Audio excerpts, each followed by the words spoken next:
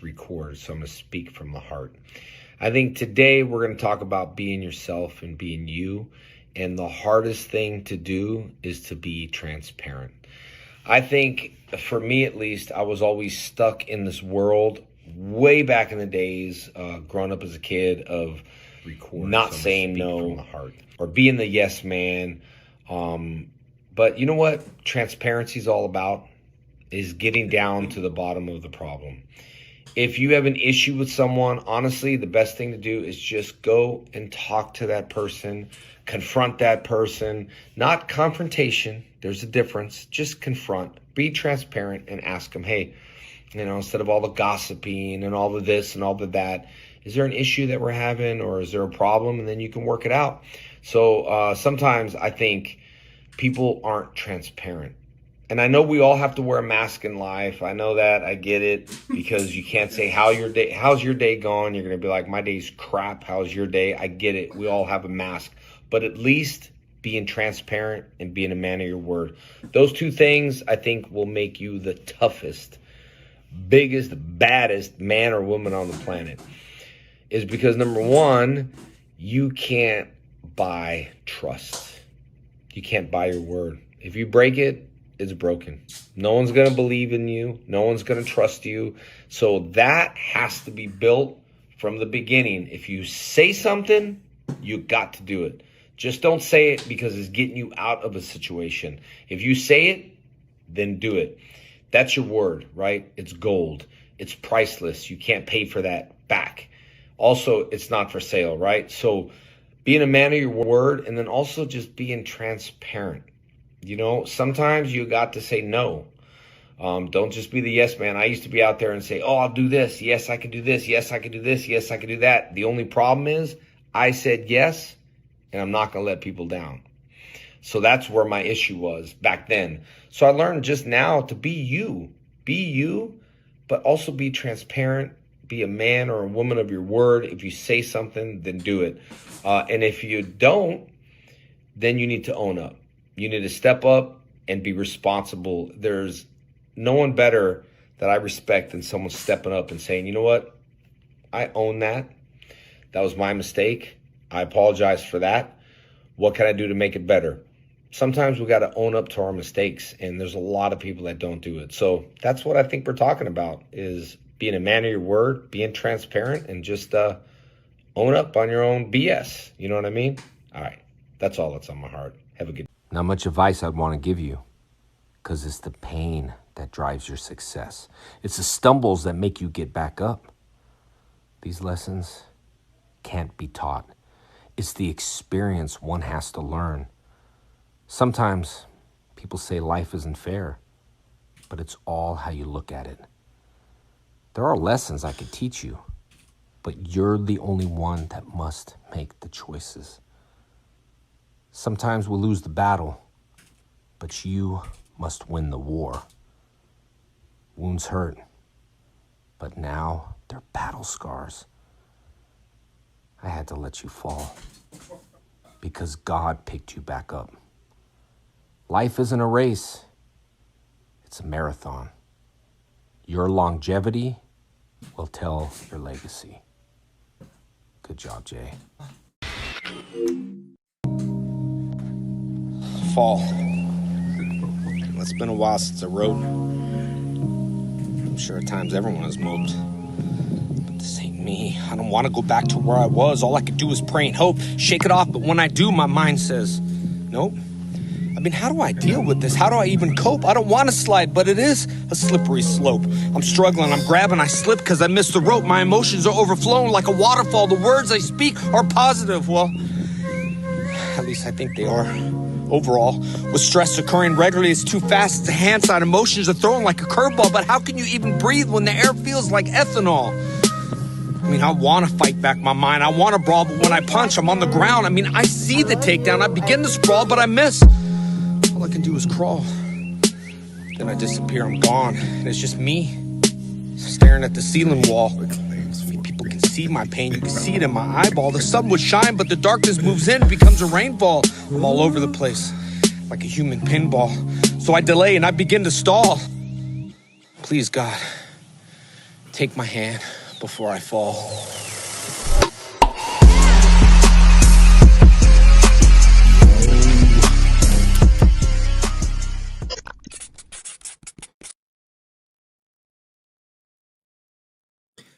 Yo!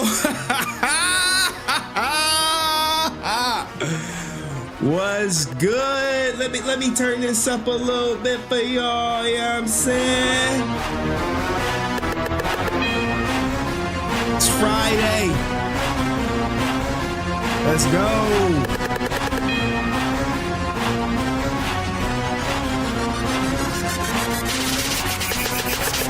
I go hard with this motherfucking Ranger content. Let's go.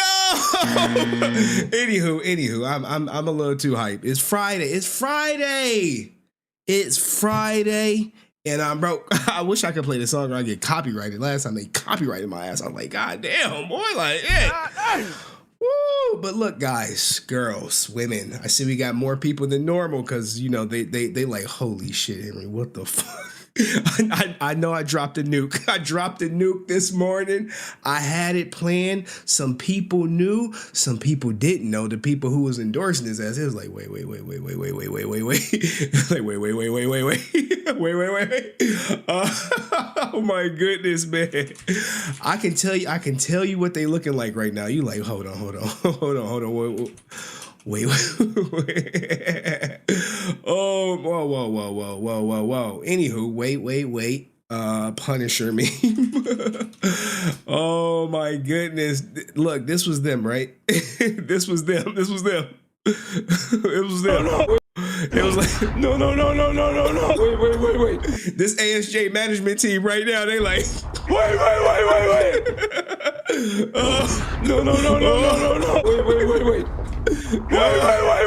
He's like, what did I just do? No. Who did I endorse? Holy shit. Look. This is who you endorse, right? Hide your kids. Yeah, where the meme, man?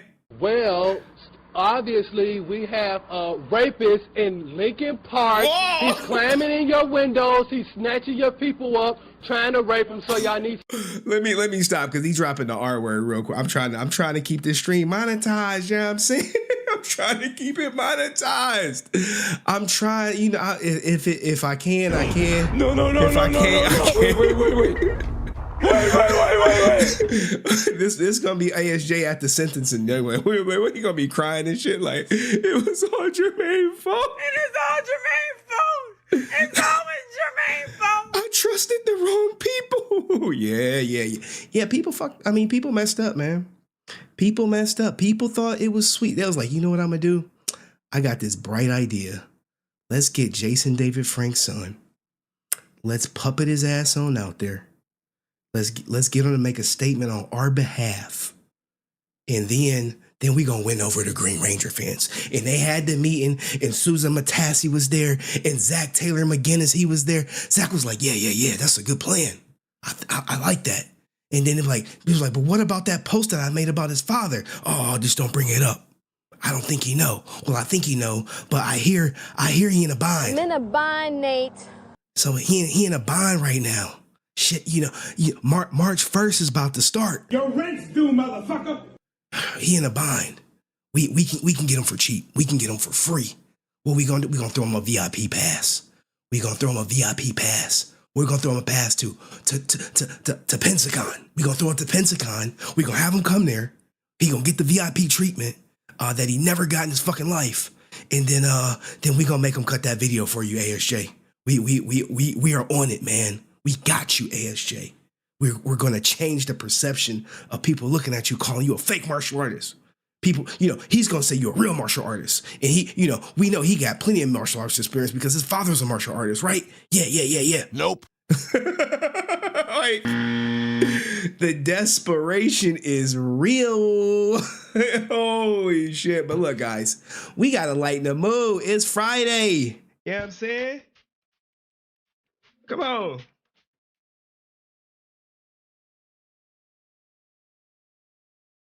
Come on.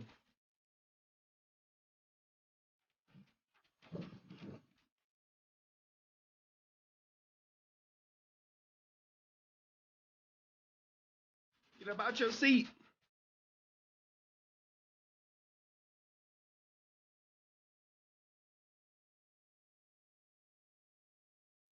I swear if I get copyright for this, I'm gonna be pissed.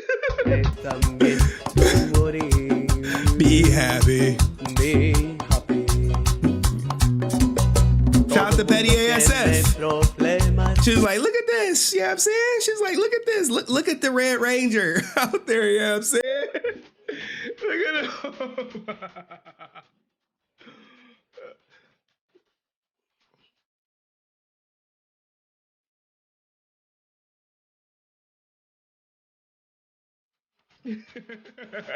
Look, guys, I know. When people send me clips, I tend to watch them, but it still does not beat out the best clip of all. Now, I'll take the copyright. I'll take the copyright claim. You like, Henry, what?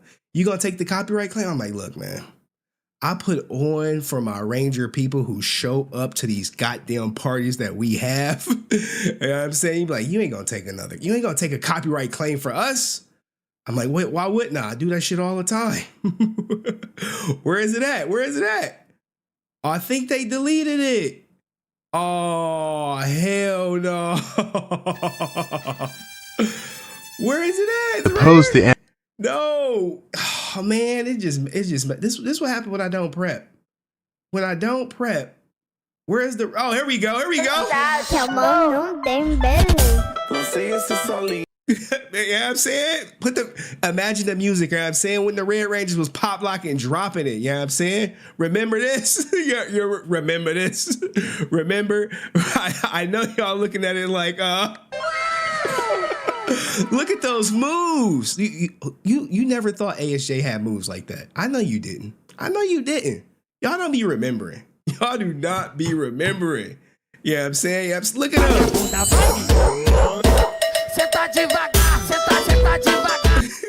Look, let me stop before they hit me with that. Like, hey, we've detected copyright material, Henry. I'll be like, God damn. It's Friday. Can I live? They be like, no. Ninja. You know the rules, Henry. You know you can't play this shit. Oh man, I think that's my. Look, guys, every time we have a Friday stream, we gotta have the music, but I think this one cool. I think we might be safe right here. You know what I'm saying? I think we might be. I can't say for sure. They'll let me know like 20 hours from now. But anyway, do me a favor. Like the stream. You know what I'm saying? We have in the background, you know what I'm saying? Just, something light, little background music. I see we got some earlier contributors up in here today, goddamn. But anyway, we are here to talk about grifting. You like grifting? Yeah. A grifter is a con artist, someone who swindles people out of money through fraud. Oh, shit. And we do got a new sound effect tonight. Guess who's going to tell? Hold on, sorry. I clipped that specifically just so we don't whatchamacallit. And we have new court docs on your favorite son's favorite ranger, your favorite ranger's least. I mean, I don't want to say that, but your favorite ranger's firstborn son. Let me speak accurately. Okay, and if you've been here for a while back in the day, you know that I had plenty of conversations with this guy. So when ASJ endorsed him, I was like, hey yo, what the fuck? I saw it. Look, now first off, thank you to everyone who sent it to me. However, ASJ got my ass banned. Like he banned me out the gate. I took that picture with him. I clipped that video. He's like, oh, that's him? Ban his ass. As soon as all that Zach Taylor McGinnis shit came out, he was like, we gotta ban Henry. We banned him right away. So they banned me expeditiously. It's all good. So this is where we're at. Jacob Frank has come out of hiding. Normally he is in the shadows with 1,000 different YouTube. And I knew he has a YouTube account. But different aliases. And we have, look, when I tell you, hold on, let me pull up the court docs. I know y'all want to see, like, wait. You got the court docs? Yes. Let me pull them up. We got it's not good. It's not good, guys. It's not good. People be like, look, there's someone who works for the Comic-Con that was like, this is drama. I'm not watching. I was like, okay. All right. So we do have a probation violation, and we can go to it. You know what I'm saying? We can go to it. You like, holy shit. Holy shit. This is crazy. Who would endorse this guy? Who was like, hey, ASJ, I got a great idea. What? You know how you won't take a picture with his daughter? Who, Jenna? I took a picture with Jenna. No, his other daughter. Yeah. I got this crazy idea. What if? Yeah, what if? Henry, fuck you and your. Oh shit. What if we get his son on? We get his son on. Let's get his son on. Wow. I bet they didn't know this though. Original offenses. Minor, he I don't even want to play the music with a minor 3 years or younger, oral copulation of a minor under the age of 18, furnishing a minor with that devil's lettuce. But we gonna get to that. we got some time. We got some time. Let me acknowledge the earlier contributors, guys. I am HenryResilient, aka Austin St. John's favorite content creator. People have gravitated to my content because they want a more, let's say, adult approach to covering Power Rangers, maybe when they get into the sticky icky of it all. And that's where I come in. You want to have a serious conversation? Hit me up. But shout out to my man 10 Plus Sounds, who was in lead attorney stream today. God damn. When I get lead attorney into audience, I'm quitting my real job. Shout out to you, 10 Plus. Oh man, I gotta get with you. It was about something different, but salute to my editor, 10 Plus Sounds, guys. If you need something edited, hit him up. He got you. He got you. And shout out to my man Dust. Now Dust, he knew the nuke was coming. he was heavily involved in the nuke that was going to get dropped. And he says, everybody liked the stream. Sorry I'm late. Hello to the Ninja Watchers. Yeah. We got a lot. We got a lot of Ninja Watchers, man. We do. Jacob is probably one of them. His sister might be up in the chat. Austin St. John is in the chat. His manager is in the chat. Zach Taylor McGinnis is in the chat. All the Orbiter, all the people that basically JDF cut out of his life and Austin picked up. Like he was like, yeah, let me pick up the fucking replacements and show them how valuable they are. They are all in the chat. You know what I'm saying? You know what I'm saying? And shout out to my man, the Answer 06, who says, who else banned you? Karen Ashley banned me too. I don't know. Maybe she didn't like the indie scam go. You know what I'm saying? For the order, she like, he brought up the order. He brought up the order, guys. I know it was SAG's fault. It was SAG. It is all Jermaine's fault. It's all Jermaine's fault. So when I did that stream, I was banned. I was like, wait, why she ban me? I'm like, shit. I mean, hey, it is what it. Hey, I don't make the rules. I just play the game. And shout out to Parkamon 2. Welcome to the army. Salute to you, man. Welcome. I appreciate the support. Let me make sure I clean the till. Make sure we got everybody. I like to acknowledge the contributors early in the game. You know what I'm saying? Just to make sure everybody here. And guys, today we do have the Drew stream. So Drew will be joining us. Brent will be joining us. And all that good stuff. And shout out to my man Dante. I'm saying, Dante, oh man, I've been waiting for this live. Hey Dante, can I play what you sent me? Can I play what you sent me, brother? Can I play it for the audience? Put a yes or no in the chat. Because when I drop, so this is what happened, guys. When Austin St. John endorsed Jacob Frank, my phone was blowing up like crazy. I'm like, what's going on? I'm getting all these messages. Boop, boop, boop, boop, boop, boop, boop, boop, boop, boop, boop.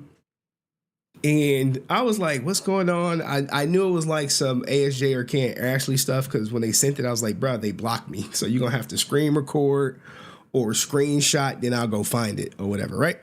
And why did they block me? I think Francis blocked too or whatever. So I went and I saw it and I was like, no way. I was like, no way. Ain't no way in the hell. But hey, desperate times calls for desperate measures. He turned the comments off on this post. So, or he made it to where he has to approve all of me. Like, I'm not approving nothing. I want everyone to go to the JDF exclusive merchandise shop. You like, Nope. Oh man, look, and don't even get me on these Zach Taylor McGinnis prices on the shop right here. Like, if Jason David Frank was alive, would he be selling his signature for what's this? 6,500? Would he? What? Come on. I know. Look, guys. I have his signature. I got his signature. And there was something on here that didn't look authentic. Oh, there it goes. It's still here. It was still here. This one right here. I was like, this signature don't look like the signature that's on here. Hold on. Let me make sure y'all can see it. You know what I'm saying? That signature look a little different. Hey, but look, man. Hey, everybody trying to get their bag and run. Gotta get my bag and run. I gotta get my bag and run. I gotta get my bag and run. He signed a business card for me to sell to you to get a house for my family who I can't live with. Like, wait. Hey, yo, what the fuck? He gotta call his family. Look, baby, I know I beat you up. I'm sorry about that. But please let me get the kids. I need a fucking picture to show I'm able to be around them. She probably like, Nope. Anyway, I don't know. I have no idea. You know, I'm riffing, guys. But these prices, they are Zach Taylor McGinnis high. And hey, if you got the money, shit, go for that shit. You know what I'm saying? Like, who am I? More than 10 available. Hey, you saw it. Look, shout out to the people watching on Twitch. I love when my Ranger people be on Twitch or whatever. Like, yo, they be like, oh, I got Ranger people on Twitch. Yeah. We got Ranger people on Twitch. Power Ranger fans they're international. It's a international fan base. And some people were baffled that these charges against the Sun were there. So I was in Henrycord or whatever. And I just was like, look, I literally broke down a step-by-step on how you could obtain the court documents in Henrycord, and posted some things like, hey, here's all the charges. We're gonna get through all the charges today. We're gonna get to the violations, the outcomes. So guys, if you want to be in touch, going over to Henrycord, join. We do have a Power Rangers channel where we talk about all this stuff, and you know, the community is growing. So shout out to everybody on Henrycord.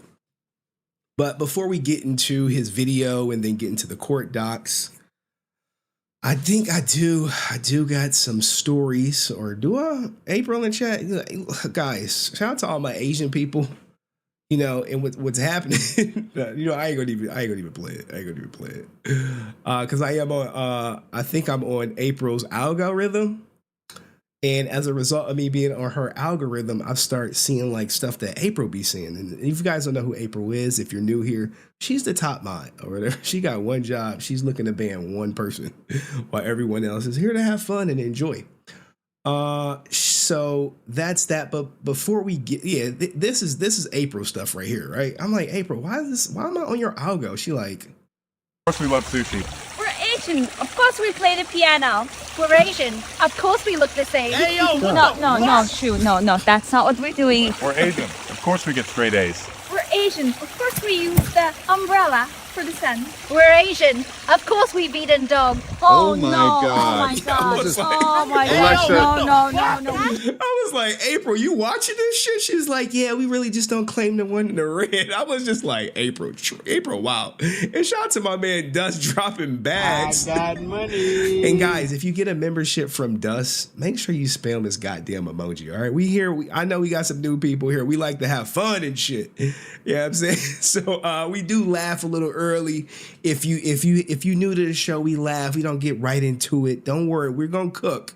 We go, damn, I got a pimple? Like, shit, that joint beaming on me. I'm like looking out the camera like I need the filter or whatever. But we do have that. I think it's one more. Like April. Asian. April, where you at? Of course we love like sushi. Henry. We're Asian. Of course we play the piano. We're Asian. Of course we look the same. No. That's not what we're doing. We're Asian. Of course we get straight A's. We're Asian. Of course we use the umbrella for the sun. We're Asian. Of course we beat a dog. Oh my no. God. Oh my gosh. Jesus. Oh my gosh. Alexa. No. We can't do this. I can't do this anymore. I really Can you can't. call the police? Yeah. Oh my I'll do God, this. dude. What? This is like crazy. Dog? Oh my gosh. They offer a specialty. Asian. Look, man, look, guys. If you guys send me a clip, I'm probably gonna play it. I probably am, but shout out to all my Ranger fans. We do got some Ranger memes up in this bitch. Hey, where do you guys see yourselves in 50 years? Hopefully, y'all gonna be right here with me chilling till talking about Power Ranger shit. Because the reboot is coming.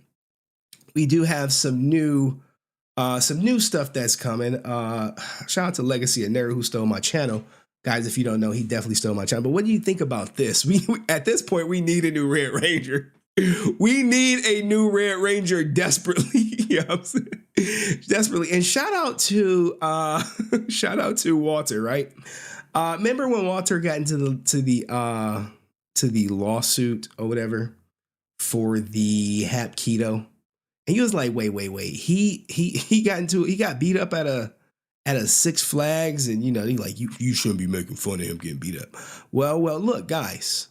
Only thing I'm saying is he was at this Montreal Comic-Con. Know what it's for. Everybody in the LA area. They were small Asian. He was talking about how he like, yo, I got a black belt in Hap Keto and shit. And I was like, wait, what? In French.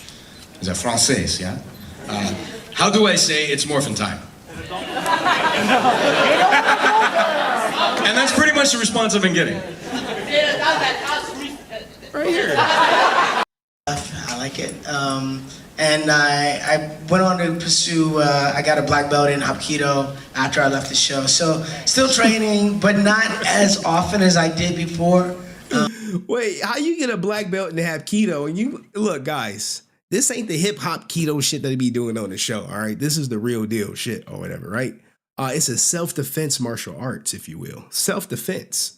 Okay, see, even Wayne Gretzky, he's like, yo, that's defense. Like, there we go, right? See, some martial artists have been hitting me up about ASJ's history, the way he ties his belt. I even got in contact with some real martial artists, right? And I ended up getting in contact with someone who knew Michael Copon and shit. Like, look, we're gonna talk about Michael Copon briefly too. But look, let's hear it again. Let's hear it again. Because everyone is talking about, what they do. You know what I'm saying? Let's hear it out. I actually took some classes with Steve Cardenas, the other Red Ranger from Mighty Morphin, and doing BJJ, Brazilian Jiu-Jitsu. It's pretty tough. I like it.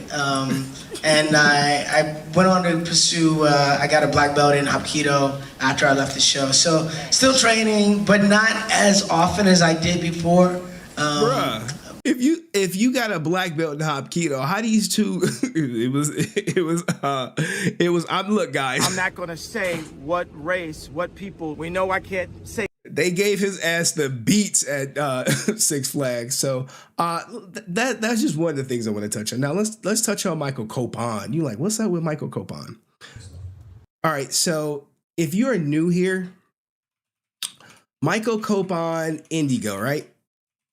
He did 2 Indigogos. Like, I was like, wait. Ain't no way in hell he did 2, right? He did 2, right? So if you guys don't remember if you want to get rich quick and you a Power Ranger, this is what you do. You start a movie, put that shit on Indiegogo, You do a flexible goal because the flexible goal allows you to keep the money no matter what. They donate $1, that shit's yours. They donate, in this case, $13,000. That shit's yours. They donate $142,000. That shit's yours. Hey, they donate what was this? What was this? Survival's in $12,000. You keep it. You see that flexible goal there? That's your ticket. And some people don't read the fine print. And Michael Copon, he was like, look, look at this, right? He got their asses for $13,000 right here. Then that movie ain't come out.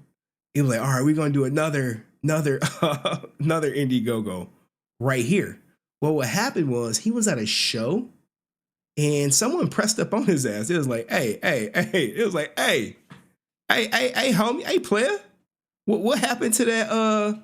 What happened to that movie? That was the invite to slide in the DMs,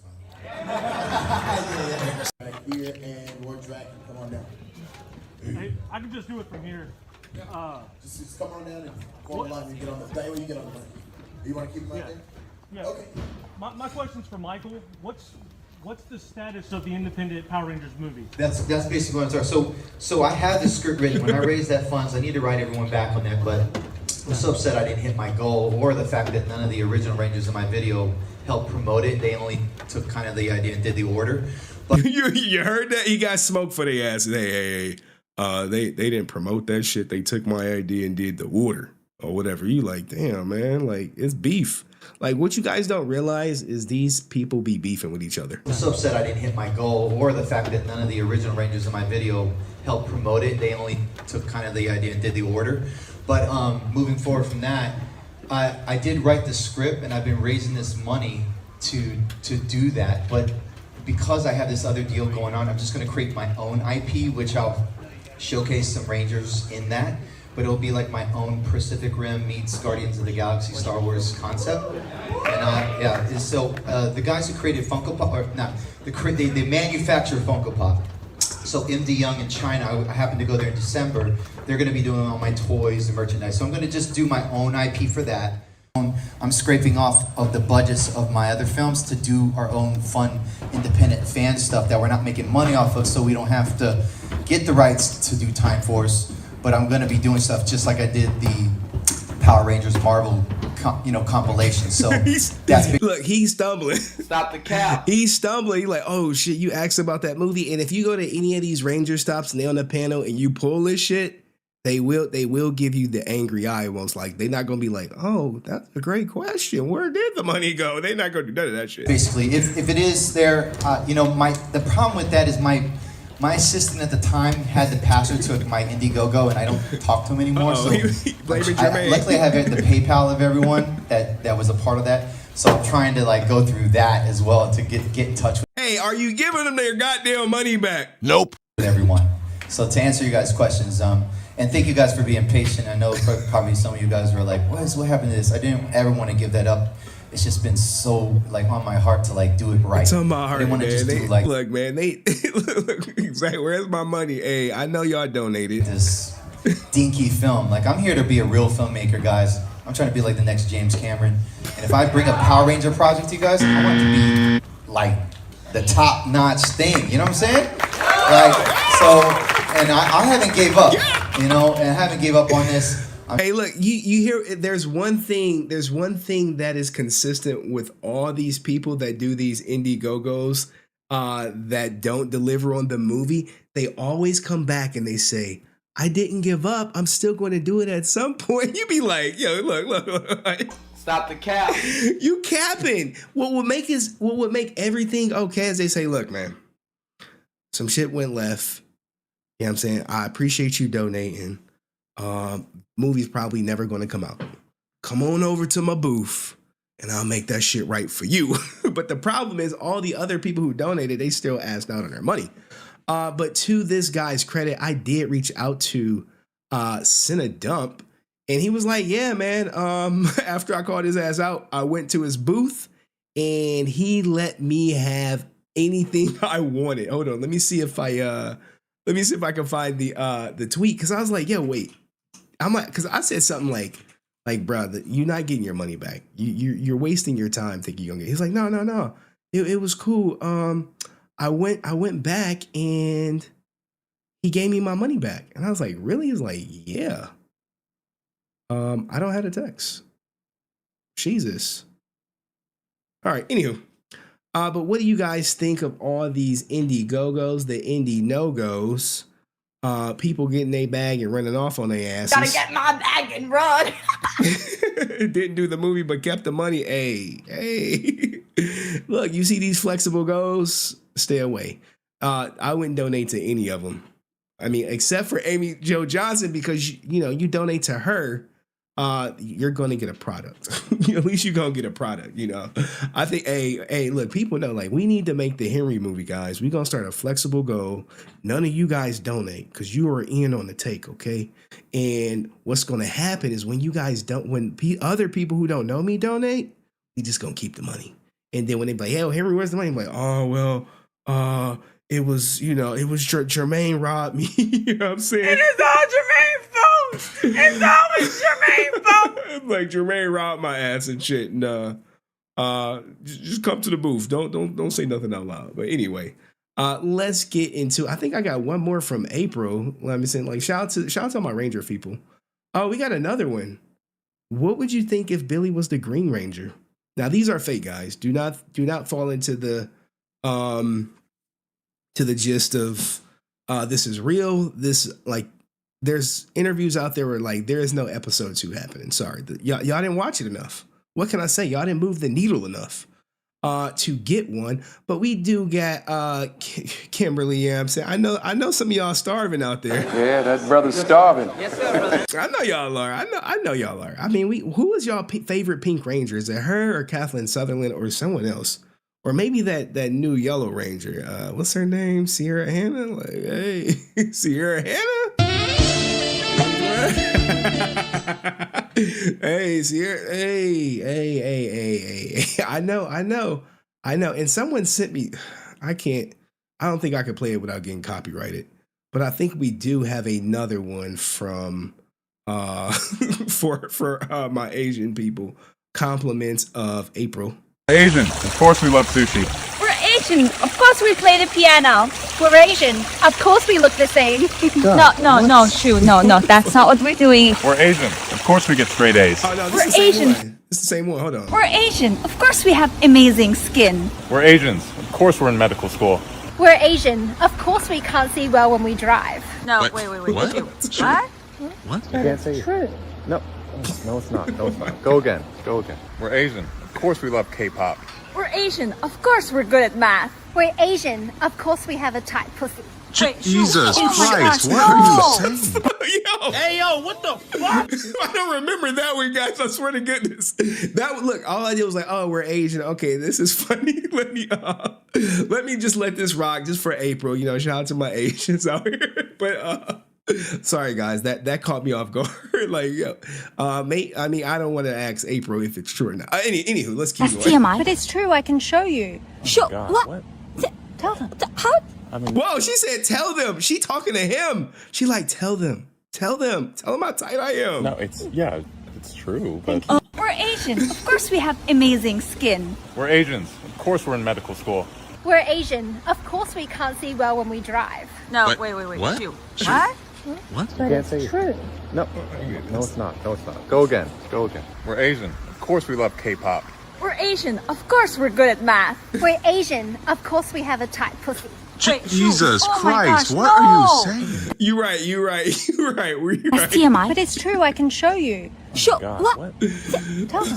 Holy I shit. mean, no, it's true, but We're Asian. All right. Someone said we on PG-13 time. Now, PG-13 is the same thing that Pasadena Comic-Con was on, right? This is the same thing that they had Jacob Frank there. And guys, like I said, I do have a long history with Jacob Frank. There is a video out there, right? You like, what video? Let me get the. Let's get ready to start cooking.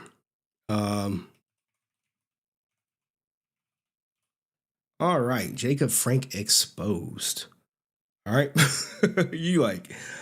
Some people don't know this, right? They have no idea how deep the history goes with Jacob, and some of you may have heard this recording back in the day. You like, Henry, you're about to do it, ain't you? You're damn straight. You're damn straight. Hey, Rock on Tammy talking about, Jenna covering a post pretty low-key online. I deactivated my Instagram account and stuff like that. However, I did just come across a new little post online about, I don't know, I guess it's Skye's little Instagram live stream where she's just going off on Henry, going off on Tammy, talking about, Jenna covering up her fucking tattoo, the name that she put on her, like Skye's name or whatever. Y'all remember this? Anyways. Look, people like, Henry, don't do that. Look, my moms be like, yo, please do not play that tape. Please do not play that tape. Look, man, look. You know I keep the receipts, man. I literally keep any and everything people send me. Oh, Sam, she like, I never got it. Oh, okay, I got you, Sam. I got you. Anywho, let's get into this. Hopefully you guys seen this already. All right. Because this is what we're going to do. We're going to go through this video. And then unfortunately, we're going to go through his court docs. And the court docs, they're nothing nice. Okay. It's pre-my era for me. Okay. All right. All right. So guys, Jason David Frank, son, firstborn Jacob Frank. If you don't know who he is, he was born, it looks to be, this is very important. This is very important. Look, the fandom, like, he was born in July 14th, 1993. There you go, right? They like, that's his birthday. It's online. You can, search it up, do whatever you want to do with it. You may need it to come in handy to do math. Okay. You may need it to come in handy to do math. And unfortunately, the people who have heard that tape, they like, look, bro, some things cannot be unheard. You can't unring the bell. You can't put the toothpaste back into the, container once it's out. So, anywho, guys, none of these people would be here today. All right, guys, quick intro. First, let's remember Austin St. John. Like, bro, what are you doing? What the fuck were you thinking? He was like, hey, we met at Pasadena Comic-Con, met Jason David Frank's son. It felt like stepping back in time, seeing, what'd he say? Hearing echoes of his father. Challenging my manhood? Jacob's presence filled with dignity moved some tears and connected with fans during the event. Jacob has a heartfelt mission, selling his father's personal items to support his family to move into a house. I've pledged to help ensuring these precious pieces are offered directly by Jacob. He was like, I ain't putting that shit on my site. He ain't messing with, he ain't gonna do nothing for JDF. He never did nothing for him while he was alive. Why would he do something for him while he's gone? This effort is about family, legacy, and respect, or this is about PR.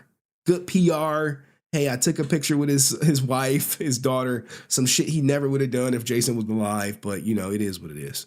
To the JDF fans, this is a chance to honor Jason David Frank's legacy by supporting his family. Let's unite, spread the word, and assist Jacob in his meeting for Jason. This is all bullshit. Shut up, bitch! His agent is still Zach Taylor McGinnis, who posted this about Jason. So anything that, Austin St. John says he's doing for the Frank family, like, you got to take that shit with a grain of salt and take into the consideration that you don't see people like Jenna supporting this shit. You don't see Tammy like, oh, girl, good for Jacob.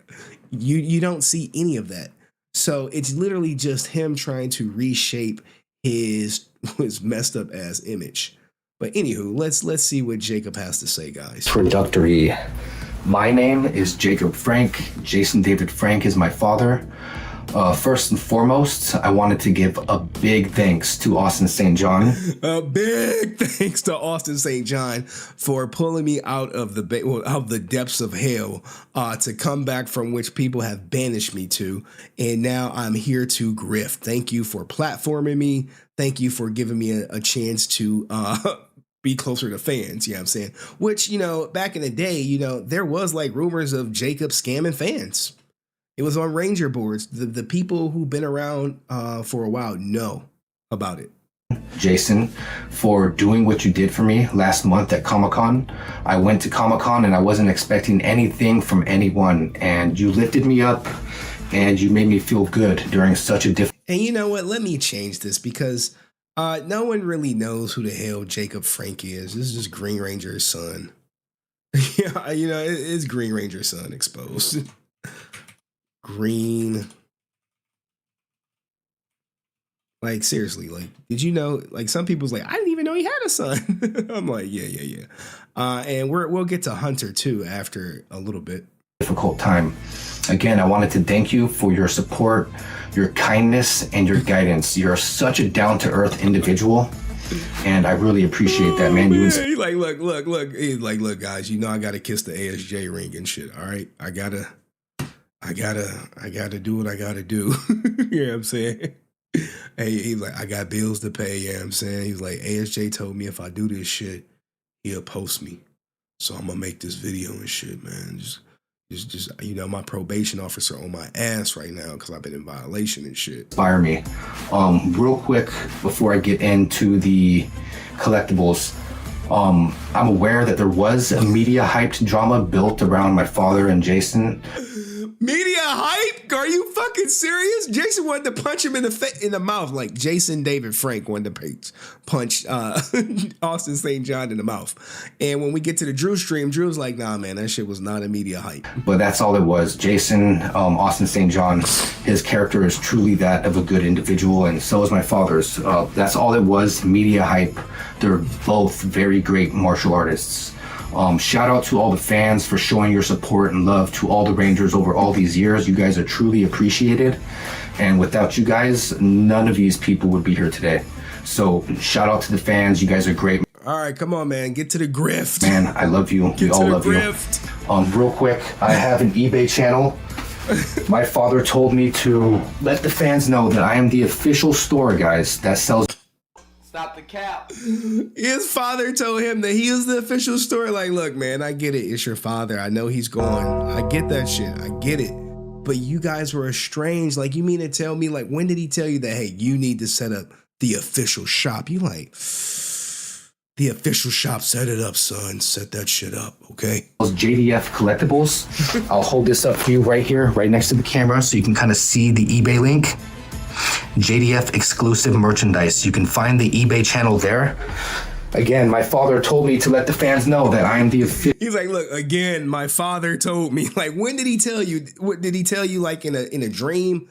Because you know it was some crazy stuff that Jacob would send me, guys. When did he tell you this shit? You gonna cut a video? I would say go to his social media, but you know. Official store that sells JDF collectibles. All right, now I don't have an unlimited supply of merchandise, but the stuff I do have. All right, guys, it's limited. You got like 10 business cards with looks to be JDF signature on that shit. Is pretty unique. So I wanted to go over just a few things real quick. Of these left, these are the command center autographs that have been officially. I have a few other autographs, and there's other stuff you guys can check out on the eBay store. The Ninja Steel Green Ranger autographs. These ones aren't really out there. And he told me that as well. And yes, they are stamped on the back.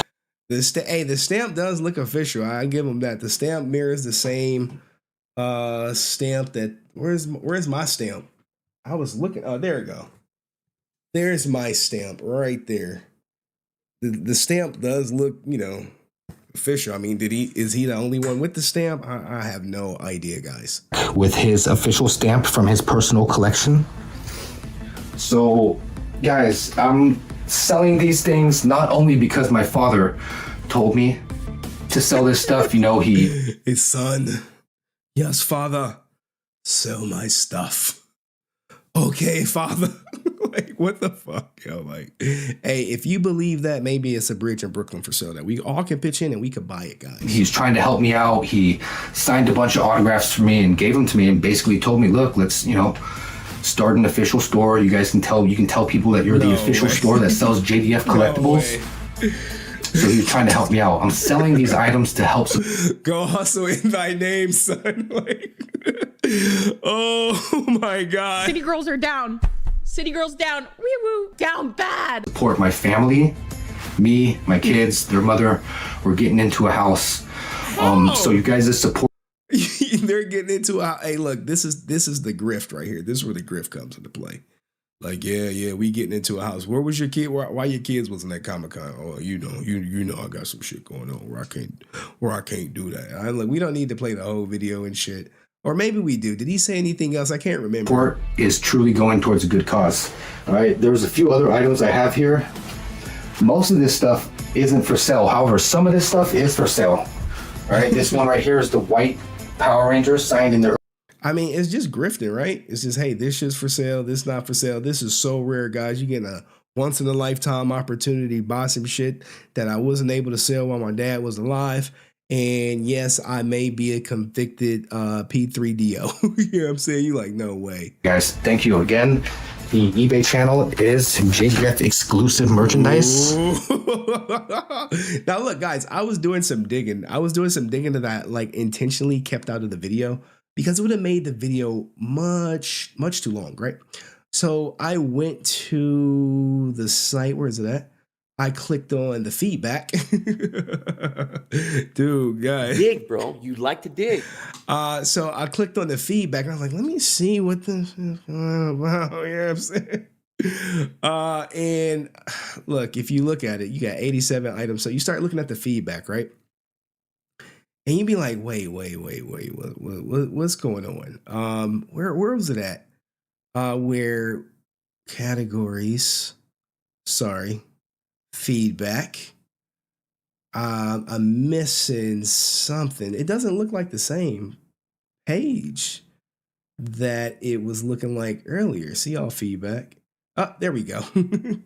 There we go. So what you can do is you can see the feedback as, where was it? A seller or a buyer? There we go. Received as a seller.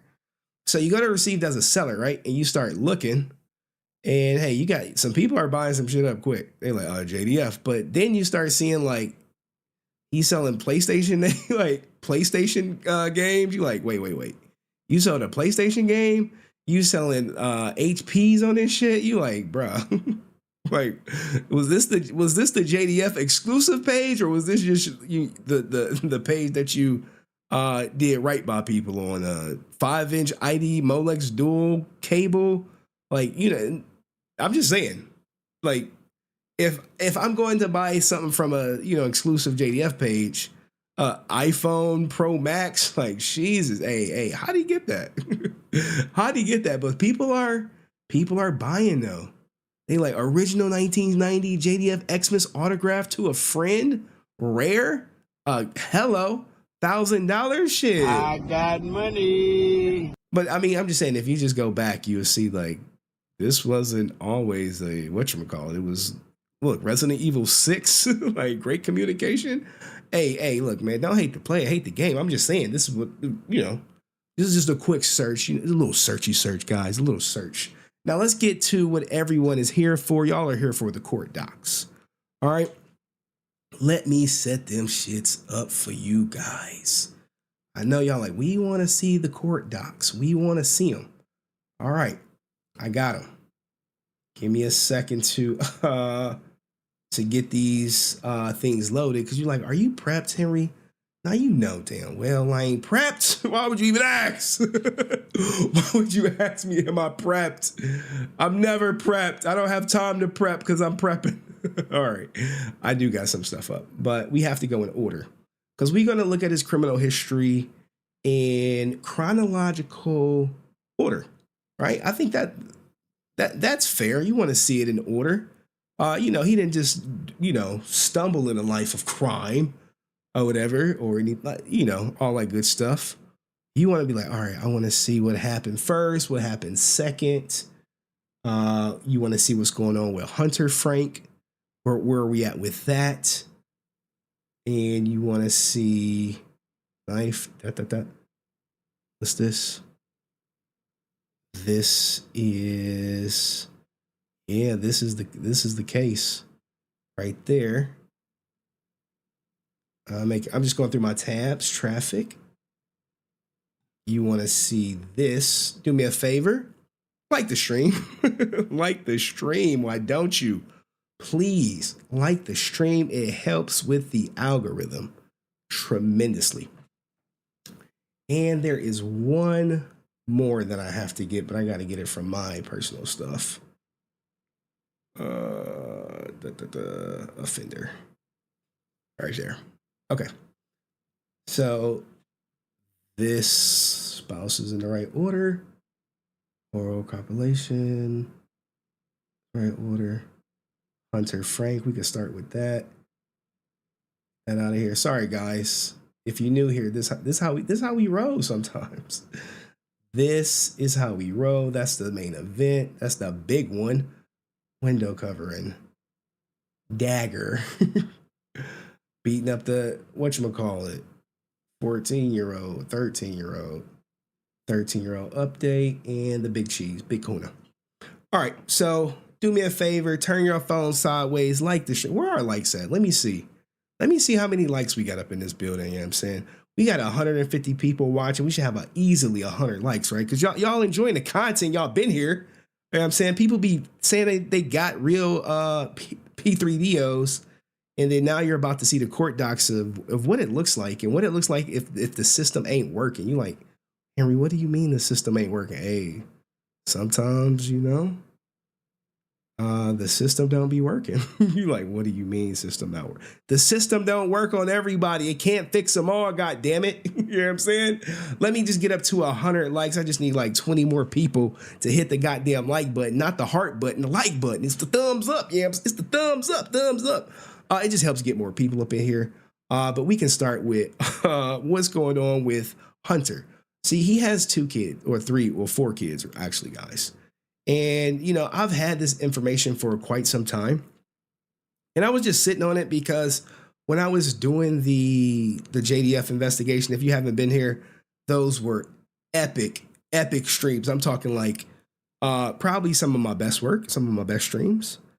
When I had it, I didn't want to go down the kid, like what the hell was going on with the kids, you know, even though we did have like someone talking out their ass and shit on me.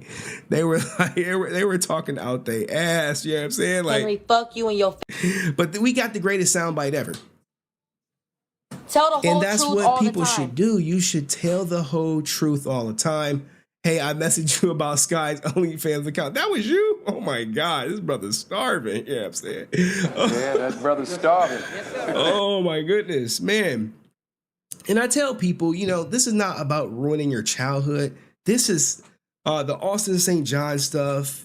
It's more so about separating the actor from the character. Okay, because I'm sure everyone loves Jason Lee Scott, you know, original Red Ranger. But Austin St. John off camera, like, this, you know what I'm saying? Bad boys, what you gonna do? Guess who's gonna tell the lie? Guess who's gonna tell the lie? I mean, you really don't want to, you know, that's just how I look at it. If you want to preserve something, you preserve it in the image that you like, you know what I'm saying? You know what I'm saying? The image that you like. And please, guys, you don't have to send me the her OF content. I don't need to see it. So this is about the exposure of Jason David Frank. I'm sorry, not Jason David Frank. Jason David Frank's son, Jacob. See, he has another one, right? He has another son. His name is Hunter. And in 2020, what was it? 2022? Yep. January 26, 2022, Hunter filed for a restraining order against his brother. I know, brother, like on some Scar shit. And what ultimately ended up happening, right? He filed this shit, so it was about to go down. But remember, Jacob's on probation. He can't have shit like this popping up, okay? Because this means he's violating his probation. And we can get to some of the things that, you know, constitute his probation. But the whole restraining order that people were like, yo, didn't he file a restraining order because what happened was after I said, hey, if you just Google his name, some shit pop up. People were like, wait. And lo and behold, it was like, well, he had a restraining order? Yes. But here's what happened, guys. Here's what happened, right? So they had a hearing on February 16th, 2022. And you're notice something, right? Hunter did not show up. Jacob did not show up. This was live streamed for public access. No appearance by either side. So what happens, what I can only assume what happens is that Jacob was harassing Hunter. Hunter said, leave me alone. Jacob said, no, I'm going to keep harassing you because if you don't know anything, if you've ever interacted with Hunter, that's his speed. Harassment. He'll spam call you, spam email you, contact you from multiple accounts. And then when you catch his ass, he'll be like, you can't prove it was me. You be like, shut up, bitch. So, that happens, okay?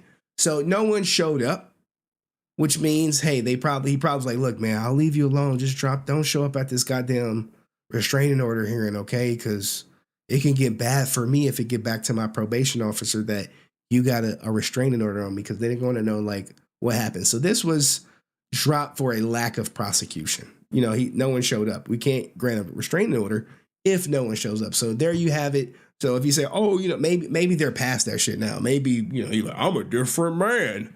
Well, when we get through his court docs, you'll see what his probation officer thinks of this different man. So now we have, this is nothing. This is nothing. This is nothing, right? He riding dirty and shit. And not necessarily riding dirty, but with some window tint. You got the unnecessary use of horn. Some cop was being an asshole.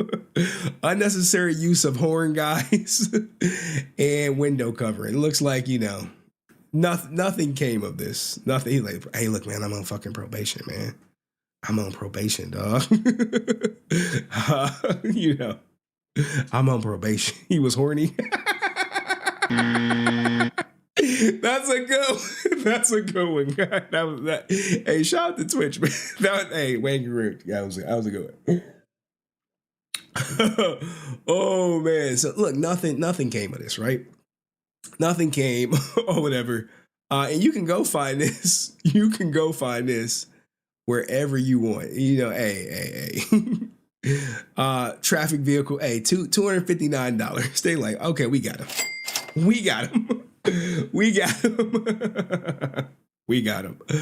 Oh man. All right. So now we start revving that shit up. We revving it up. You like, what happened? Well, 2020. He running around with a dagger. Like, I mean, it's not a knife. This obviously is a beer opener that, you run around with the knife on him, the dirk. Probably a fixed blade, I'd imagine. Carry concealed upon any dirk or dagger. Yeah, he got that dirk on him. He'll poke you. He'll poke you up because he can't have guns. We ain't got to the can't have guns things, but, carry concealed upon person any dirk. He pled guilty to it. Convicted. Yep, on his record, guys. Look. They gave his ass probation. Oh my goodness. For 36 months. God damn. They put his ass in the work release program. Like, look, you gonna work, boy. You want to carry around knives. You want to play ninja. You gonna have to work. God damn. So look at this. So he's on probation from 2017 to 2020. All right. You see it? Hey, immediate search of property. Do not knowingly own or possess, have any control, immediate access to any firearm or deadly weapons, ammunition, paraphernalia, anything not to go to jail and shit. Like, all right, I'll take that shit. I'll take it, man. I'll take it. I'll take it. All right. I think this was a fine, right? Yeah, $734. Cha-ching. So, this is the person that ASJ is endorsing. You like, this ain't nothing, Henry. This is a knife and fucking hunk and a horn. Where's the good shit? I'm like, okay, look, we got to go in order. All right, now we get into it. All right, so what is this? Man, and I talked to him about this, I believe. I have to go through my text messages with him. And let's hear what happened, Jacob Frank What happened? Convicted date. Like, goddamn, man. Convicted date. Bam. Right there. Now, inflicting corporal injury to a spouse. God damn. You know what they say. Only punks hit women. But then again, equal rights get equal lefts. It is what it is. But, the conviction is the conviction. Trust me, that she hit me first shit, when the cops show up, they ain't trying to hear none of that shit. You hit her? Yeah, but she was saying this and that. It's like, did you hit her? Yeah, but all right. You can you do me a favor? Can you turn around? Put your hands behind your back. Guess who's going to tell the lie? You know what I'm saying? He was like, oh, is it me? He was like, yeah, you got that right. All right, now look, here's the thing. He pled not guilty, and pled guilty to battery. So what happens is when you get arrested for a charge, they don't want to take your ass to trial for you smacking up your wife or your girlfriend, your baby mama. They like, look, young blood. We see you got a record and shit. How about this? How about you just agree to a little battery and we'll be on your way? Yeah, but she hit me first. I know she hit you first. I know she talked about you. I know she challenging your manhood. Challenging my manhood? And you couldn't control yourself. But look, man, you gonna take this battery charge, or we gonna throw all this shit at you and you gonna go to jail. Not county jail. We talking jail, because you a woman beater. He was like, all right, I'll do battery. All right, cool. All right, we figured as much you'd do battery. All right, cool, man. Have a great day. Shit, like, hey, back on. Look, this happened while he was on probation too. So, this ain't a felony, but, California does have the 3-strike rule. And this is just, who Austin St. John's endorsing. Maybe he should have thought about it before he did it, but, he like, I need to get my reputation right, okay? And that's just what it is. Hey, probation. Let's extend that probation on out to 2021. Like, goddamn. All right, now here's the kicker. Here is the banger. This is what everyone is here for, and you're about to get it. But this is just the charges. When we get to the court docs, you're gonna be like, Hey, yo, what the fuck? What the hell? Who is this kid? All right, so this is the grape allegation, okay? So if you watch the video, grape upon an intoxicated person and accuse the person knew. So essentially, hey, she's intoxicated and you still went forth and tried to engage in intercourse with her. Now, this right here, here we go right here. This is what he pled to. Pled. These are all certified charges. Unlawful intercourse with a minor 3 years or younger. Oral copulation with a person under 18. Okay? Furnishing a minor under 14 with the devil's lettuce. Now, this oral copulation, he put his mouth on her. According to the law. And look, it's not vice versa, right? She's unconscious and shit. And this is the Green Ranger's son. And people like, hey, why did he not put him in the wheel? And why did he keep him around? Why you didn't see him at cons? Is because he don't want to have to deal with this shit. And this, not only this reputation, this stigma, this stain upon the name, it travels with you. So I'm sure Jason loved his son, but it's like, I can't have a career and have you tagging along. Now, there's way more to this story, and we may have to revisit this soon. I had to request some more court docs just to get the full scope of things, because we got a snapshot. And look, guys, there you go right there. More probation. How he got probation, he must have had a great attorney, or they was like, look, man, this is your last fucking shot. We gonna put you on probation till 2024. All right, probation till 2024. Granted. And this happened in 2021, right? So if you do the math, 2021, and he was born in 1993, which 2021, 1993. So by 2013, he was Whoa. 2013, he was 20 years old, right? Is my math right? 2003 is 10. 2013 is 20 plus 8. No way. That's wild. That's crazy. Crazy. And you can say,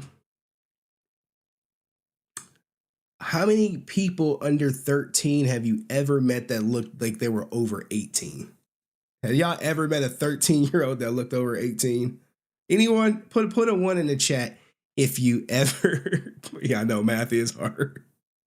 Math is hard, guys. If you ever met a 13-year-old that looked like they were over 18, a woman. No ones in the chat, ironically, huh? Not 1. Think about that. So he was what, 28 when this shit happened? Think about it. So, there goes that. Now here's the probation, guys. I'm not about to read all of this shit. This is long. I covered some of it in the video, but there was one that I missed. So, you can't leave California without, permission. Register with local law enforcement. You know what I'm saying? He got to let law enforcement know. And I know like people like, hell, he's not on the registry. I don't know how he's not on the registry. I got to look into that too. Waive any psychological, there's no patient privilege when it comes to psychotherapy. Polygraphic tests, you can't work with minors. No school, no alcohol, which, he's definitely been drunk before texting my ass, which is like the wrong thing to do. Oh shit, we got some ones. Some people like, no, I met 113 who looked like 18. Really?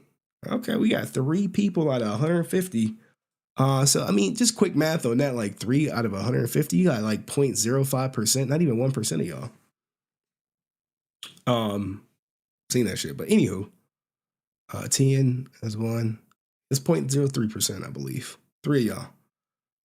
So you have all it, like you can read this, you can go back through and scroll. Crazy. Here's one.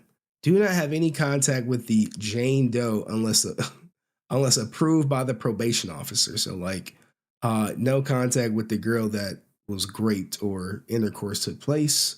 We can't say rape because he wasn't convicted.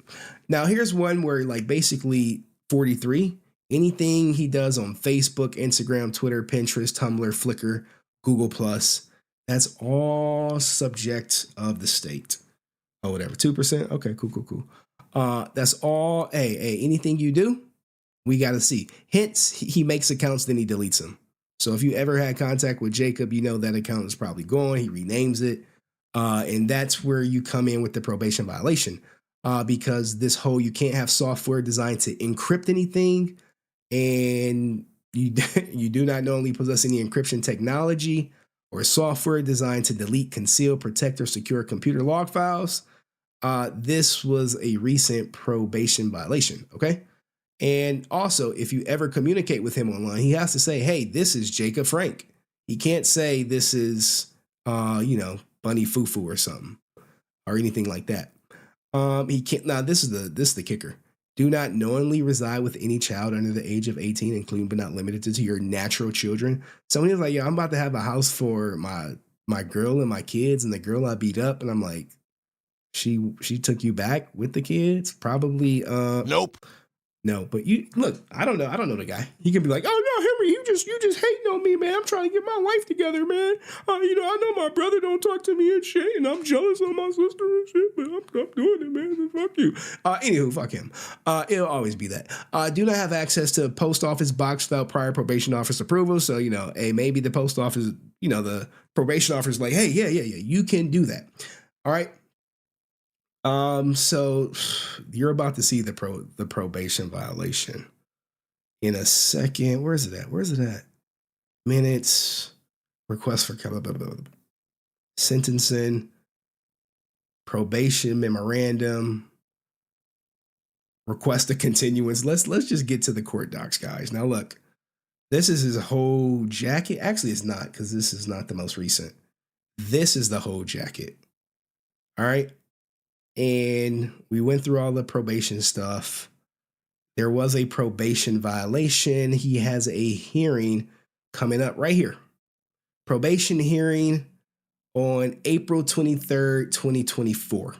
Okay, you got to get the latest and greatest. Dig, bro. You like to dig. So we'll see where he's at with that. There was a violation of probation. Advisement of rights and waivers was filed. You know, he did violate his probation. Now, let's get into it. Do me a favor. This is the hard-hitting part, guys. Everyone, do me a favor. Like the stream. It helps with the algorithm. So we're about to go through just some recent stuff. All right. So you're like, well, what did he do to violate his probation? All right. So when he got arrested back in the day for this stuff, he had a $50,000 bond on his ass. And shout out to the bail boys. They was like, we'll bail your ass out. You're like, really? Yeah. We'll bail you out, boy. How much you need? $5,000. So you remember, guys, bail is always 10% of whatever they set it at. So there's that. We keep scrolling down. It's just more bond paperwork, bond stuff, nothing crazy. Now here we go right here. Jacob Frank. I understand I've been accused of violating my probation or mandatory supervision and that I have the following rights. This is what you have to sign. Like, hey, you aware of everything, so you can't say, I never knew that, you know? You know what I'm saying? I mean, you can read through this, you know. You have a right to ask the court to compel witness to attend the hearing at no cost to me. You know, you the right to face your accuser, basically. You have the right to be represented by a lawyer, have the right to a speedy public hearing. You know, this is all stuff you should see, you know, a right to see, hear, and examine any witness evidence against you. These are rights that everyone has, okay? Haven't been advised your rights and have been advised I will be represented on the original charge up to the maximum, blah, blah, blah. I mean, this is just, you ain't here for this. This is all legalese stuff, you know what I'm saying? This is proof that the bail boys bailed his ass out, you know what I'm saying? They like, look. We gonna bail him out. We gonna secure that he gonna show up to court or whatever, right? Pay $5,000. All right, here we go. Here is the allegation of probation violation. Now, look, he has two violations, and you're about to see both of them. And these guys are all public records. Anyone could go look these up. I've showed people in Henrycord how to do it. Now, we are familiar with the charges. You know, remember, term granted 9/27/2021, 36 months, 3 years, so 2024. All right, for his crimes against a minor. Here's what he's saying. Do not knowingly possess software. They're saying, hey, you violated this. You had software designed to encrypt data or electronic communications as authorized by probation officer. Do not knowingly possess any encryption technology. Like, damn, he had that shit. So what happened? You know, they kick in his door. FBI, open up! Hey, they kick in his door on July 20th, 2023. The post-release accountability and compliance team, packed, if you don't know, they went in, they searched his bedroom. You know what I'm saying? Like, hey, they just went all through his shit and located a desktop computer with software designated to delete and encrypt data.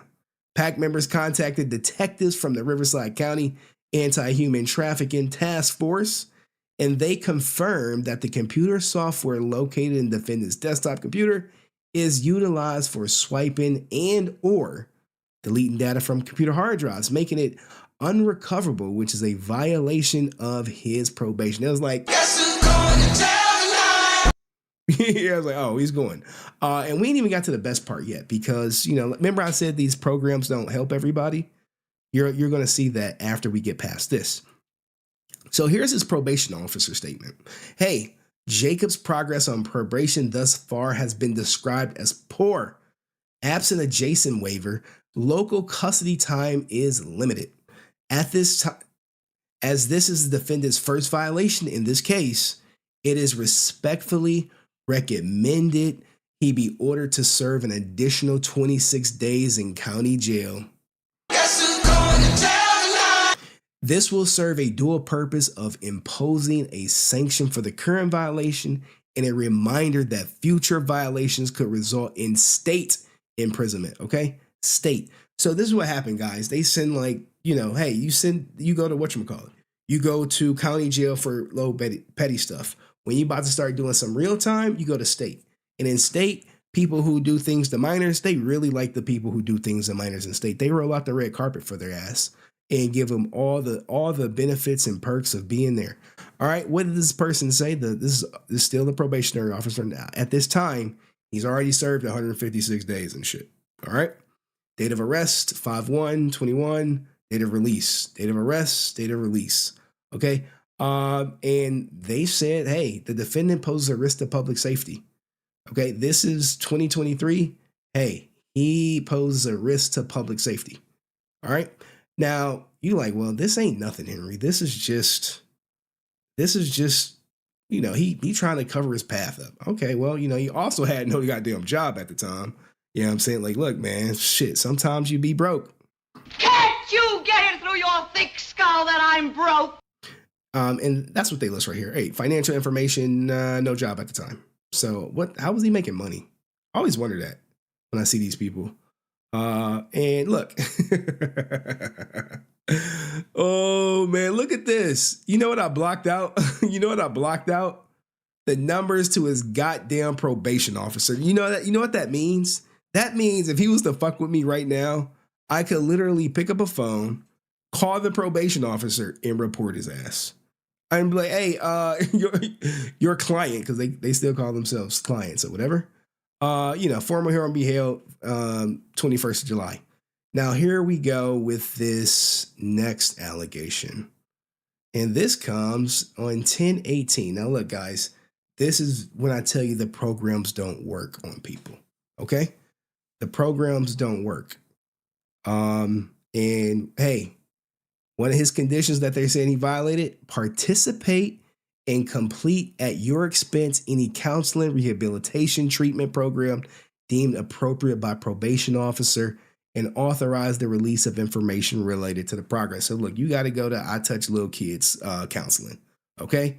Enroll and participate and pay any costs for a certified offender management program. Look, this is court docs. Cooperate with treatment guidelines as directed by program provider or probation to include psychological and physiological. Am I reading that right? Psychophysiological testing. Treatment will be a minimum of 1 year or the duration of probation. So they like, look, Ninja. Look, shout out to my man Dust. Yeah, I'm saying, I see you. They like, look, Ninja, we need to check your mentals at all times. Okay? And you need to comply. None of this bad boy tough shit. No. All right, so what happened? I love when you get the narrative reports, right? On September 25th, 2023, Jacob was unsuccessfully terminated from the offender counseling with a new therapeutics program. They're fixing PDFs down there, PDF files. You got a PDF file in California, you probably going to be going to them. They'll fix you. On that date, the program submitted a termination letter for Jacob, which stated, hey, Jacob began his individual's charge with a blank offense treatment program on July 3rd, 2022. When he attended his intake program orientation session, during the session, he was argumentative, non-receptive to therapist attempts to de-escalate. He calmed down sufficiently by session's end. However, and he apologized for the earlier behavior. So you're like, yeah, I was tripping, man. My bad. Okay, cool. This set a trend during his program and tenure of displays of negative emotionally and verbal sparring with the therapist. Jacob had sporadic time periods where he appeared to be committed to the treatment program, participating in group sessions, attending regularly and punctually, being supportive to his fellow PDF files, and committed to work on all 5 domain treatment goals of the program. Look, man, this is some serious shit. I mean, you saw the age range. Now he's in this step program, argumentative at first, but then, hey, he's coming around, right? He's coming around. People like, hey, I feel like a pattern is emerging. And I know some people like, look, man, ain't no fixing those. I was on the panel. If you saw me on Kick or Keep, it was like anyone who do anything to a kid underage need to be tombstone. And in Florida, you can now. In Florida, they're tombstoning pedophiles. Okay, so let's just keep that in mind for the people in Florida. All right. So what else does it say? The clinical directions considered that a change in therapeutic milieu would benefit Jacob. And from October 2020, 22nd to March 2023, he attended a group therapy with Dr. Cole. In April 2023, the clinical directors determined that perhaps 15 months of group therapy was developing into an iatrogenic process where Jacob was no longer benefiting from the treatment. Like, damn, bro, you going through this shit and you can't, whatchamacallit? Like, shit. He was assigned to aftercare monthly attendance to focus on completing group assignments. Like, hey, we gonna go send you the group PDF file joints or whatever, right? That intervention has not produced positive results. Damn, no hope. Jacob has returned to previous displays of negative emotionality by blaming the victim. Oh no, not her. It is all Jermaine's fault. It's always Jermaine's fault. She was passed out. What the fuck? Oh my, I mean, according to the court, she was passed out. I mean, what you gonna say? She was awake and she wanted it, but bruh, wasn't she underage and shit? Yeah, but you got to see her, Henry. She really looked like she was 18. Oh my goodness. He was verbally sparred with our administrative staff and has been barred from contacting our main office. And they was like, look, Ninja, you got to go and don't be fucking calling us a million times like you do everyone else who call your ass out. Because I said harassment is his thing. That's all he can do. He sit behind a computer, harass you, and so he wants the famous. Now let's make his ass famous. Damn, man. Like, and they wrote back in, they, loop around to the encryption technology software.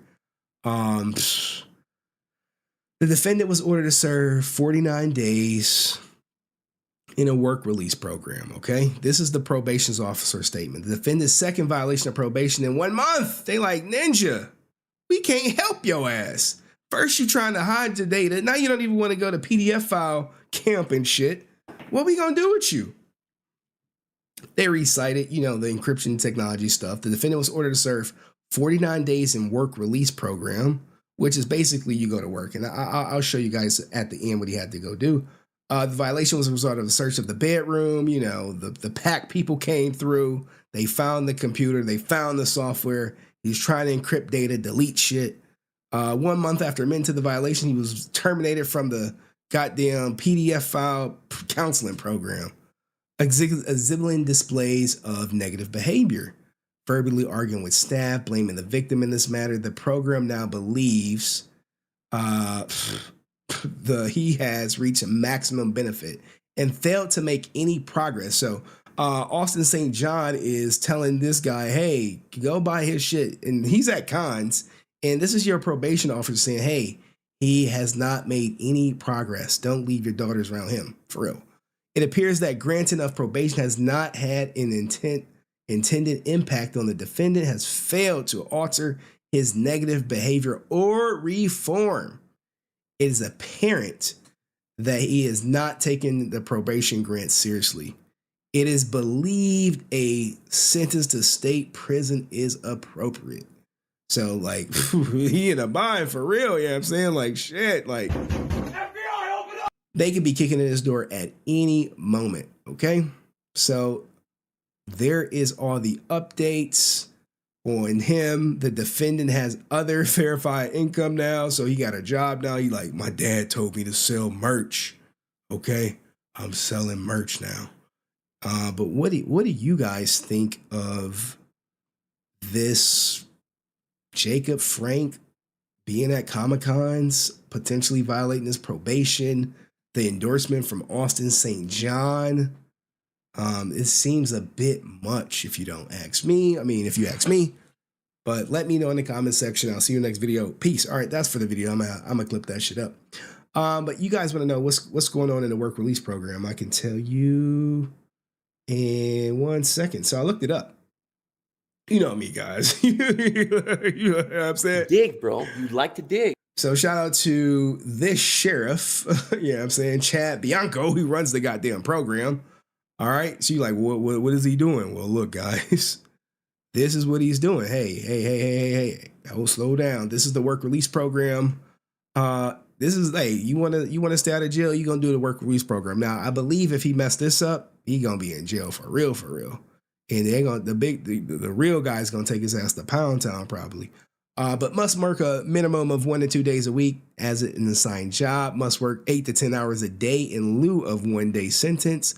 Must be physically fit to perform manual labor. Must have reliable transportation. You know what I'm saying? A administrative free. Step 1, complete the enrollment form. So, you know, all the ninjas out there getting lucky. And shout out to my man, the Agent 06. I see ya, brother. SoCan, South Jersey, and Jacoby cellmates. I don't know what that means. I do not know what that means. And shout out to the silent sponsor up in this bitch. They came and dropped a bag. I got money. I appreciate my silent sponsor. They hit me up and it was like, look, man, I'm gonna sponsor your shit, but stop saying my goddamn name. I was like, all right. No government name. Thank you for the sponsorship. But what do you guys think of all this hoopla? You know what I'm saying? These charges, this character. He's on the work release program. And I believe it's actually some more. I think I may have left some stuff out. Sorry, y'all. Where is it at? Right here. Yep. Yep. So he got 49 days in the work release program. He admitted to violating his probation. And I believe it got extended. Yeah, they gave him the 9/26. 9/26. It's still 2024. Still 2024. Sorry, 9/26/2024. What do you guys think? If he fuck up on that work release program, he violate, he gonna be in jail tonight. Guess who's going to jail tonight? All right, guys, how y'all doing? Now y'all ready for the goddamn the Drew stream? The Drew stream. Oh man, and shout out to Cheyenne. Salute to you. 10 members being a member. I'm horrified he's on probation for child rape. Thanks for bringing this to light, Henry. Look, guys, this is the stuff that other people won't talk about. They'll act like it just never happened. They'll say it didn't exist and all this other stuff. And I really think that's unfortunate and disingenuous to the fans, but I get it. Some people don't want to get involved. And like even people on Twitch, like, yo, this is some disgusting shit, not gonna lie. Yeah. I know y'all thinking like Mama Max, like, yo, Henry Max. But no, I'm not out here trying to catch PDF files. Okay, this is something that I was aware of that, you know, shout out to Skye for bringing it to my attention back in the day. You know, and what do you guys think? That's why Henry's the man. Look, man, I'm just the man who want to have adult Power Ranger content. Not like, what's your favorite episode? And someone said I was plagiarizing or defaming people. I'm like, bro, what, the court docs are the court docs. What do you mean? You saying he didn't? You saying he didn't get charged with all this underage stuff? Here we go, right here. It's in black and white. The truth will always be in black and white. Always, guys. Don't ever think it won't be in black and white. Now I have to get we about to have the Drew stream, the Brent stream, and is Jeremy in the chat? Jeremy, are you here? Jeremy, are you here? Is there a Jeremy in the chat who had a Austin St. John story that he told me? I was like, no way. You guys would not believe this Austin St. John story. You're not gonna believe it. Because I didn't believe it. I was like, wait. He said, what? He said, what? What's your favorite episode again? When the Green Ranger whooped everybody's ass. Anyway. Let me drop the link. This is for our guy Drew. Drew, if you're in here, there's the link because we about to do the Drew stream. And the Drew stream is actually good.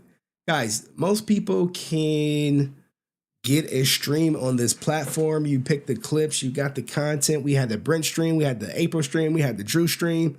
Waiting on him to click the link right now, brother. But in the meantime, in between time, we can laugh a little bit. Y'all still want to laugh? Now, here's the thing, right? When it comes to this Jacob stuff, oh, so ASJ and Jacob can be cellmates, yeah. Yeah.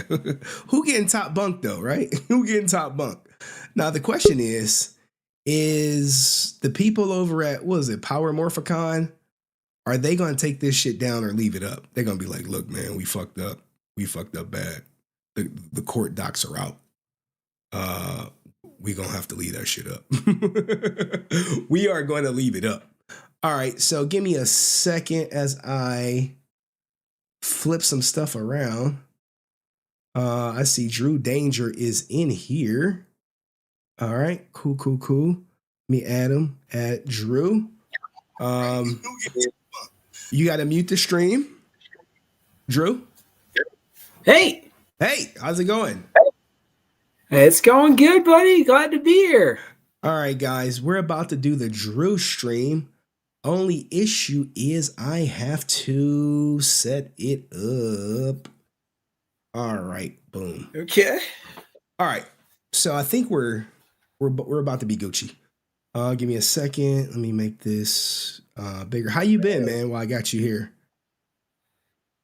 Oh man, I've been hanging in there working with it. You know, the MS is really wreaking havoc on my body, but I'm making it go. All right, guys, this is Drew. First off, hot take. What do you think about this whole Jacob Frank coming forward, selling his dad's merch ordeal? Are you for it, against it? What's your thoughts on this? I'm against it, man. That's why I sent you an email yesterday saying, did you see this? Because the first thing I thought, can I share my first thought of what, before I saw anything he did, when I saw this, because I knew he had an estranged relationship with his dad, and I knew his dad was kind of like, on him. I was like, this guy is desperate for money. That is why he's saying, I got to get this house with my wife and my kids and everything. What he's saying in code is, I need to liquidate some assets fast so I can get stuff rolling for me. Yeah, I mean, I also think the timing is off, right? Like, you know, that's almost 2 years. Like, bro, where was this after he passed? Why weren't you at the funeral? That's right. And if you were here from day one, you would know that Jacob said, yeah, I shouldn't have been invited to the funeral. And Skye was trying to make this whole bigger deal. I was like, yo, here's his words right here. I'm saying, hey, no, I shouldn't have been invited to the funeral. I was fucked up mentally. He still might be fucked up mentally. But that's neither here nor there. What do you think about the charges against, well, he was convicted of? You got a kid. I got a kid. That is one of the worst things I've ever heard. And to hear that he's not taking it seriously and he's not trying to take care of the matter. I mean, it's bad enough. Not that you can make anything any better, because you can't.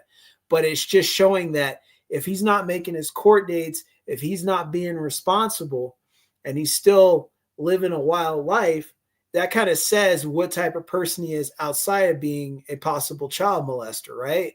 He's an irresponsible, wild person, and he's a child molester. The combination of the two is dangerous, and he does not need to be, as far as I'm concerned, he does not need to be on the street, okay? This guy does not need to be on the street. If he is a straight-up child molester, he needs to be behind some bars and not released. Well, that's what that's what the probation officer recommended. She's like, no, he needs to be in a state's facility, and the judge was like, all right, 49 days work release. You know, can I say something, Henry? And I don't mean to be like this way, guys. I know we're talking about Power Rangers, but I got to talk about some court stuff just real quick, because you guys know I told you I worked in it. I saw a lot of people that did things like this or way worse, and they would get the lesser sentence and walk out a lot of the time. I saw a guy that was notoriously known for going to little kids' soccer games. I'm going to leave it there. And this guy walked out of the courtroom more than I walked in there to go get papers or anything. they would let him out. And you would see this from people a lot. Like when I worked in the courts, in my time there, I probably came across like child molesters were probably the number one thing I saw more than anything else back in California. I mean, sometimes in 1 year, I'm not kidding, man. It seemed like there'd be 80 cases, just those guys. Yeah. And the things that they were doing. And they would walk out. I never saw any of them do serious time. And when you told me they were like, oh, work release, I was like, it doesn't surprise me, because depending on what state you're in, they let those people walk out. When Jesse, you know Jesse Ventura, right? Yeah. When Jesse Ventura was governor and he was in charge of some of those decisions, he put away child molesters for life. Yeah. When he found out, but he's like the only one that I really saw. Was like, and then they got his ass quickly up out of there because, like, hey, we don't do that around here. Yeah. See, that's what happened. See, he took care of that stuff, and then they wanted to get rid of him. Then he was a problem, right? Because he was taking care of business. He was actually doing the things we asked for. Can you get these child molesters off the street? Can you make the taxes better? Can you do this? And he did. And see, that's the problem that I see. So when I see this guy out there walking around, I hate to say it like this, boys and girls, but this is why some parents make, I'm going to say it in quote, drastic decisions when these rulings are done and these people walk on the street, if you know what I mean. Yeah. That's why. And they're like, why did they do that? Because the justice system didn't handle it correctly. They let them out on the street. And so, of course, a parent's upset. Something happened to your kid. Something happened to my kid. And they don't see anything happening, right? In the justice world, then, yeah, people tend to deal with that. And then that's what happens. And unfortunately, you know, people, not unfortunately, I personally think that they should be handled. And it's like, oh, you go ahead, Henry. To interrupt you, there is a famous clip, guys, of a offender being carried through an airport, and there's a guy talking on a payphone, and as the offender walks past, the guy on the payphone puts a bullet through his brain. Yes, because the guy walking had did something to his kid, and he was like, "I'm not letting that shit ride." And it's unfortunate, but look, let's get on to something lighter. Let's get on to something. Yeah, let's get on to something lighter. This is the Drew stream. This is the Drew stream. All right, guys. He wanted us. Why did you want us to watch The Return of the Gold Ranger by Austin St. John? Here we go. Austin tells on himself.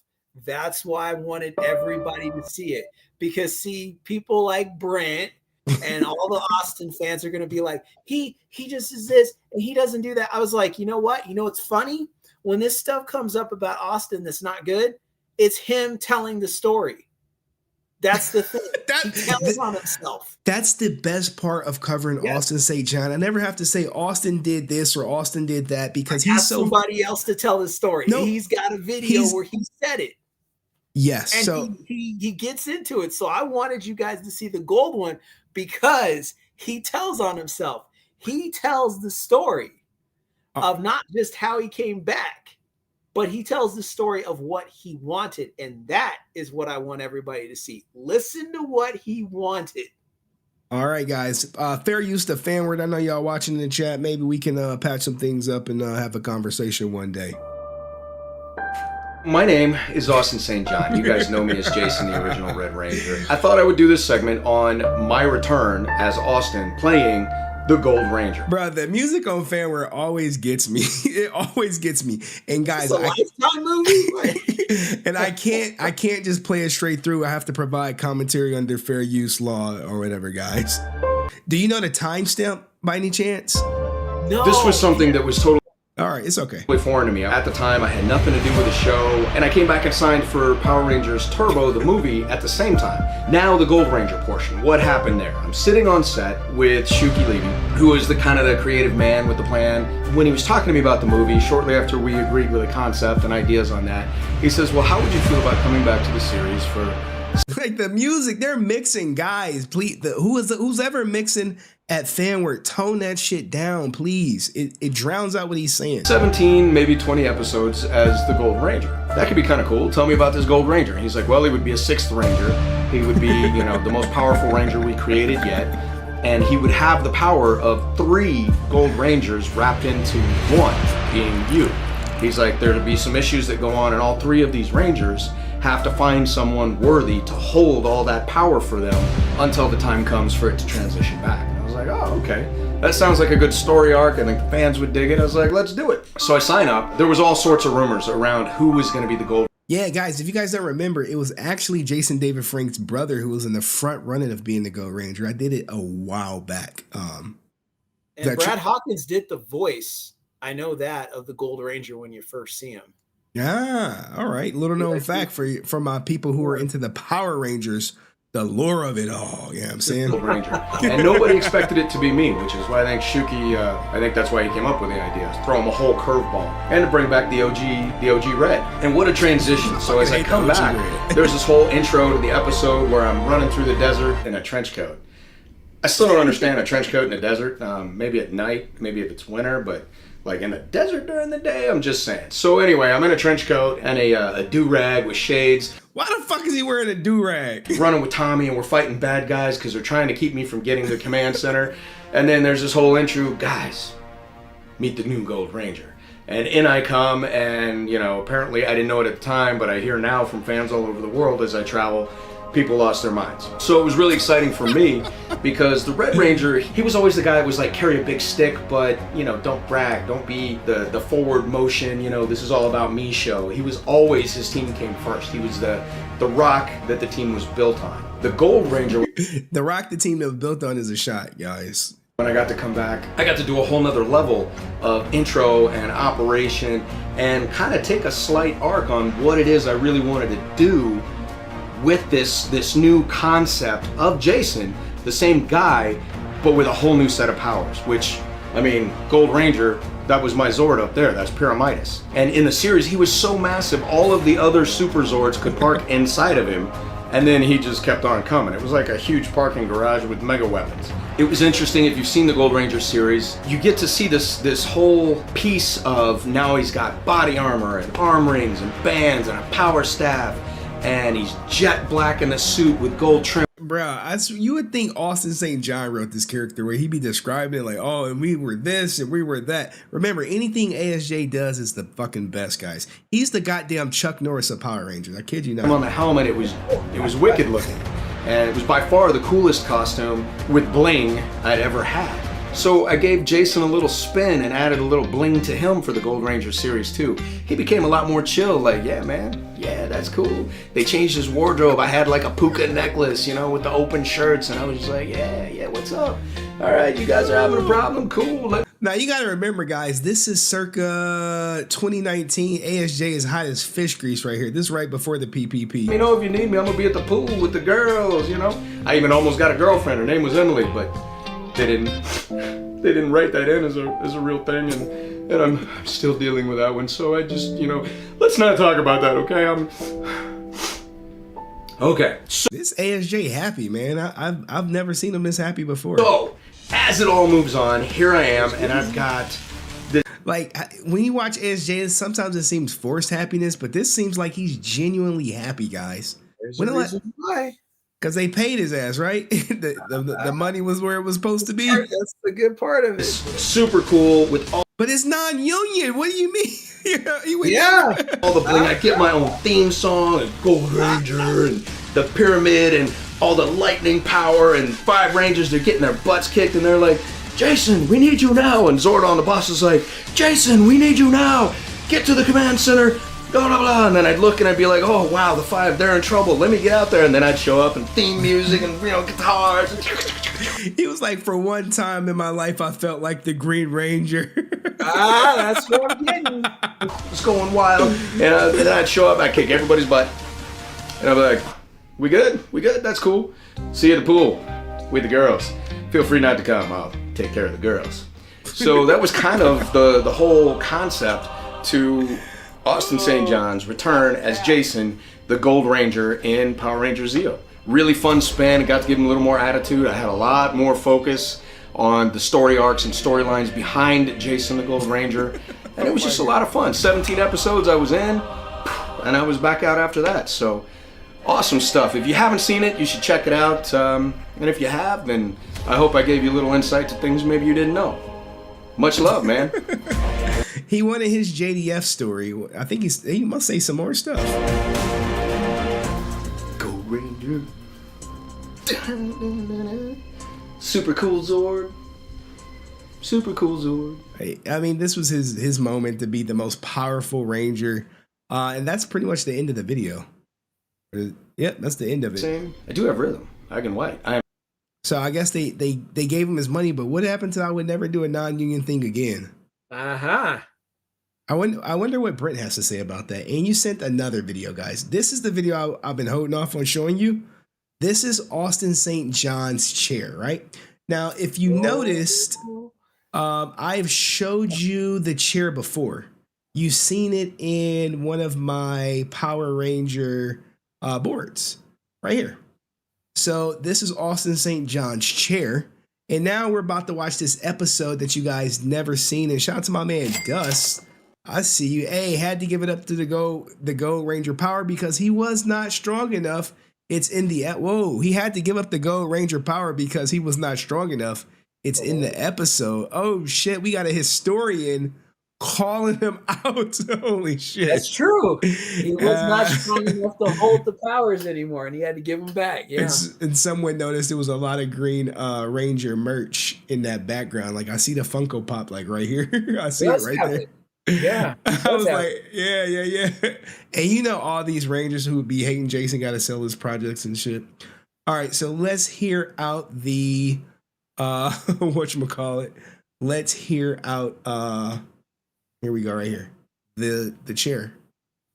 Range and Jason David Frank is in this, guys. Fair use. He is. So we're here with Austin St. John's chair. I think movie stars are the role models of today, the superheroes of tomorrow. Walking, look at a young Balkan skull. Oh my goodness. Now, before we begin, I just want to let you know that this chair has seen much excitement, much action. In fact, this is Austin St. John's stunt chair. He has a normal chair for everyday business, but for instance, this chair is collapsible. It's malleable. It's tough. Ain't that a director's chair? And wasn't that the chair for the Gold Ranger, Drew? Yeah. All right. Okay. All right. It's American made. What's Austin really like? Douche. Let me stop. You're talking to a chair, man. No, the chair is talking to me. The chair is talking to the people. I want to know. Now, are you just wood? Are you Frank? Do you have heart inside? Shout out to my man Chanzo, a historian, who said Austin's chair was from the Turbo movie behind the scenes video. I used to own that video. Who put a one in the chat if you guys own this video, man? You? Oh, ASJ. And sorry guys about the quality. It's literally up to the max, man. This is up to the max. Don't take it from me, man. Don't take that stuff from me. You're a person. You have feelings too, man. he like shut up, bitch. Now the truth comes out. What do you think of Austin's chair? I can't really talk about that right now. Is that a young Catherine Sutherland? That's her. Hey guys, when I met her in real life, she's like, "You're the controversial streamer, HenryResilient." I was like, "Controversial? Hey yo, what the fuck?" What that means? She was like, "Well, you know," I just walked off. It's a sensitive issue. Well, I'm not showing the straight thing, buddy. I like his chair a lot. Yeah. You've been sitting in that chair? Look, brothers be starving. I'm telling you. Brothers starving. Is it the blonde hair? What is it? Is it the skin? What is it, guys? It's just a Pink Ranger. When we gonna have a black Pink Ranger? God damn it! Somebody like, nope, never. Still Austin's chair? Yes, definitely. Austin, Jason, Austin St. John. Hey, Austin, what's happening, dude? Hey, come on out here. We got a couple things we ask. You got a minute? No. Well, come on out here anyway. We'll just do it real quick. Just a couple minutes of your time, man. Hey, what's it like to be back, man? Henry, I just thought of something. What? Everybody's gonna love this. Remember Catherine And Jason said when they taped the Turbo movie, they didn't have a trailer for them and they had to live in the same car, remember? And they would change clothes, and then one would change clothes, leave the car, come back for the other one to change clothes. Remember that? No way. Who said that? Jason, David, Frank, and Catherine. They both said when they did the Turbo movie for taping, they didn't have money to give them a trailer. So then they had to share. They had this car that they shared to change clothes, get their different outfits out. Is this the car? And they would rotate. No, my point is, look at what Austin is in. Is that not a trailer? He's definitely in a trailer. Oh, wait a minute. Mr. Union, Mr. This. How come he's got a trailer and JDF and Catherine have to change in a car? Oh. That's what I'm getting to. I want everybody to think about that. Oh, okay, guys. To think about that one. So Drew is saying on the Power Rangers Turbo movie, ASJ was the man. He was the big dog. He had the trailer while everyone else was changing in the car. So he came back with a little bit of leverage. So he was getting all that JDF treatment. Ah, good job. Good job. And he be shitting on him. And shout out to Chanzo. Was like, yo, we had a black Pink Ranger, one and only one in Dino Thunder. Catherine is so pretty. It's the accent. Yeah, that brother's starving. Yeah, that brother's starving. Okay, and shout out to Brent. He's like, yeah, there is a black Pink Ranger. You know, Brent. You know, he's silently watching the chat now. April on his ass. But shout out to the black Pink Ranger. I'm gonna have to look her up after this. It's pretty crazy, actually. Yeah, I'm enjoying the film quite a bit. I get to play this demon-like sort of guy. Like, look at ASJ, man. Dude, so it used to be the Red Ranger, right? Yeah, But it used to be the Red Ranger. But now you're the... No, I'm still not a Ranger. Wait a minute. I thought you were. I was a Red Ranger. Look, man, he was hot, man, back in the day. What happened to him? Why did he fall off? Then I was the Black and Gold Ranger. And I wonder why. So, dude, what's the best part of the movie that you're shooting right now? What's your I get to play the bad guy. Really? I get these red glowing contacts. Will you do one thing for me? Will you say no Tyrannosaurus for us? Tyrannosaurus! Say that shit! It's morphin' time! Tyrannosaurus! Yeah, dude, you are That was so actually cool. good. All right, we are here with the director of the movie, David Wynn. He's a Oh, David Wynn. boss man, the visionary, the that's me. Picasso of this whole. What do you think of Austin St. John's chair? You weren't going to ask me about that. Well, Jason David Frank's about to come up, guys. I scammed the movie before. The reason they hired Austin is because that chair, you know. Yeah, that's not funny. Jason Frank. Ah, there's our guy. There's our guy, guys. The one and only. Where's my? It's morphin' time. I know. I have to have it. I know I gotta have it somewhere.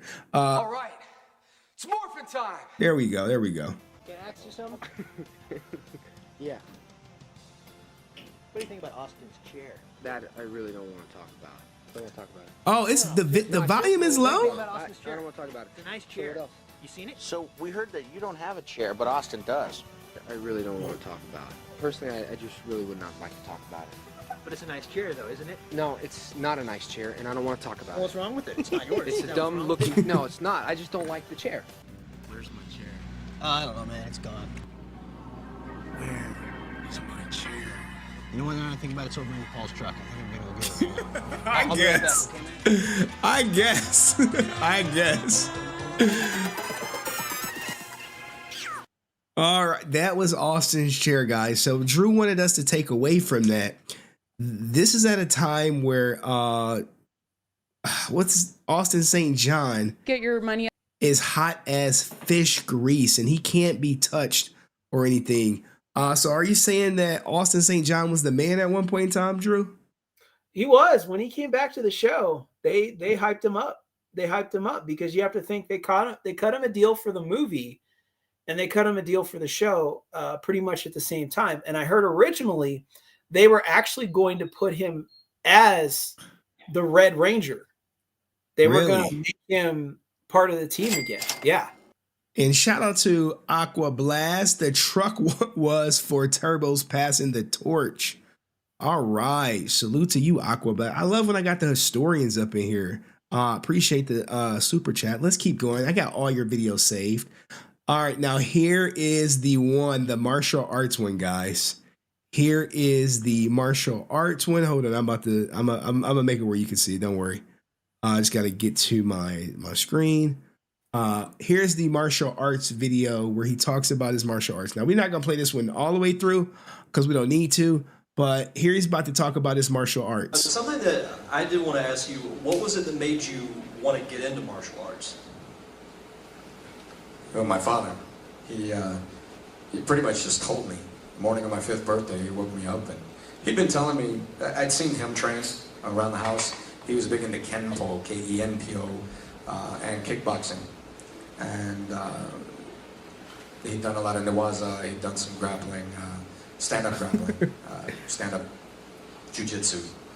Everybody thinks jiu-jitsu is grappling now, because most of it is today, but there are many forms of jiu-jitsu.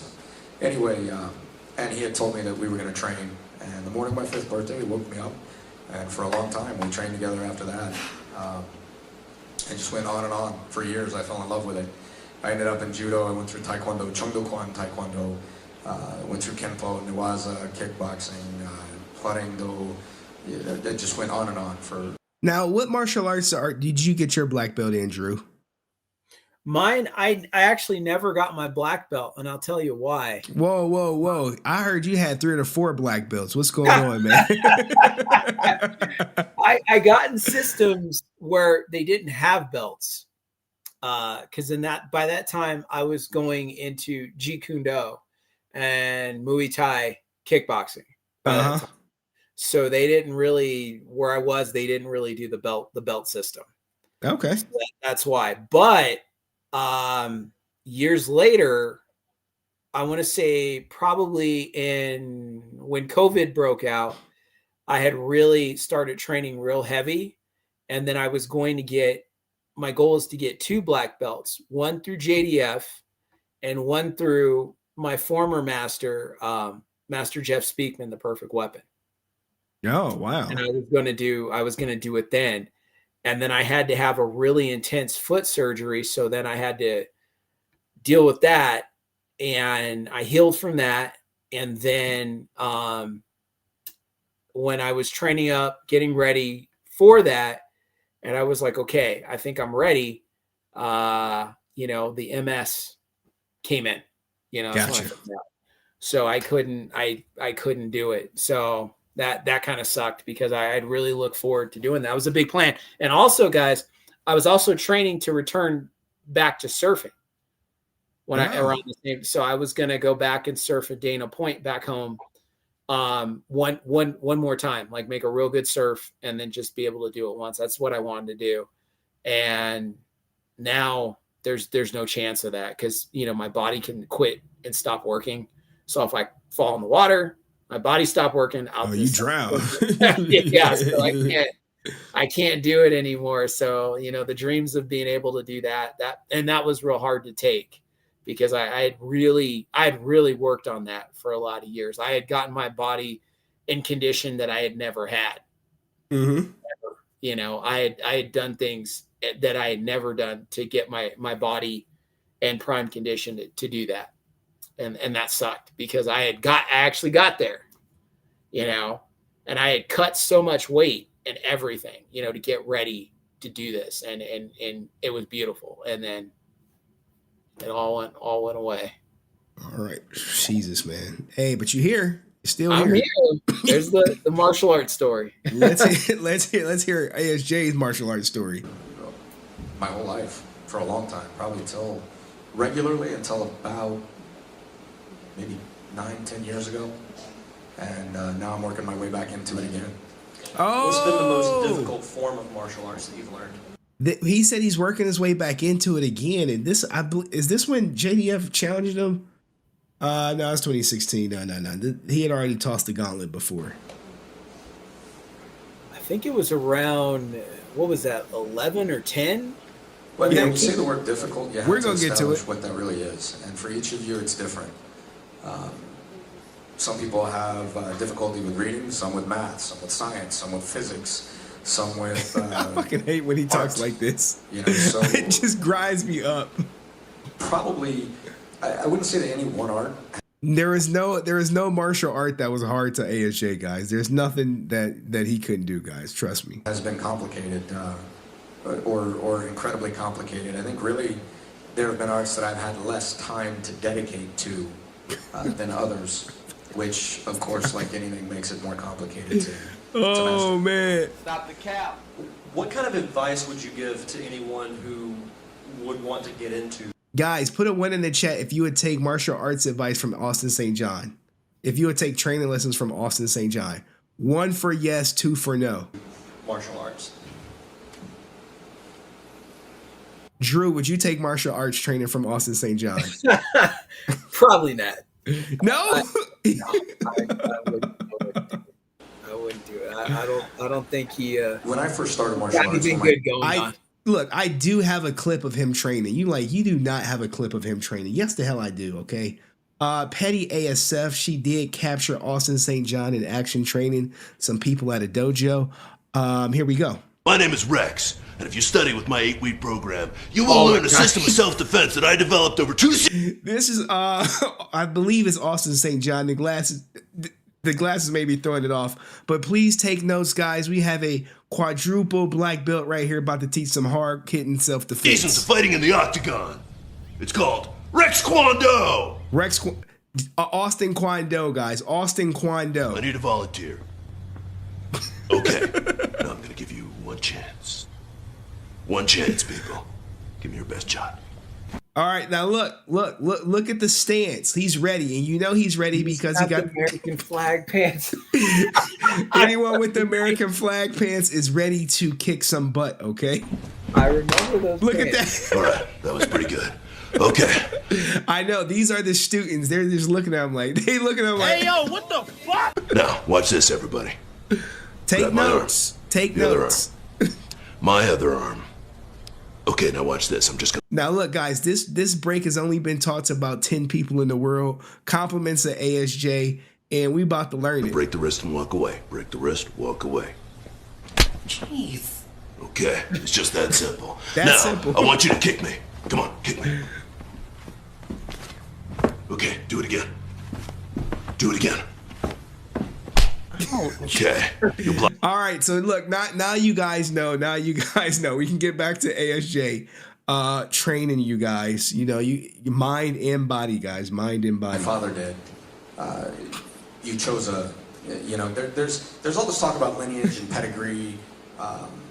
Okay, well, how many of you are direct lineage to the president or the queen or, you know, look, we're not all the same. We're not. And shout out to Justin Perez, who would take some lessons from ASJ. Hey, stand on business. I appreciate it. All equal. And, you know, people argue that all the time. Well, we all are equal. No, we're not. I can't get out in the NBA right now and out-dunk Michael Jordan. Can I? I mean, anybody here think I could do that?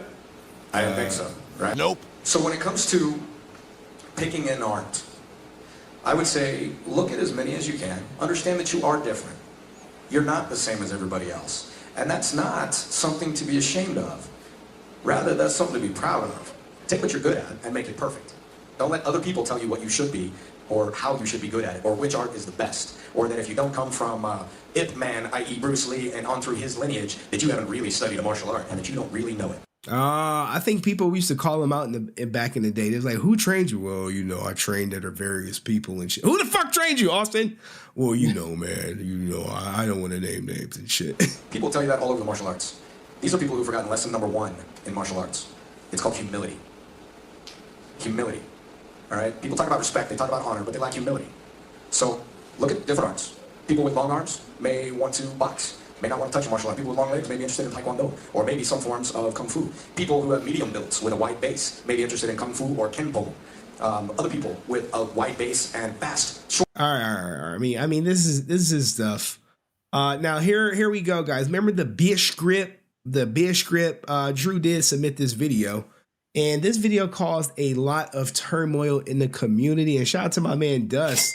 I see you. I seen you Austin's self-defense training video. Oh, on Insta? All right, I'm gonna have to check it out. Here it go right here. This is the Bish grip. He's about to explain it too. Susan Matisse, guys, if you don't know who Susan Matisse is, she's the one who said this, you know, during the whole beef, or not the beef, where she was talking about Jacob, you know, ha ha ha.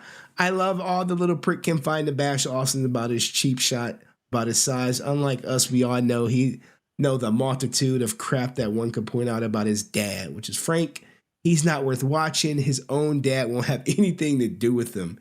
He's just using his dad's name to get attention. He actually doesn't even talk to Frank. Now, what the hell does that mean? What is Austin St. John doing then? He's using Jason David or Jacob's Frank name for what? Attention. Attention. Attention. See how things becoming full circle in the ass? Now, that is ASJ's manager. You might fucking see her ass at a con or something, but let's get to the bitch grip, if you will. And here she go right here. Boom. So she's like, what about my hair, Austin? Does he have money on him? Just put his hair back or whatever, and then grab them and just pull them and take them wherever they want them to go. If somebody wants to come up behind me, if I had my hair in a ponytail and grabbed it, and they're behind me, you're going to be in a bad place. You're going to be in a bad place. So what's I mean, I love guys with long hair that call themselves fighters and martial artists. It's a bitch grip. I'm going to throw you around. I'm going to throw you around like a rag doll. Here's rule number one. Now, you have to remember, Jason David Frank had long hair and kept it in a ponytail. So for him to just say that they're not real martial artists, and this was way, way back in the day, 2014, this is when the beef started. And this is a perfect segue into the next clip that Drew submitted, where it was like, hey, the beef was just a media hype. Well, he just said your dad had a bitch grip and you over here yucking it up in front of his goddamn on his channel like he's a great guy. Man, he fucking hated your dad. But your dumb ass need money so much, Jacob, that you will sacrifice your pride, your dignity to go on there to try to, you know, get some shekels out of fans. Pathetic. So what's I mean, I love guys with long hair that call themselves fighters and martial artists. It's a bitch grip. I'm going to throw you around.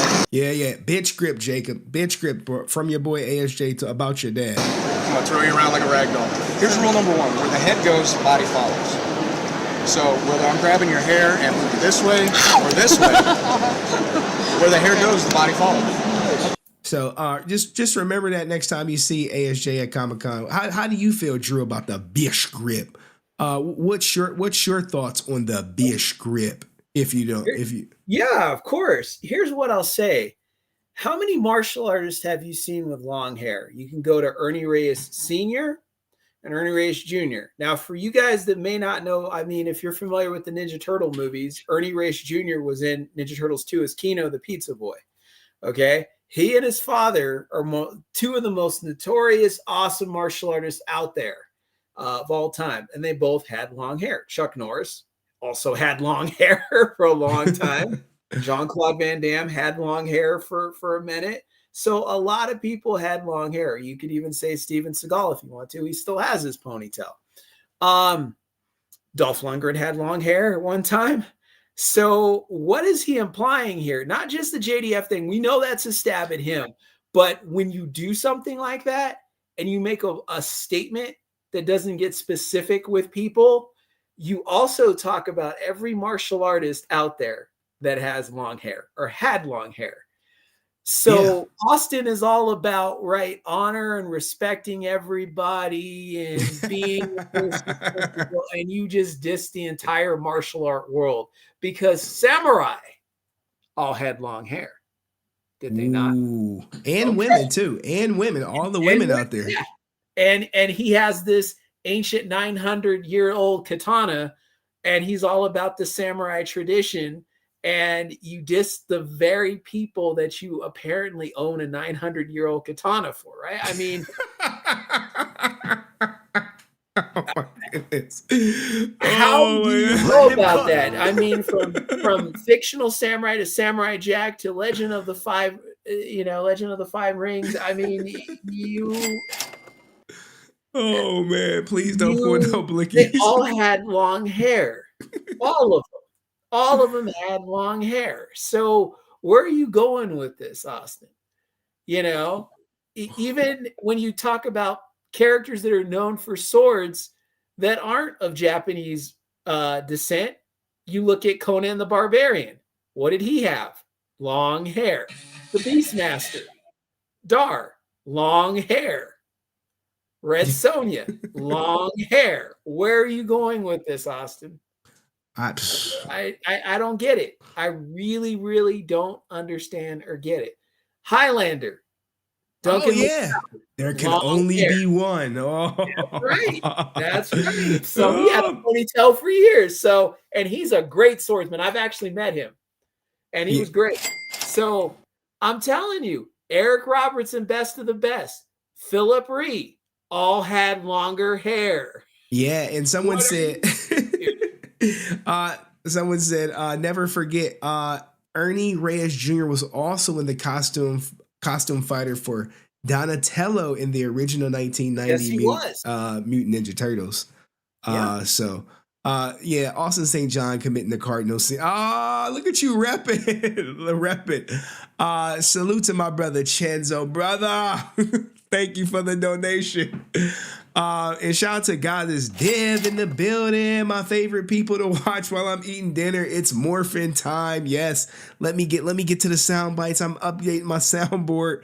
And I failed. I failed you guys. Jesus. All right. And shout out to her. She dropping memberships too. You know what I'm saying? All right, but yeah, Jason quickly called him out about the bitch grip and how it offends people, and it was like, bro, look, I wish you would grab my ponytail. I'll be seeing you, but if someone sees Austin St. John at the Comic-Cons, ask him, does he regret saying the ponytail pool is the bitch grip? You know what I'm saying? All right, now let's get into the beef, where the beef started. All right, so we're about to share this tab, and this is the commercial beef. And we've seen some of this, so we're going to skip through it. And then we're going to get to a Q&A with our favorite co-host, Drew, out here. Who probably, you under the weather, bro? You MS is kicking your butt? No, I'm doing good. Earlier this week, last night was real rough, but I'm ready. All right. I made sure I could take it. I can take it. He's gonna soldier through. All right. Yeah. All right. So this is the commercial beef that Jacob is trying to spin. It was definitely not commercial. He just said he would do the bitch grip on your dad, and you over here yucking it up in front of him. But that's neither here nor there. Let's see where the beef all started, guys. This may be new to some people. This may be review for old people. It's about making it, knowing what kind of. Tommy became the leader. Actually, I was really looking hard already at that time. So he's like, how'd you feel when Tommy became the leader? Now he about to give you some bullshit. He was like, I was really looking hard, but we all know he was homeless for 6 months after he quit the show. Leave the show, and I had made that very obvious. So I think Tommy was brought in anticipation of that. So, and it was a great choice, man. No. He had a huge following. He did a really good job. And, he carried on a great legacy. So it wasn't a bump me down or kick me out, I don't think. I mean, ouch. That's not the way we saw it. But he was good people, and I was ready to go. I really don't know how to shot. Starting with Tommy. 18 hours a day with the guy who tells me he breaks center blocks straight through, and he's killed a guy in a ring before, and he's so dangerous in the ring, and I'm a martial artist, and being a martial artist, you're not supposed to talk like that, so he'd get me riled up, so my blood would boil every time, yeah. And this is the main conflict that Jason has. It really is. He was calling ASJ out for being a fake martial artist, guys. And I got pictures of the belt not being tied right, and I had real martial artists in my email, like, yeah, you want to tie your belt like this and that. But that's what it was. Smug talk. Austin had a bit of an ego back during the filming of Power Rangers, and Jason Frank will never let us forget about it. Years and years. Anybody knows Austin St. John, he's a liar, he's a compulsive liar. He lies about everything. And I don't care what he lies about. Just don't lie about my livelihood. I'm a martial artist. I've been in martial arts my whole entire life since I was 4. So when you start lying about martial arts, I take it personal. I take that personal. And again, in fact, why did he even have to make him a Golden Ranger? I was like, you want to work on that series. And again. I do a lot of brick breaking. You can go on, my karate schools, I got demos. You can go look at all my stuff. I do a lot of brick breaking. So I was talking to these guys about breaking bricks. I'm like really excited about this. And he's like, yeah, I break 2 or 3 center blocks like this. And there's this an impossible way. So I'm like, okay. I just let it go to Hen, who was one of my stunt doubles. Hen was the Green Ranger. If you ever get a hold of Hen, he'll tell you how Austin was. Now, guys, I have an opportunity to interview Hen if you guys want to, but I've seen the interview. And I'm on the fence. He wanted me to pay for it. So I'm like, I mean, it's $75, but it's like, do you guys want to see Hen, the guy who played the Green Ranger, on the channel? Let me know. Put like one in the comment section if you do. I know the actor or two does. He called him out on it and said, hey, I got 2 bricks right now. Here, break them like that. And he's like, oh, no. Just always, I guess, when you're telling a story, he's always the one to butt in to top your story. And it was just like so annoying. Everyone from the set, you know what, maybe never had enough cojones to tell him how I feel. Because everyone complained to me about Austin. Oh, he's this, he's that. But when he was there, no one said nothing. However, Austin, on the other hand, has been the exact opposite and has said practically nothing on the issue. Some might say it's more grown up not to cry over past grudges, but in many ways, not confronting an issue can be just as bad, if not worse, than overreacting to it. 2 sides of the story, you only hear one side. Yeah. You guys really want Get your that? money up, not your funny up. Get your money up, not your funny up. Challenge my manhood. Dad in that picture, getting yeah. So they're about to ask him about the whole fight thing, guys. The fight. Do that. I think we like each other too much to do that. Now, this is a smug way of saying because Jason wanted to knock his goddamn head off at this point. He still does a lot of live competition. We kind of, I don't know if he ever went heavyweight or anything like that, but he still does lots of stuff. He's a very talented martial artist in his own right, and he's very good at what he does. And like I said, I think we like each other too much to... I pull a lot of different pranks, but he I don't talks know. about the pranks. I can't think But of we're one. here for the beef. Tommy video, I mentioned that Jason David Frank does MMA now, and Now, Austin has been... If you guys remember, Mac Truck did call into the show, guys. Mac Truck did call into the show. He was like, "You going at Tammy wrong, man." But then I think he switched up and was like, "Man, you all right." Been known to do some competitive fighting and Thai kickboxing. Oh, and he was simping for Skye too. He was like, "You shouldn't be talking about Skye, man." I was like, "Man, fuck that bitch." And other stuff. So Mr. Frank had a little question for him. Mixed martial arts. So it has nothing to do with me challenging him. If you're doing mixed martial arts, then step up to the plate, because I feel that we both have everything. He's a ranger, I'm a ranger. Win or lose, it don't matter. I'm gonna win. But the point is, I'm just saying that we don't have to learn anything. We can make some money.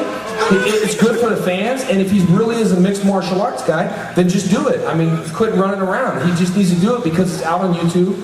And he had a big ego, and he's going to see this now, and I don't know how he's going to live with himself forever until he just steps into the ring and just takes it.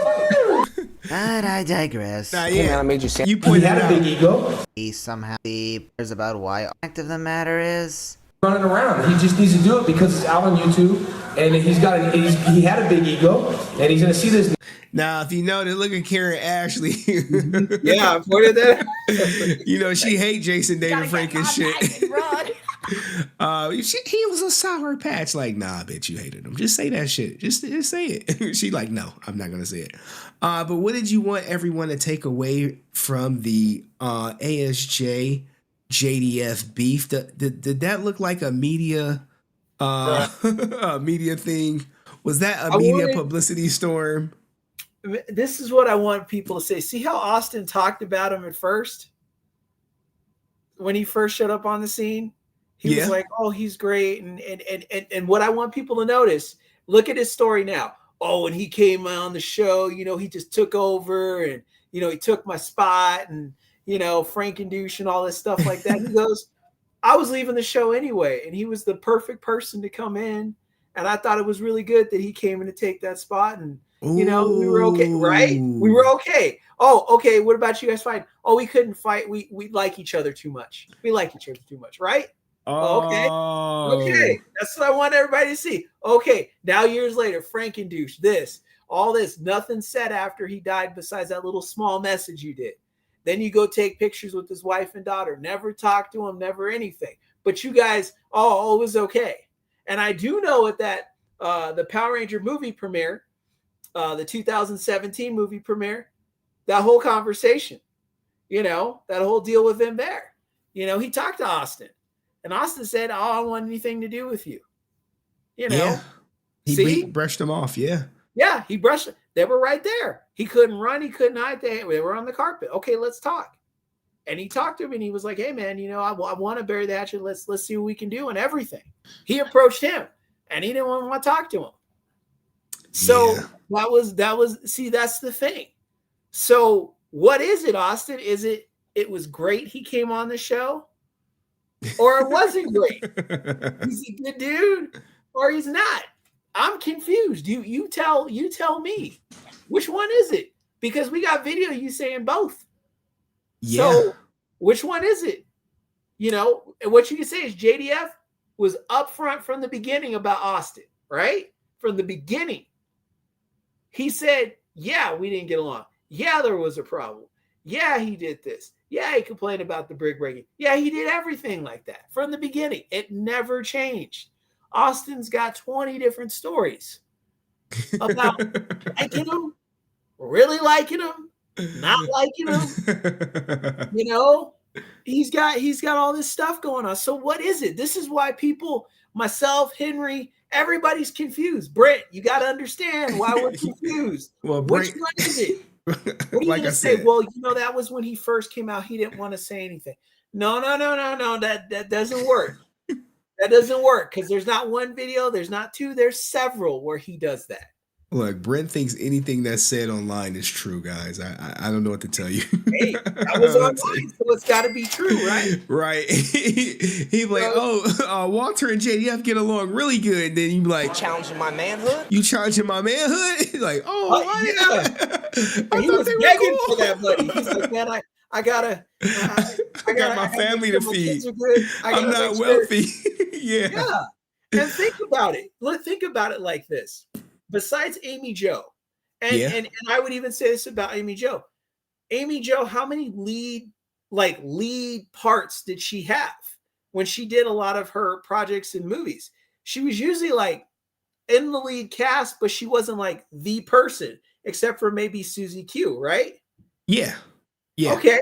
Well, Walter was the lead guy on Space Case, right? He was. Okay. All right. And then he's like, oh, and I worked on The Wire. I did all this. Okay, cool. Then why are you begging Jason for money?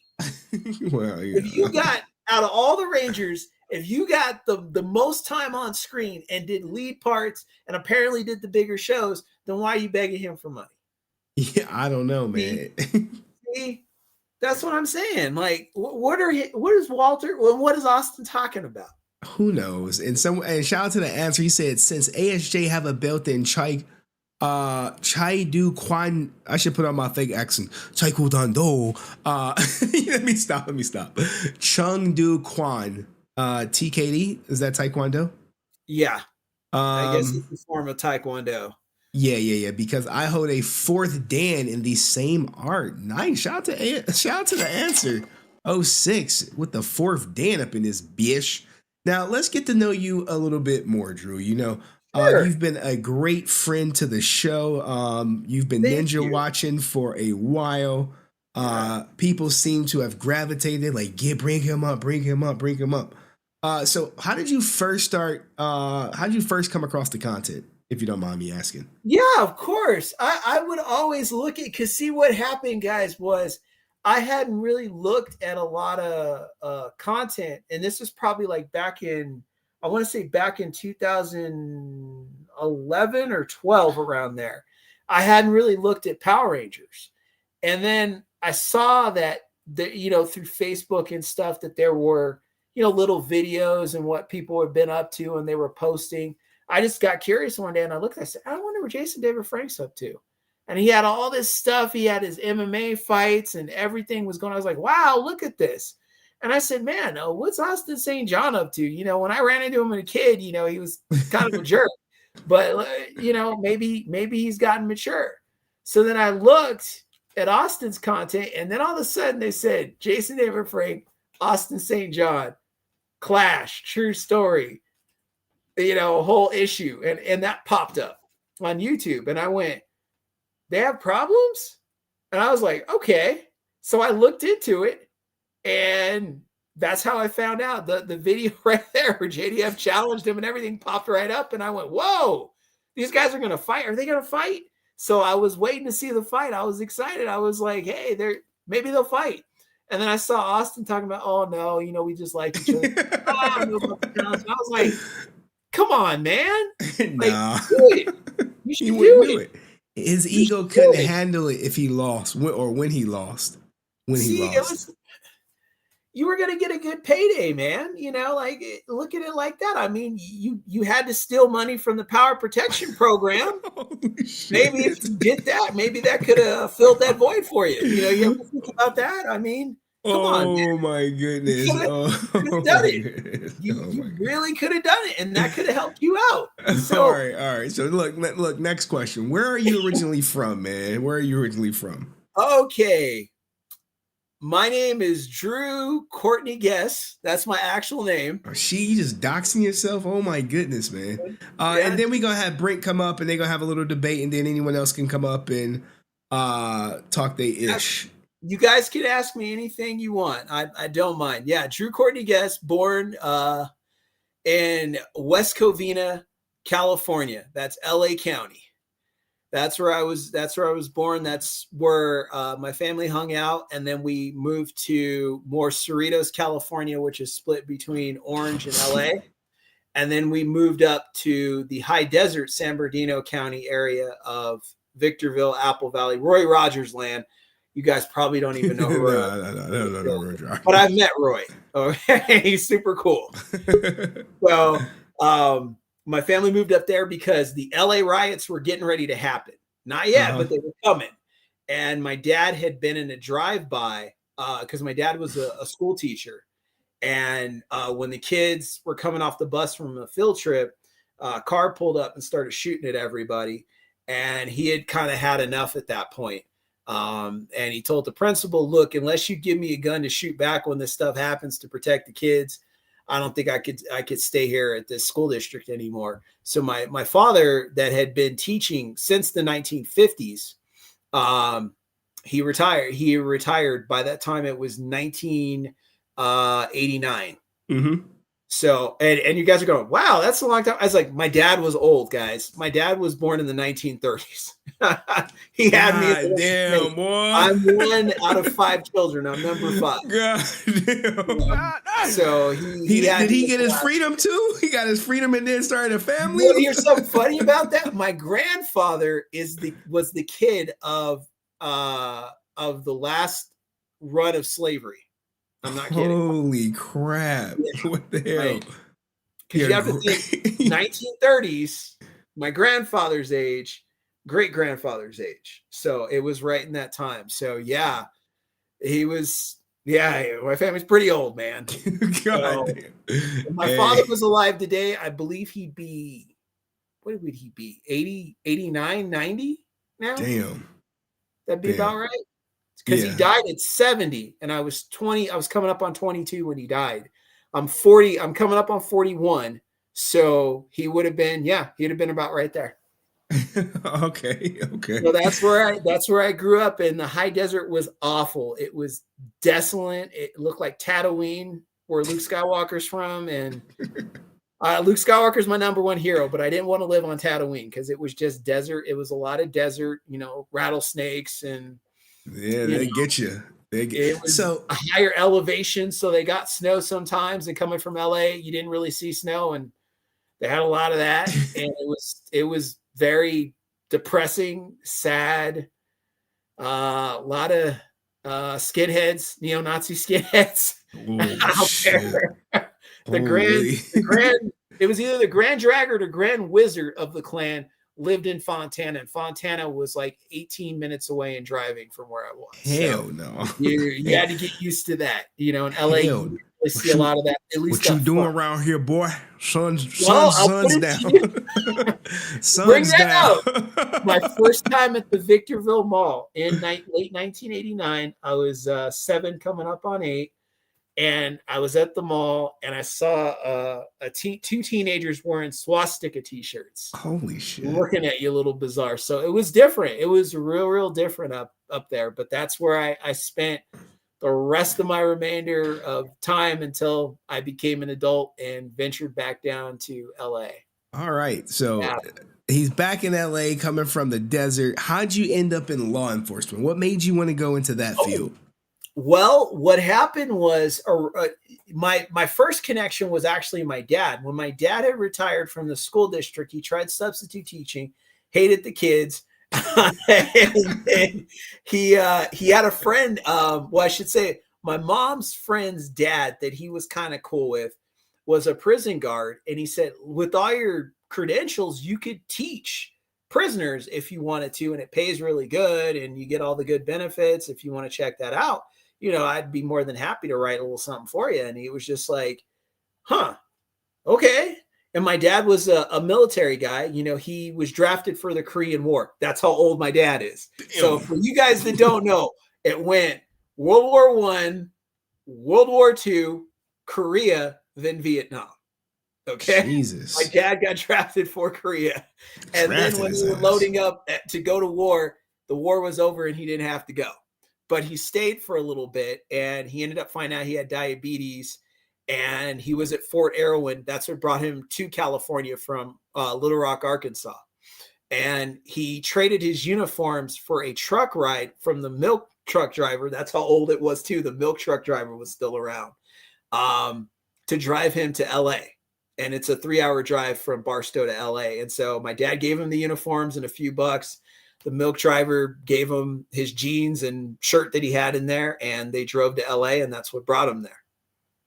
So that's how that all happened. Yeah, it's a trippy, it's a little bit of a trippy story, man. You know, my whole thing of how it kind of came to be.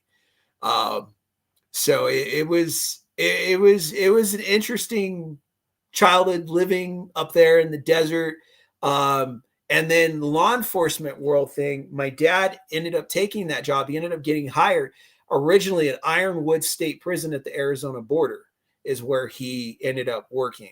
And he taught prisoners their GED education and to further their education until he got transferred to Lancaster, which was closer to home.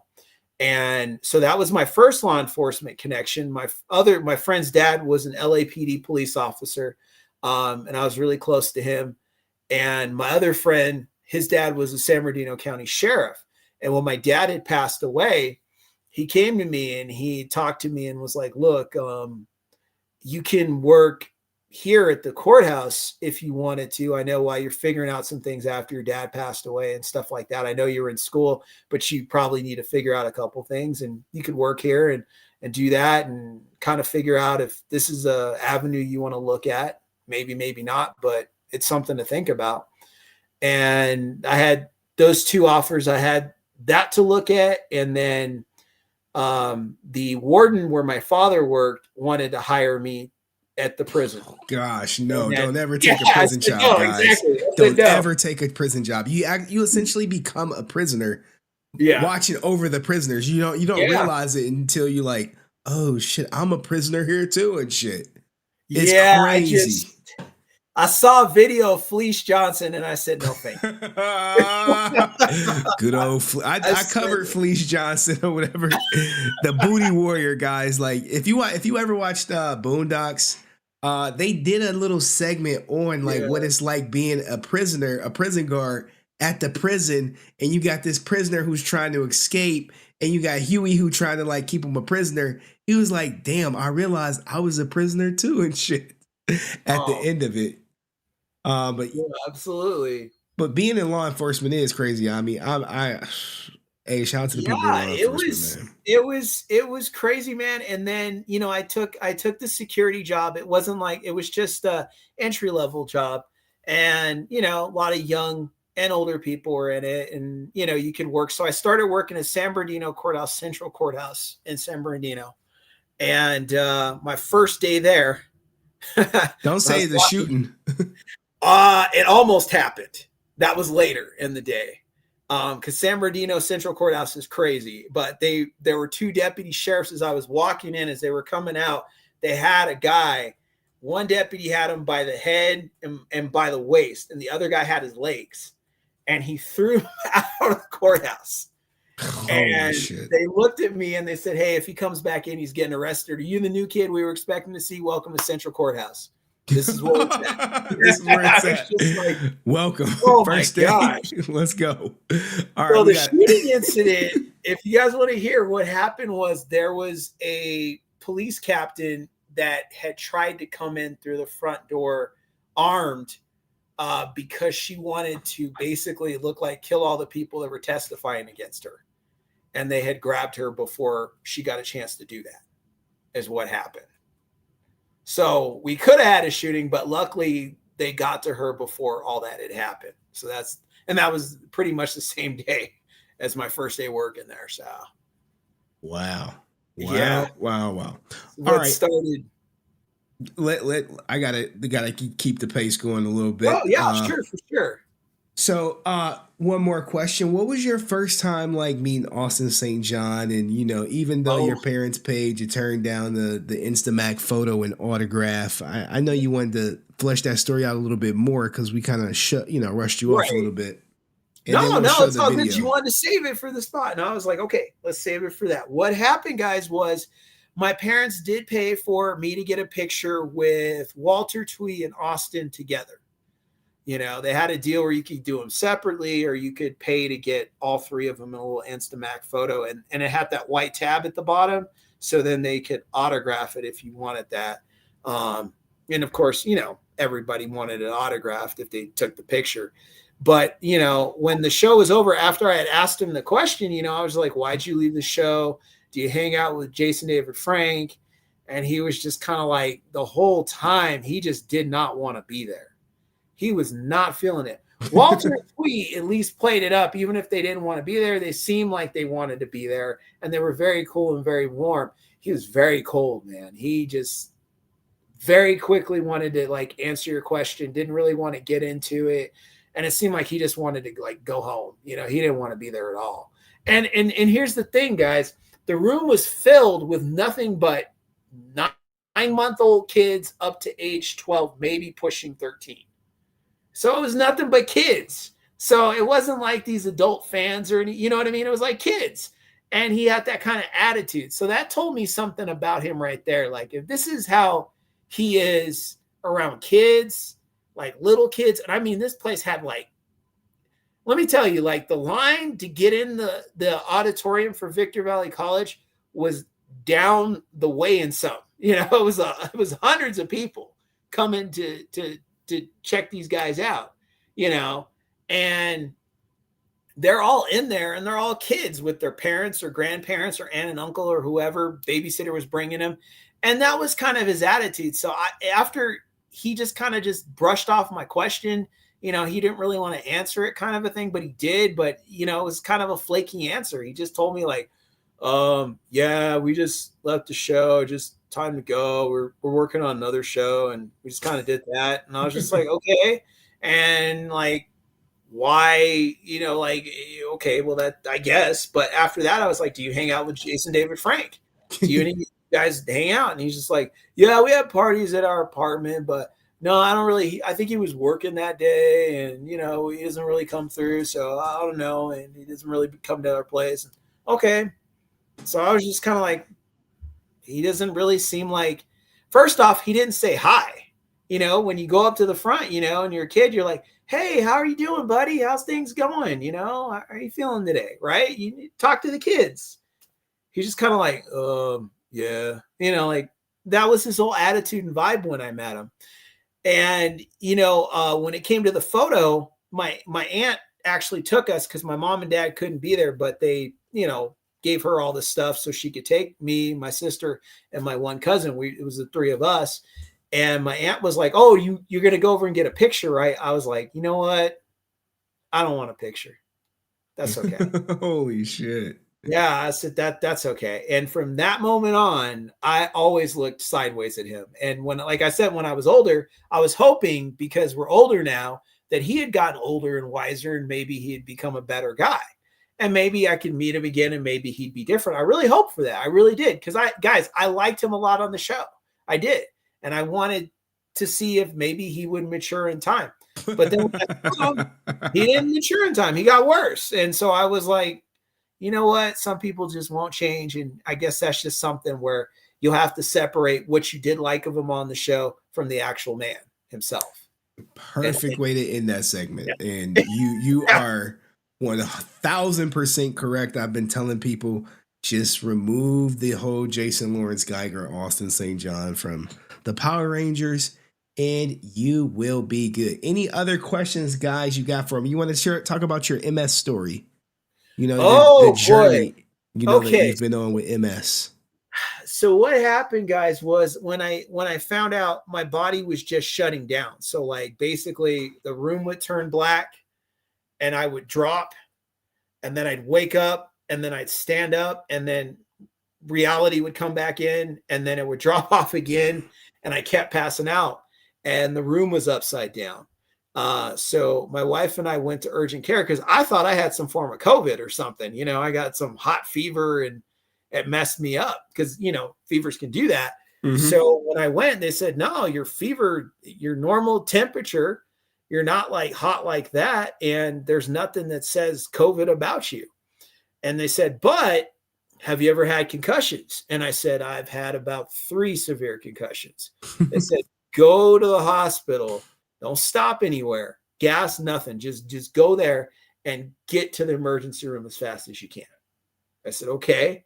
So my wife, we're driving there. We get there and it was so bad that, you know, when you're in the emergency room, they usually have to, you know, do some tests and then bring in a specialist, you know, to kind of look at things and bring in a specialized doctor and they kind of look over things, right? Well, mine was so bad that the emergency unit, when they ran their first test, which was an MRI, they looked and they said, there's white matter all over your spine, all over your brain, all over your body. It's usually a form of multiple sclerosis. And we're going to have to keep you. And I was like, it's that bad where you guys can pretty much tell me what it was offhand? And they said, yeah. And I was like, okay. And so that led to me finding out that I've apparently had it for 15 plus years and didn't know it. And why that was because I thought it was my body reacting when I had pre-cancer a couple of years back.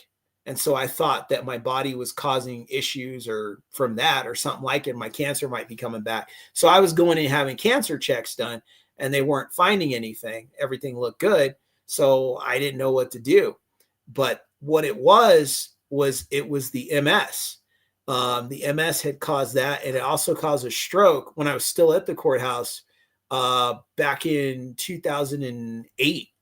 And I had passed out and they had to pick me up off the floor at the courthouse. Damn. And said I had some sort of stroke heart attack episode, but they could never quite figure it out. And when they set the timeline, that was the MS doing different things to my body and nobody had any idea because nobody looked. So I would tell you guys, if you have any medical problems, go look, go find out. The sooner you find out, the more they can do for you. The later you find out, they might be able to do something for you, but you have less of a chance. In my case, there's not a lot that can be done for me. I went in to have Ocrevus, which is a conventional treatment for multiple sclerosis. They give it to you through IV for about 3 hours. And my body rejected the treatments completely. And the other treatments that they have would not work for me. And most of the programs that they offered would not touch me because I was so far advanced. So basically, I'm at what they call second phase.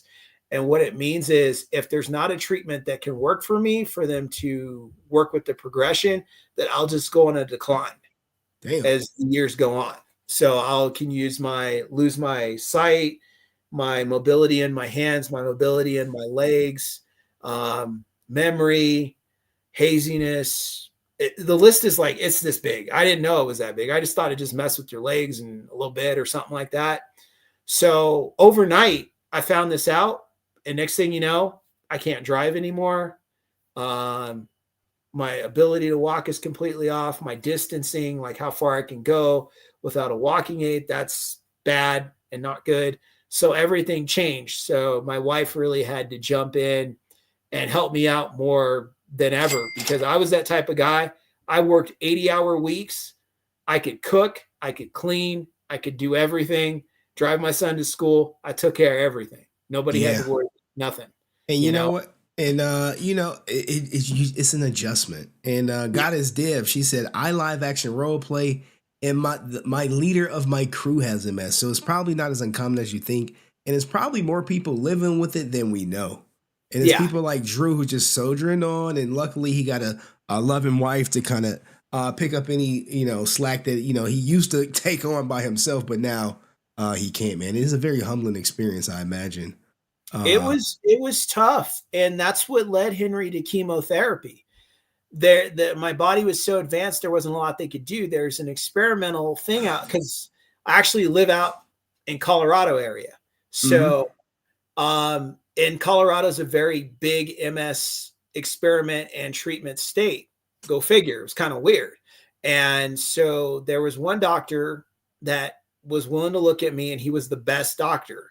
And he pretty much told me, like, okay, this is what we do. We give you chemotherapy, and not any chemotherapy. We give you the highest dose of chemotherapy the body can take. So we're practically going to borderline kill you, is what we're going to do. And I said, okay. So we give you that. You live in the hospital for 4 weeks. You cannot go back home. You must stay and live with us in the hospital. All your food, everything will be taken care of. So I had to live in the hospital for 4 weeks, not go back home. My wife came every day, and they gave me chemotherapy. And then I had to get a stem cell transplant with it. So they took out the stem cells before they did the chemotherapy. They cleanse my cells, make them clean. And then when the chemo does its thing that it's supposed to do, they put the cells back into my body. Damn.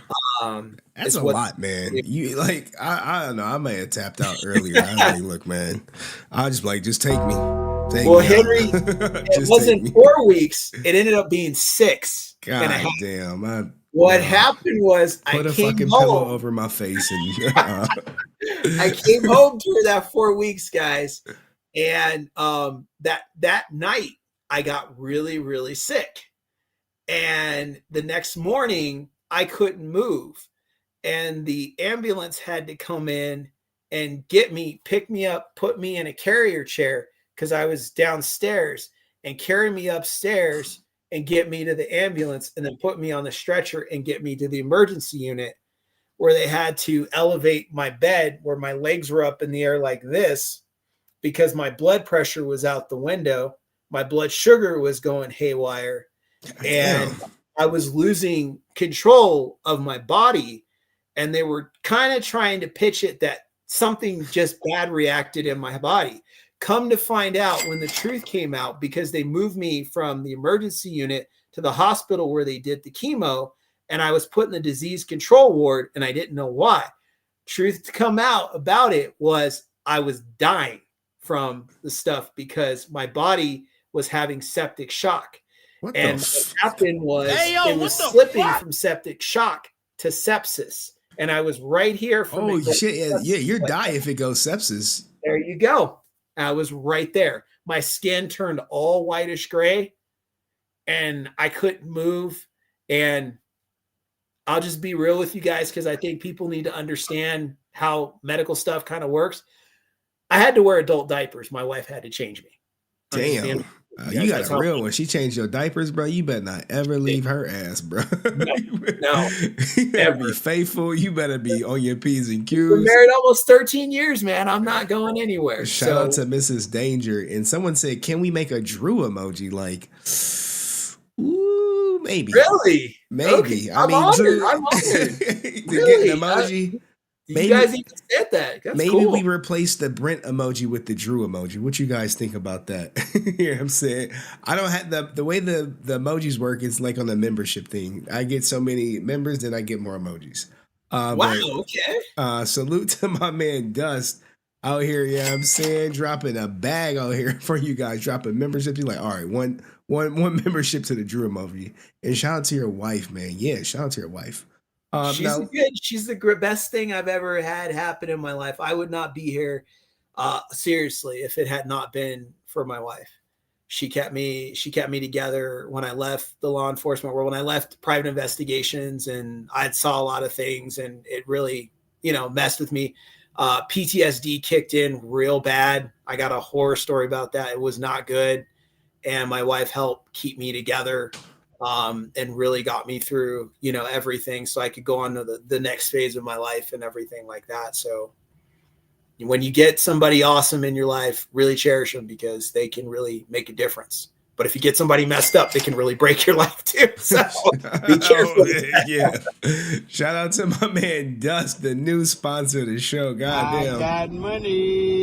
Dropped 5 memberships for you guys. Shout out to both my sponsors, No Government Name and DustProductions, for sponsoring tonight's show. Appreciate that. Now let's bring up Brent. He's in the background. He's been here for a while, and the CEO guys who gets there early, the guy who leaves late, who has the private jet, who flies around from Ranger stop to Ranger stop. Can you put the camera so your head is a little higher, Brent?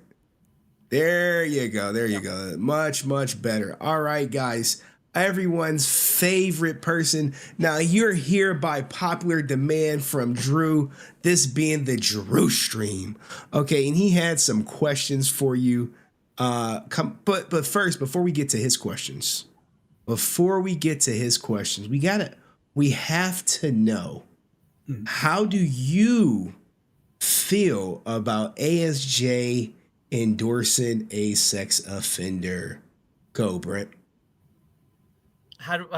First of all, we don't even know whether ASJ knew that he was a sex offender, because if you try to look up on the registry, Jacob Frank is not on there. Yeah, this is true. He's not on there. However, the court docs show something completely different. Right, but he has so many people there. How you can't expect ASJ or anybody to look up every single person's criminal history before he interacts with them. Like, you saw the picture with him and the guy with the funky shirt, right? Do you know who that is, Henry?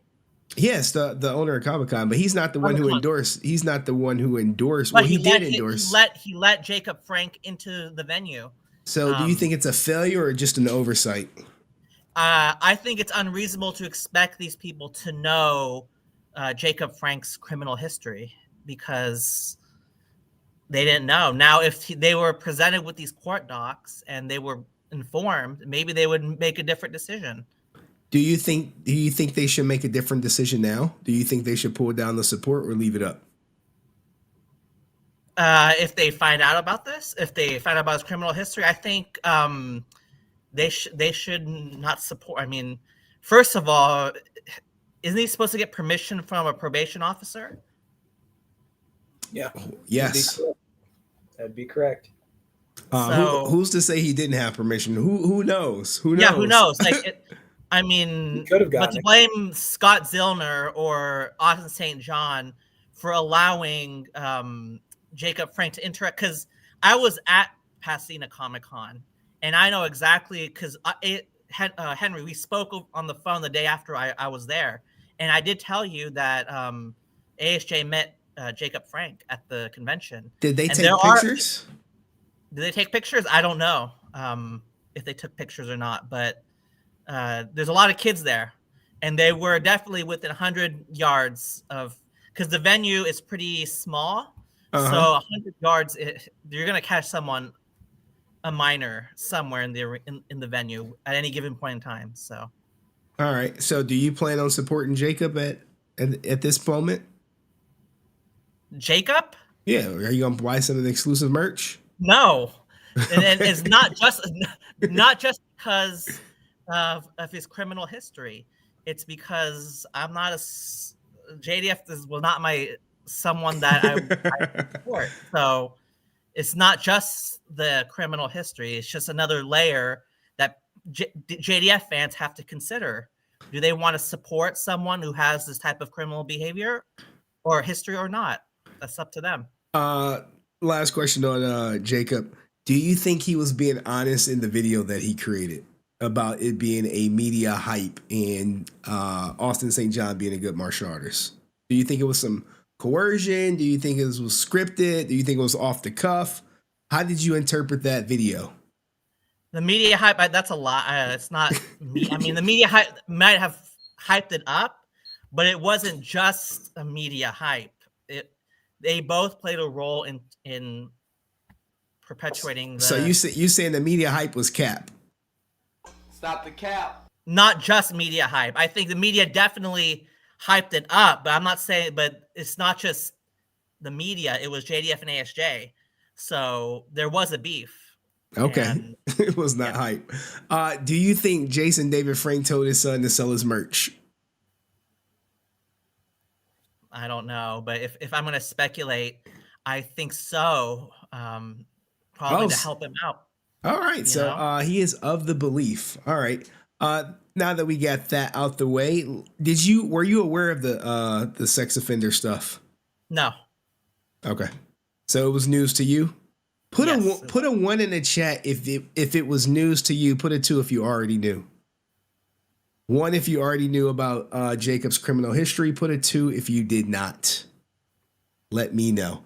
All right, so let's get into. Drew had some questions for you, Brent, and then we're gonna have a little fun debate. Hopefully, everyone participates, and we can all get a good laugh out of this. So, some of the questions I have them written down, and this is what he wants to know about Brent. And I'm sure the audience will want to know the answer to this too. Can you move the camera just there?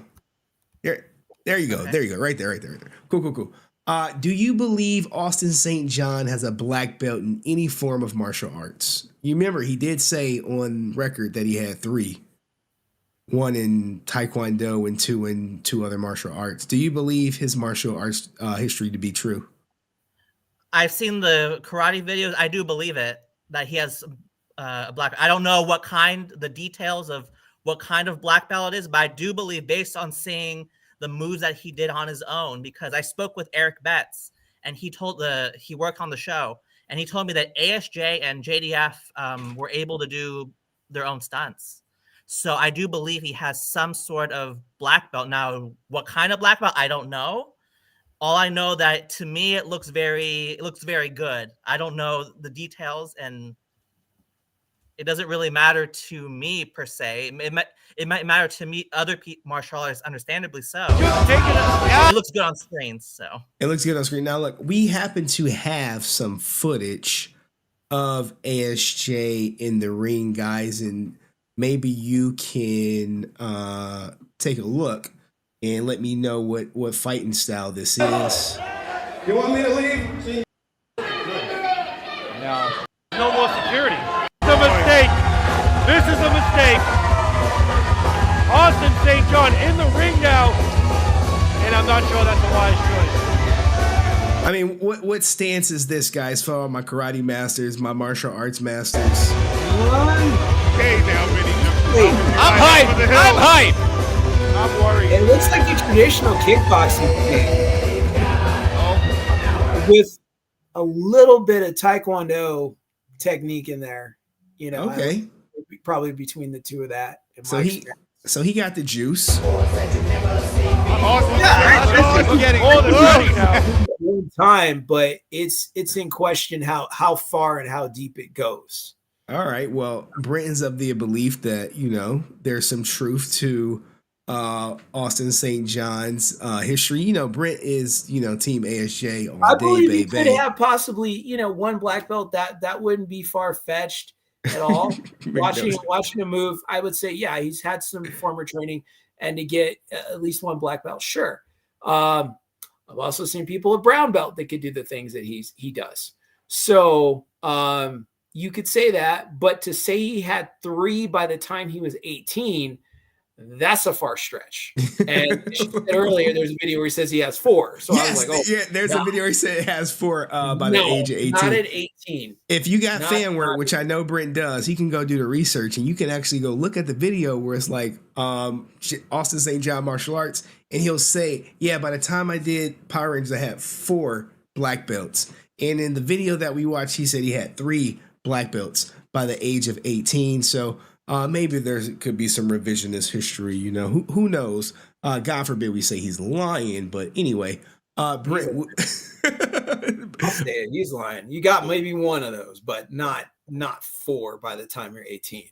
Well, Brent has a different opinion. Everything ASJ says is the truth, right, Brent? He doesn't know anything about martial arts. Wait, everything he said is the truth? Really? Everything ASJ says is the truth, right? It may be exaggerated, but it's still the truth. No. You in the last stream we did, I said the one of the 7-Eleven story. I didn't believe it. Okay, so you didn't believe the 7-Eleven story? No. Okay, I don't believe it. But maybe he has a different. Maybe if I talk to him, maybe he'll be explained. I don't know, but I don't believe it. So, all right. Do you believe the 9-year-old katana story? I've heard this one. I mean, I've heard some stories where people do sell like maybe 400 or 500 year katana. I've heard this in like other. Yeah, I'm talking 900 year. It's a yes or no. Do you believe that he possessed a 900-year-old katana, Brent? That's pretty rare. So no, I don't believe it. Okay, there we go. This is what you got to do, guys. If you want to get Brent, hey, I said a yes or no question, man. Can you give me a yes or no? Okay. Anywho, would you feel safe going to Six Flags Magic Mountain with Walter Jones? Good, because he knows hip hop keto. And hip hop keto doesn't work, and you might need to be a body shield for him. Would you feel safe going to Six Flags with Walter Jones? This is in reference to the lawsuit where he got punched by some people, and he sued. You know, I'm not going to say what race. His girlfriend got hit too. We know apparently. I can't say that. Would you feel safe going to Six Flags with Walter Jones? Yes. All right. Okay. Because I've been to Six Flags before with people with much less fighting experience. But you didn't have a friend of the line pass. Then again, you probably did, because Brent a millionaire guy, so he probably had the front of the line. He probably had a goddamn security escort. No. You gave security that day off. You wanted to feel normal. He wanted to feel normal, guys. He's like, I just wanted to feel normal and shit. And, sit in line with the rest of y'all. CEO was like, coming to work today and shit. All right. Now, I think we got some other questions. How did you feel about Austin St. John taking pictures with JDF's wife and daughter? Do you think it was disrespectful? I'll answer from 2 different perspectives. So from... we just want your perspective, though. We want your ultimate perspective, not like what you think people. Go ahead. I think it's fine because Jenna is her own person, and Tammy is her own person, and they shouldn't be linked to JDF. But I will say Jenna goes to these cons, and she's literally representing JDF's legacy. She uses the Green Ranger image to sell autographs and pictures. So I do believe that Jenna Frank has to consider her father's wishes. And it is obvious that JDF and Austin John did not get along. And when JDF fans criticize her for talking great about Austin St. John, I personally don't have a problem with it. But as a representative of JDF's legacy, she has to think about what would JDF want. And she has to maybe think about the things that she says before she says them. Oh, 100%. She got to play the game. She can't come out there and just be like, fuck Austin St. John. She's like, oh, he's a cool guy. And it's right. It's a lot of that goes on at cons, guys. As you saw, Michael Copon just was like, these fuckers took my idea for the Power Ranger movie and did the order. It didn't seem like it was no love lost there. So, what you guys see out in public, but in private, they might be like, challenging my manhood? You challenging my manhood and shit, and you think they just buddy. So Brent sees no issue with it. Now, any other questions that you want to ask Brent, Drew, before we get to this this fun style debate, this new debate, and he has a book for you. Let's try to keep it, let's keep it brief, but go ahead. Because Brent, a lot of people, some people be wanting to hear what you got to say and shit, and some people don't. But Drew wanted you on to be a part of his Drew stream, and I asked some of the questions he emailed me, but maybe I must have missed something. I got one for you, Brent. So why didn't Austin do a proper condolence video for JDF when he died? Why did we get this very brief, I guess I have to do one video? Pretty much, yeah. Yeah, why didn't we get one? If he was going to do one, at least make it real and make me feel that it's real. Because when I saw that video, I said, that's not real. That's a cue card in a script. If I ever saw one. Zach Taylor McGinnis told him to do it. or just not do one at all. I mean, at that point, so why did he feel he needed to do one? Because Henry, let me speak on this. So Henry criticized Walter Jones, Karen Ashley, and Austin St. John for not posting a 1-year tribute on their Instagram. And there's video of Henry saying this, like they didn't post anything. And they didn't I felt like his Austin, ass. I just wish people would just come out and say it. We didn't fuck right, with but Henry criticized them for not posting anything on the 1-year anniversary. So Austin felt compelled to do something, and it came off as they weren't friends, and it came off that way. So if people would have said that if he was crying like Amy Jo, they would say it was a performance. I mean, would people believe that if he was crying, bawling out? Oh man, I would believe it. I would have loved to see it just to show how fake his ass is if he was crying. Right. You see, Henry saying that it would have been fake. So he said they weren't best friends. They weren't beer drinking buddies. And so that's very obvious. Britton's saying that ASJ did the best that he could possibly do, Drew. Right. Even if it was bad, it was like, dude, I was going to say nothing about this shit because, one, I'm happy JDF is going because now I can raise the price on my signatures. I can get booked more because, that's just one less Ranger I have to compete with. He didn't say that. Zach McGinnis said he was glad that he was in. Yeah. But that's what, that's Zach said what Austin was thinking. Austin not dumb enough as Zach to be like, yeah, I'm happy he's going, so I could charge more. He would never say that shit. He would just be like, it's sad we lost somebody. Hey, how's my bookings looking though? Can we go to all the spots that JDF had booked that year so we could be the number one Ranger there? You can't convince me there was not some type of celebration by the people who did not like JDF that he was going because they knew that would create a vacuum in the Power Ranger community. ASJ would rise to the top, and there would just be, the pot of money for cons gets split with, that's one less cut that someone's taken out of the pot. So that's my honest take. Go ahead, Drew. Yeah, I got some. So do you think, Brent, that Austin didn't show up to a lot of the reunions that they did after a while because he didn't want to be around JDF, or is it because he couldn't fit in the red spandex? Shit, come on, man. Which one was it? Oh, I know why he didn't show up, but go ahead. He showed up for Beast Morphers, and Austin did say that they might criticize him because he wasn't in the best shape. I think he said that's not a direct quote, but that's a summary. But he said, okay, if people want to criticize me for my weight, that's fine, but I'm gonna do Beast Morphers. So it's not like he was in the best shape for Beast Morphers, and he did do that. That's special. But so the other, as far as the other reunions, I don't know. He said he had the pay wasn't good enough. That's the same excuse that he used when he left the show. The pay's not good enough. Here's the thing, Drew. If he's making $50,000 in a weekend, there's no interest in missing out on $50,000 to go make $20,000 or $10,000 doing a reunion thing. That was a lot of people's motives, especially people like Karen Ashley. She was like, no, I'm not doing it for free. It's like, fuck you, Saban. He was like, all right, cool. We got Jason David Frank anyway. So you can stay in Africa and shit. Good luck with the order. But that's the reason why some people didn't show up, because it was just the money in cons was so massive, and sometimes it was contractual. They couldn't break the contract to do the reunion. And for my 20th anniversary Power Rangers stream, we'll go deeper into it. Cool. I got another one for you, Brent. Henry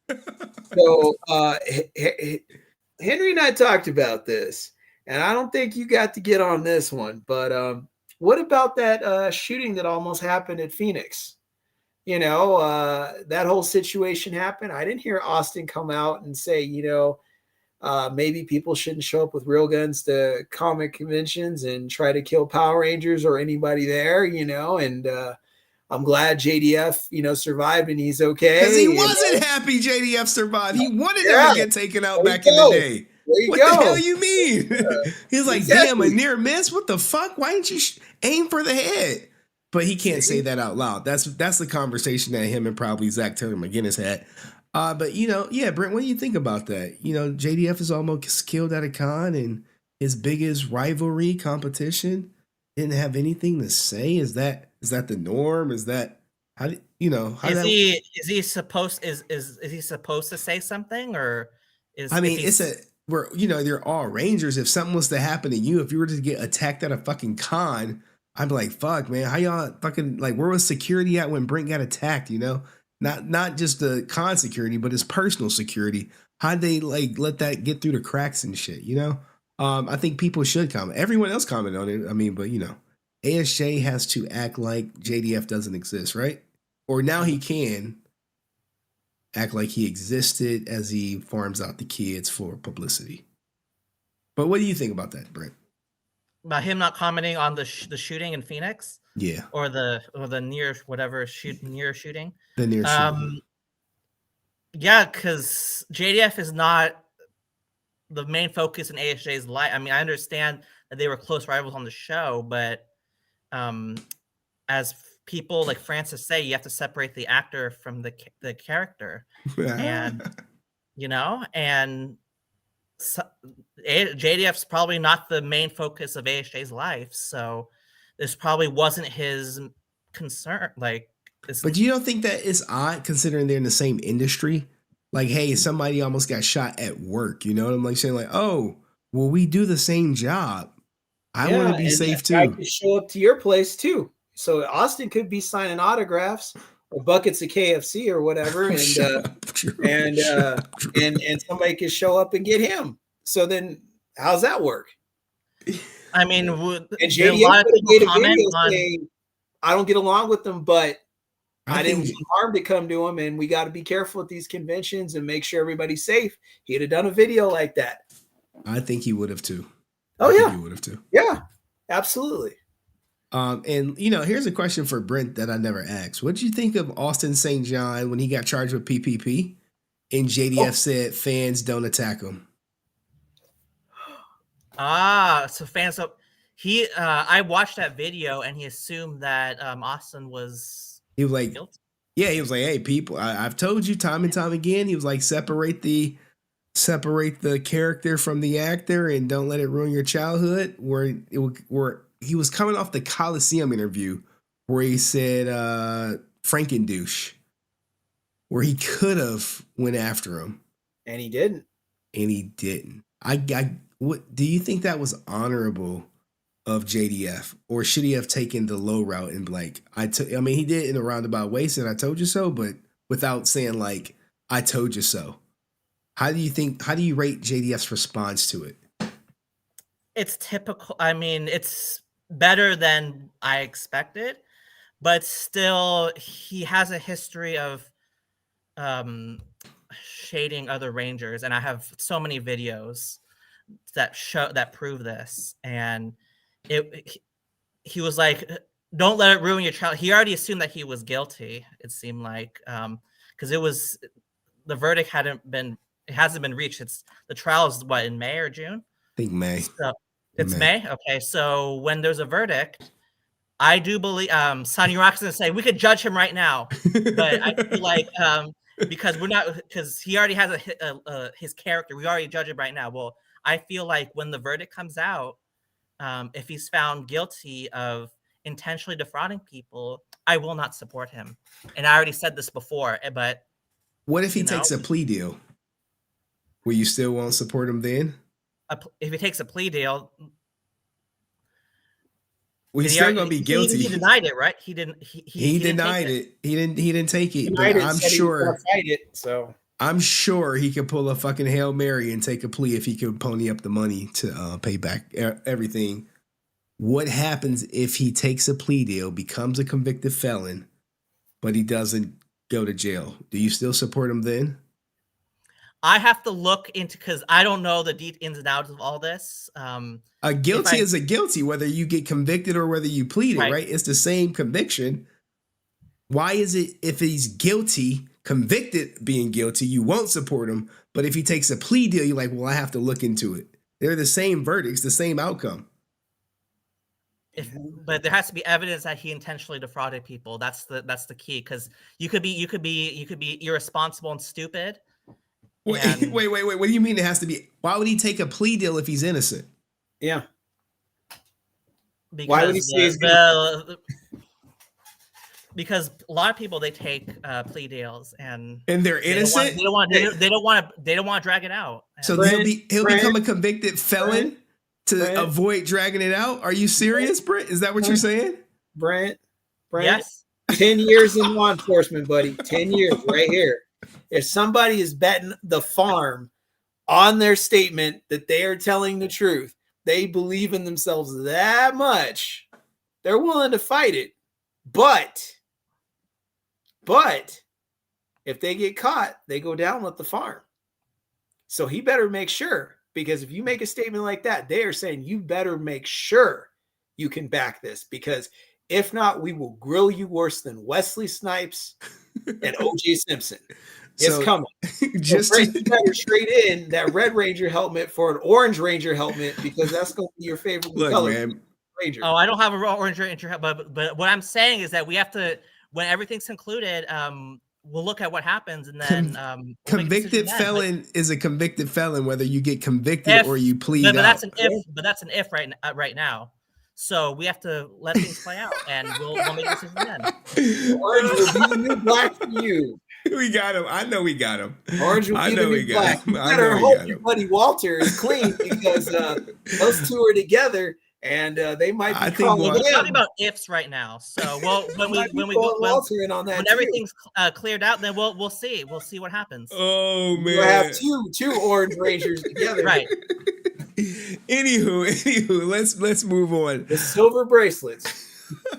That'll be their new communicators. Bro, if we get, Lord, help me. It's all if right now, but we'll see when things are settled. We'll see. Lord, help me. Saw now. The crazy thing is, Brent saw the evidence that the FBI got on JDF with a 90. I mean, not JDF, Austin St. John with a 95% conviction rate. So, shout out to ASJ. Now let's get to the fun part of the stream where Brent could probably loosen up a little bit, because that ASJ thing got him tight. He was up in the chair. He was like, I mean, if it's guilty, it's not a good. It looks bad. I said this before. It looks bad, but the thing is, just because something looks like something doesn't mean it is something. Oh yeah. And shout out to Goddess Div. Shout out to Goddess Div. She said, look up 8 passengers. Those 2 pled out, and they got 30 years. They pled out, and they was like, oh, thank you for not wasting our time. 30 years. How about that? I saw the 8 passengers sentencing. I wish, when I covered it, it was more popular, but people, so many people covering it. Guys, if you don't know, it was the one mother with her girlfriend or friend, whatever you want to call it, locking the kids up in the basement like they were Jacob or something. And then the kid climbed out the basement, went to the neighbors, and then they both they both went to jail. You know what I'm saying? And they pled out and were sentenced. But Brent says, for the record, if ASJ pleads innocent, is convicted guilty, he won't support ASJ. But if he pleads out guilty, he will have to think about it and look into still supporting ASJ. Hey, look, guys, if you want to be on the Titanic and when it hits the iceberg, you want to go down with the ship, that is Brent's prerogative. He'll spend his money how he spends it. Now, let's start with some softballs, fellas, because we're going to get into this fun debate. Okay. And First question. This is an easy question. It's easy peasy. You know what I'm saying? You know, this will make Brent smile a little bit. You know what I'm saying? He might be like, oh, chuckle, chuckle, chuckle, chuckle. Who is your favorite Pink Ranger and why? Because he's reading chat. He's trying to read chat. I tell people don't read chat. But people, it's hard not to read chat when you up there in that hot seat, ain't it, Brent? You like, I gotta read chat. What the fuck they saying? I'm checking text messages, but anyway. Oh, okay. You got it. Look, the company doesn't stop, man. Is it a Fortune 500 company you're running, Brent, or what? 300, 400, or 500?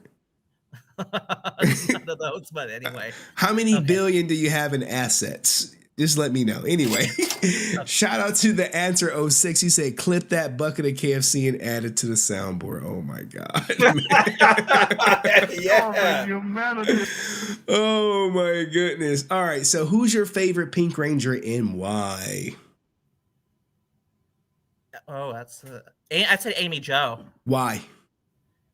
Because back then, Barbie, the thing I saw in Pink was Barbie, and it was very shocking because I associated Pink with Barbie dolls and very like the access, all that kind of stuff. So when I saw someone wearing pink and like kicking butt on TV, it was like, whoa! Like the Red and Green Ranger, they kick butt. It's not surprising, but to see someone in pink, it was really shock. It was like a shock factor to me. It was like, wow, it's amazing. Like, so that's why I think Amy Jo is my favorite. And she was my first Power Ranger autograph. So. All right. How about you, Drew? Who's your favorite Pink Ranger? Now, see the super chats. We'll get them in a second. I'm split between two. I would say Amy Jo and Aaron Cahill. Okay, on this show we don't play the middle. You got to pick a side. I pick a side. Brent pick a side. Well, he try to waffle, but I'll corner his ass in on the side. I'm gonna go with Aaron Cahill because Brent picked Amy Jo. Hold on, Aaron Cahill. Yeah.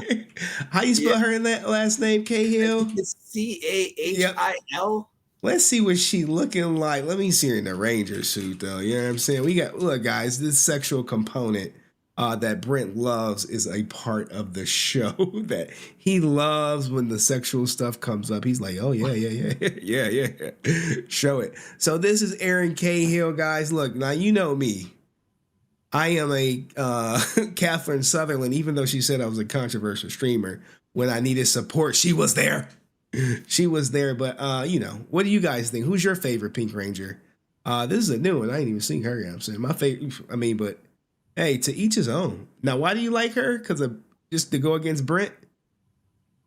That's part of the reason, but the other reason is she's a great Ranger. She was kind of the first female leader of the Rangers when she came on the show. She was leading the team once. They killed off the original Red Ranger and then had to, replace him with his past self, Time Force. So that's time travel. But she was leading the team. And there was one episode where they showed her training where she had rope as her training setup for against a tree. And her kicks were strong and powerful. And she really showed some intense martial arts coming from her. And I was very impressed that she had that kind of strength and she was lethal, with her martial arts. Okay. And, like when you see Amy Jo, she's good, but Aaron Cahill was lethal. Like you could take Aaron Cahill down to a fight, her character, and you want her to back you up. Like she was that bad. Even my son saw it for the first time and he looked at her and he looked at me. He's all, she's a better martial artist than you. I said, shut up. Why he telling his son? Oh my goodness. All right, now we got some super chats that came in. I didn't say shut up, but I was just like, hey, did you tell him watch his mouth? I run this cast. No, shut your mouth and know your role, jabroni. All right. Stephanie said that she bets Austin St. John will end up doing an Alford plea. And if you guys don't know what that is, we over here try to educate the audience about things when we can. An Alford plea, if you will, is a plea that allows Austin to plead guilty and accept a plea bargain, even if they claim they are innocent. Ooh, the tables have turned. An Alford plea is based on a voluntary, intelligent choice to avoid a harsher sentence. What do you think about that, Brent? He's still getting your support for sure, right? If he takes the Alford plea? How's the plead guilty and accept a plea the claim? I have to look into this again. I mean, we saw the evidence. You saw that that they were saying that, hey, he collected $230,000, invested, I think, 170, gave 20 to some guy, and then 32 was missing. That, I mean, I don't know what more you need to see from that, but there could always be more evidence presented, and I feel like we have to wait for things to play out. And I know that's not. I know people are going to say, "Oh, that's lawyer talk," but that's how I feel about me. I'm like, I said that about other cases, not just ASJ on your channel. He guilty. We'll see that shit when it come out. Now, if he's not guilty, I'll report that he's not guilty. But salute to you, Stephanie. And we need to get her ass on the show because she got hella stories. And the answer 06 said 95% conviction rate, just saying, Brent. So, you know, ASJ, you know what I'm saying? Hey, look, man, shit. Anywho, let's keep going with these questions. Now we got everyone's favorite Pink Ranger out the way. Let's warm it up just a little bit. We gonna turn up the heat on their asses, not just on Brent, but we gonna turn it up on Drew too. I don't know everyone. I know everyone is like, well, how am I gonna turn up the heat on Drew? I have this little game. We gonna do a little role reversal, okay? Little role reversal, and we want Drew, we need you to give your best argument as to why ASJ is the best Ranger. And Brent, we want to give you your best argument as why JDF is the best Ranger. And everyone will get 60 seconds. We don't need a all day thing. So who would like to go first in telling why the Ranger that they made have the least amount of feelings for is the better Ranger? You want to go first, Drew, or you want Brent to do the honors? I can go first if Brent wants me to. It's up to him. Oh, Brent, you get the choice. Who do you want? Go first. Oh, I love that. I love that. All right, let's hear from Brent why Jason David Frank is the best Power Ranger. Go.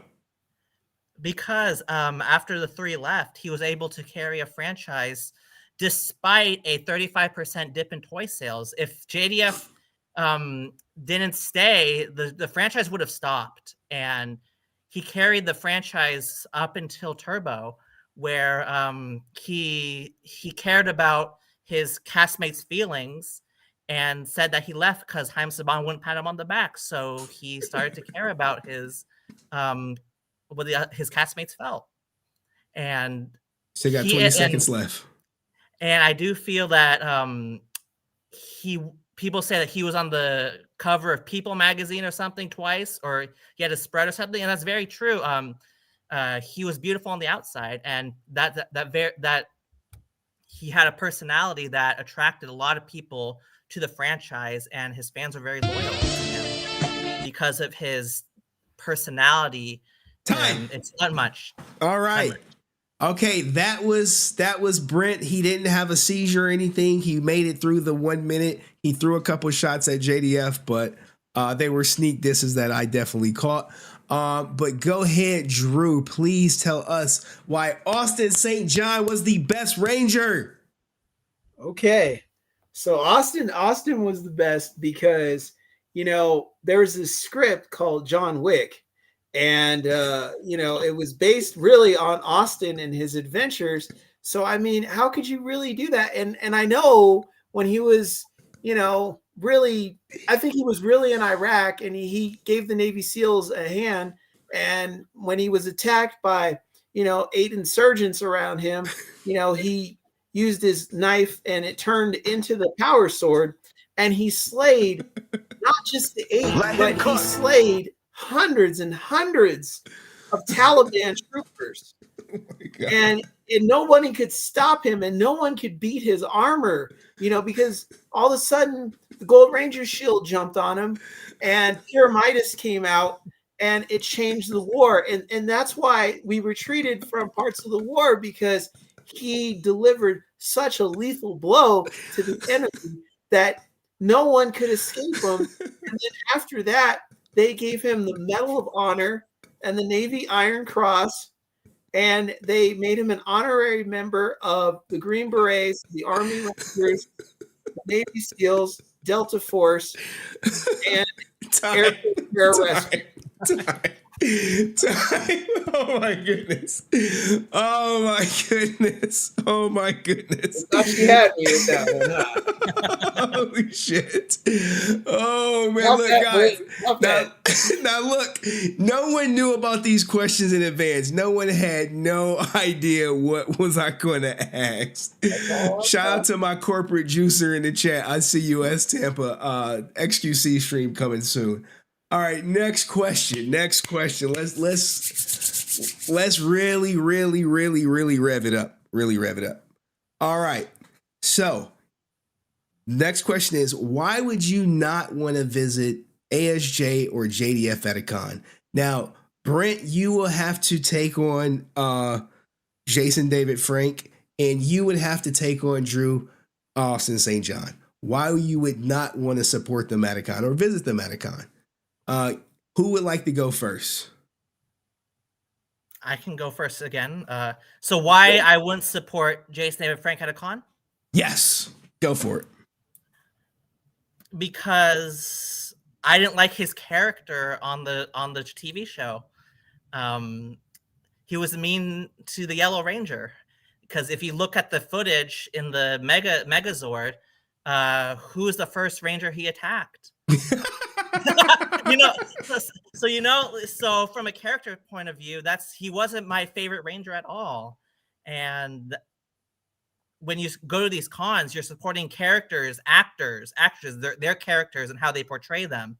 And if you don't like them, if you don't like whether they're limited exposure or whether you don't like their performance, then you're less likely to support them. And that's why I wouldn't support Jason David Frank.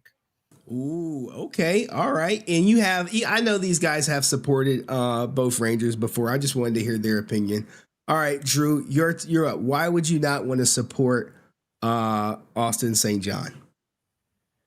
Plain and simple. Like I told about the story earlier, he took a 12-year-old kid who looked at him like he was Superman and was excited to actually be able to talk to one of his heroes, and he completely crushed everything I had inside of me. All the love that I had for his character. The Red Ranger was the first Power Ranger figure I ever got when they released him. Wow. And yeah, that was in 93. Yeah, I was at Toys R Us. All right.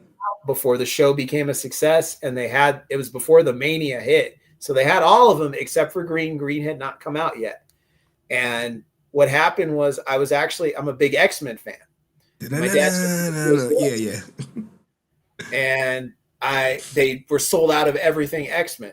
And so it was kind of hard for my dad to take me down to the store because he was kind of difficult like that. So I was like, well, I better buy something today. And I went over and said, oh yeah, I saw a few episodes of the Power Rangers. That was cool. And I was like, which one do I get?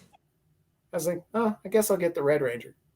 Wow. And so he was the first Ranger. And then I really started to get into the show, and I liked his character. And I was a big fan until, Green showed up and took it to a whole nother level. All right. So clearly he's spitting your cereal when he met you, and that's my face. He peed in my oatmeal, All right. And he put a Gatorade bottle at my head. We got a super chat from Sam. She says, clearly, neither of you ever had to pretend to like someone. They do classes on faking it, LOL. So what do you guys say to that as you like, I can't do it? All right. And someone said, Drew, don't do it. All right. All right. Now let's do that same question, but in reverse. Brent, take why you shouldn't support Austin St. John, and Drew Danger, take why you shouldn't support Jason David Frank. Let's see, guys, if you see the flaws in your heroes. Who would like to go first? Why I wouldn't support Austin St. John? Because his character wasn't really that important to me. He wasn't. I always felt, I've said this multiple times. Brent speaking from the heart, guys. We were just supposed to be joking, Brent. You over here like bleeding out your heart, but keep going, man. Right. He wasn't really a concern of mine. Let him cook. He always came across as someone, if the kitchen is steaming, he'd want to say evacuate the kitchen. You know, he had that wantingness to be a leader in situations where it wasn't really needed. And I wasn't really concerned about the Red Ranger, or there was. I remember it was a long time ago. Red Ranger, Green Ranger, they all has this beef or whatever. It wasn't really concerning to me at all. So, if I wouldn't support Austin because he wasn't my favorite Ranger. So. Ooh, all right. Drew, why wouldn't you support Jason David Frank at Comic-Cons? Let's go. I can tell you why I wouldn't, but I'll wait till you guys finish. You know, I went to my first Comic-Con when I was a kid, and I saw Jason David Frank, and I was standing in his line, and he turned his head like this, and I said, "What is that?" And I saw this ponytail, and it was something about the long hair that just made me want to grab it and be interested in it. And I thought to myself, why would somebody want long hair? Why would they do that? I mean, you can't be a real martial artist if you have long hair, and especially a ponytail, like, so you can pull people. And when they grab your hair, you scream and put your hands up in the air, and you lose all your martial art ability, and you lose all your skill, and you can't do anything anymore. And then you got Chael Sonnen coming out and laughing at you, talking about how you are as a martial artist because they grabbed your hair. And obviously when you grab people's hair, they lose their ability. It's like kryptonite, you know? That ponytail just puts a stop to it. And I just couldn't get behind that. I couldn't stand, because I know I'd lose my martial art ability if I believed in that ponytail. It would just magically go away from me. All right, Drew. Time out. Look, we got Brent over here taking it seriously, and Drew is just as unserious as it could possibly be, but entertaining nonetheless. So, this veteran approved of Drew's statements. Okay, all right. So we got some approvals. Now, look, a more serious question, guys. Okay. If you will, let's get serious. Let's get down to brass tacks. If you could be a Power Ranger, who would you be and why? Oh, that's a good one. Go ahead, Brent. Which power? That's a tough one. From any season, any like, it doesn't have to be Mighty Morphin. It could be Zeo, Dino Thunder, Space. Who would you be and why? There was an episode of Mighty Morphin where the Blue Ranger, he was afraid of fish or like swimming or something like that. And then he was scared. And then all of a sudden, in a matter of seconds, he got over his fear and he destroyed the villain. And to get over a fear that quickly, that'd be pretty cool. So that would be one Ranger I would be, because in real life, you can't get over fear so quickly. But David Yost's character, he was able to overcome his fear very quickly and defeat the villain, while everybody else was like defeated. He was able to save the day. All right. Yeah, I think it was that one. I think it was the fish. Yeah, the real fish story. The real fish story. You get it, guys? The real fish story. The real. All right, look at Brent with the historian, with the Blue Ranger, with the real fish story. Who would you be, Drew, and why? What Ranger and why? Okay, I got to give it up to my guy, Tommy Oliver, all the way, and I'm going to tell you why. Which Ranger? Which iteration? Green. I would say Green Mighty Morphin, Tommy Oliver. And I'll tell you why. Is because unlike a lot of the other Rangers, Tommy really bared the pain that he caused when he was controlled and he became evil. It really haunted him, and it made it difficult for him in a lot of ways to really be accepted or be embraced by people, because he, at the back of his mind, he was always thinking that at any time, could they control me again? Would I go evil? You know, that was one of the things he told Trini, was like, if I go to that island, the episode about the island where they have Trini's cousin, and he tells him, he's like, look, if they take control of me again, you know, I'm sorry. And I would not want to harm any of you, but forgive me for what I might do if they take control of me again. And that told me, like, right there, that this is a character that really feels something for the mistakes that he caused, even though he was not in control of his mind or his body of the time. And when he lost his powers, the second time around as the Green Ranger, where he fights Goldar, you know, that was one that really kind of made you think, because at that moment, he's going to lose his powers. His self-confidence is going out the window. His fighting game face is not on correctly. You know, it's really taking a lot out of him. That's how much it meant for him to be a Power Ranger. That's how much it meant for him to fight and save the world. He didn't want to lose that. And it wasn't for his own vein. It was that he was that warrior that he knew needed to be in the fight to save the world, to help his friends. And he didn't want to leave the world helpless. It was that important to him. And when he got his confidence back, even though he didn't have his power anymore, he still did that last mission of destroying that crystal and ending those awful Dark Rangers with the jacked up costumes. But he stopped them.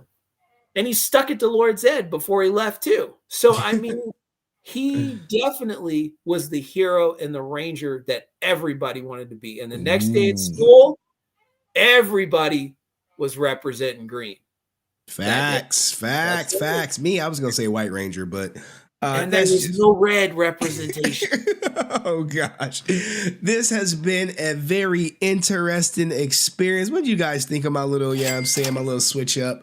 And shout out to Goddess Div, who said Drew Carone was the female version of Tommy Oliver. And guys, if you don't know who Drew Carone is, she is right here for you. Yeah, that's a good way of putting it. She carried a lot of pain too. She did. Why did she carry some pain? Well, she was raised by a villain, and so her whole life was a lie. She was actually the twin sister of the Red Ranger in space. But she was kidnapped and raised to be evil.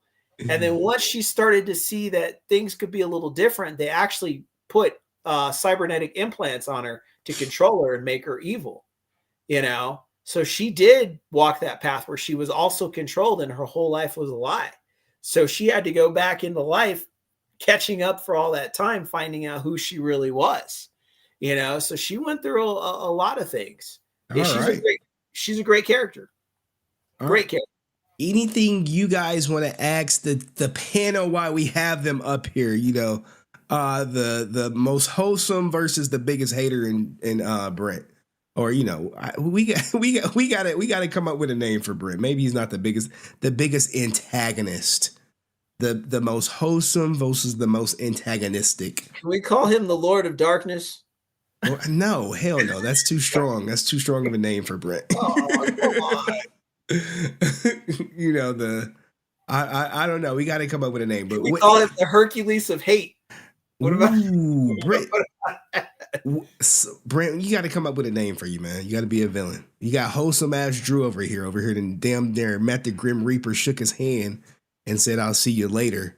And then we got, you know, millionaire philanthropist, playboy Brent, you know, front row at Beyonce in France, and then, you know, at some other concert in Australia the very next day with Karen Ashley. Did she give you any of that PPP? Not the PP, the order money. Is that how you able to see her? No. Okay, so no order money. Okay, I saw her in LA at the forum. Okay, here you go, Brent. Here's a question for you: do you own any Green Ranger merch? Green Ranger. I have a group photo with the Green Ranger in it. Okay, he has a group photo with the Green Ranger. Guys, he hates JDF because he smacked Twee when he came on the set. He was like, "Oh, no, that's you asked me specifically why I wouldn't see visit at a con.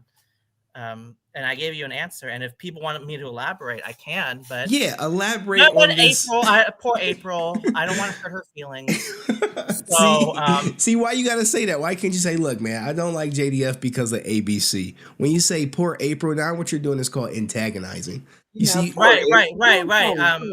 No, but she, if I say an antagonistic comment, then see, instead of explaining why you don't like JDF, you over here giving April the attention. You can say, oh, look, I don't like JDF because of A, B, C, and D. That's keep it simple. But you said to read the room, Henry. Remember, you said try to read the room. Yeah, and none of these fucking people in the chat, they don't like you. I have a good answer. I gave a the answer is true, but you really want me to? I already the Brent stream. I already explained. It's a repeat. I don't charge for cons, and he charges people for signatures. Yeah, all that stuff. It was a repeat of. You'll be repeating, so I gave another answer.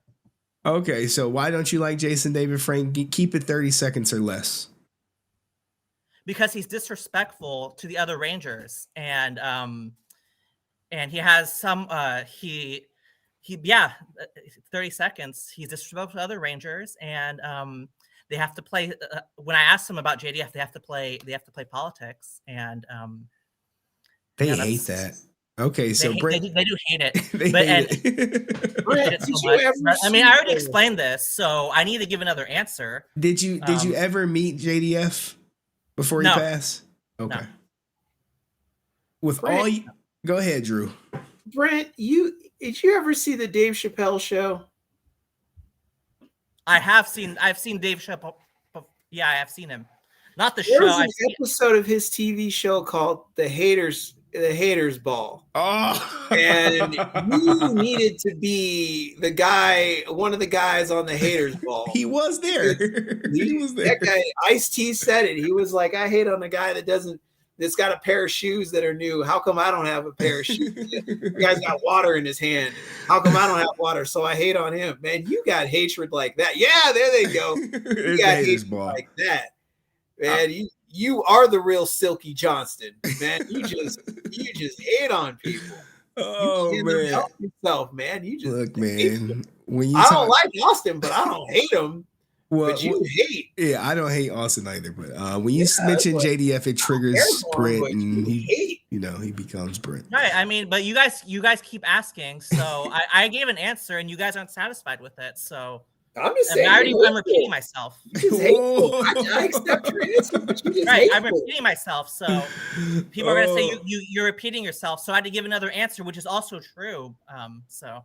All right. Okay, guys. Any questions for the panel? Anyone else want to come up? Put up one if you want to come up. Give me some questions, man. I want to talk to you guys. You guys have all been great. Cool. Let me at least do that. Did y'all watch Lost Galaxy? If so, who is your favorite Ranger? Probably Corone when she came in, and if you guys don't accept that one, I'll say maybe the Magnet Defender. Okay, I don't know. I never watched Lost Galaxy. Between those two, because I like Corone a lot, but if you guys want more, because she came in to replace somebody, so if that's not good enough, I'll go with the Magnet Defender. All right, if you guys want to come up, hit the link. I see Dust, I see San, I see Sean Rhea, the regulars. It's nice to get new people, guys. If you want to come up, hit the link. I can't guarantee you Brent and Drew will be up here, but if you guys will have me up here, I'll be up here. We can have a little powwow. I know Brent always likes to. He loves to be up here, man. This is like his home for him. He when he couldn't come up one day, he was I mean, what other channel is putting out Ranger content like me on YouTube? Is there any other channel, Brent? No, because Legacy of Nerd, and I'm not shading him. He does great content. Why would you bring him up? He does great content, and the depth he goes into with the toy, it's great, and I love his positivity. But he does not explore the topics that you do, Henry, because he's not the type of person who wants to talk about the drama, and you're willing to do that. You're willing, and that's why I think you're the only one that's talking about. Well, you know, every other people, other Ranger channels, they want to get interviews, they want to get looks, they want to get, you know, maybe do business with some of these Rangers, and that could be their lane. And me, that's not my lane. So with that not being my lane, I can speak 100% freely about movies like The Order and, you know, Survival's In, where other channels who are hoping to get an ASJ interview or a Karen Ashley interview, they have to act like that shit never happened. And that's on them. They stay in their lane, I stay in my lane. You know, that if you want to, you know, go to a channel where you can't ask the tough questions, then I mean, that's on you. So, but shout out to Legacy and Nerd. No shade. That's my brother. I understand him, and I know why he's doing what he has to do. So, shout out to him. Anywho, but if you really want to give it up, I think Nerd Affiliated will give it up. Waiting on some people to hit the link. I see our Dominatrix is back there, ready to whip you motherfuckers up. I see Shanria. Where's Dust at? I see San. All right, let's bring up San. Hello, girl. How are you? What you want to say to these crazy guys? Oh, there's Sam. How's it going? I'm doing good. Number one, I do like Brent. Shout out to Coach Gang in the building, Pasiano. So please don't think that I don't. I don't agree with everything he says, but I like him. Okay. Number two, Brent, you said that I said something. Don't put words in my mouth. Oh please. My goodness. Can we please not go over this? You said this, you said that.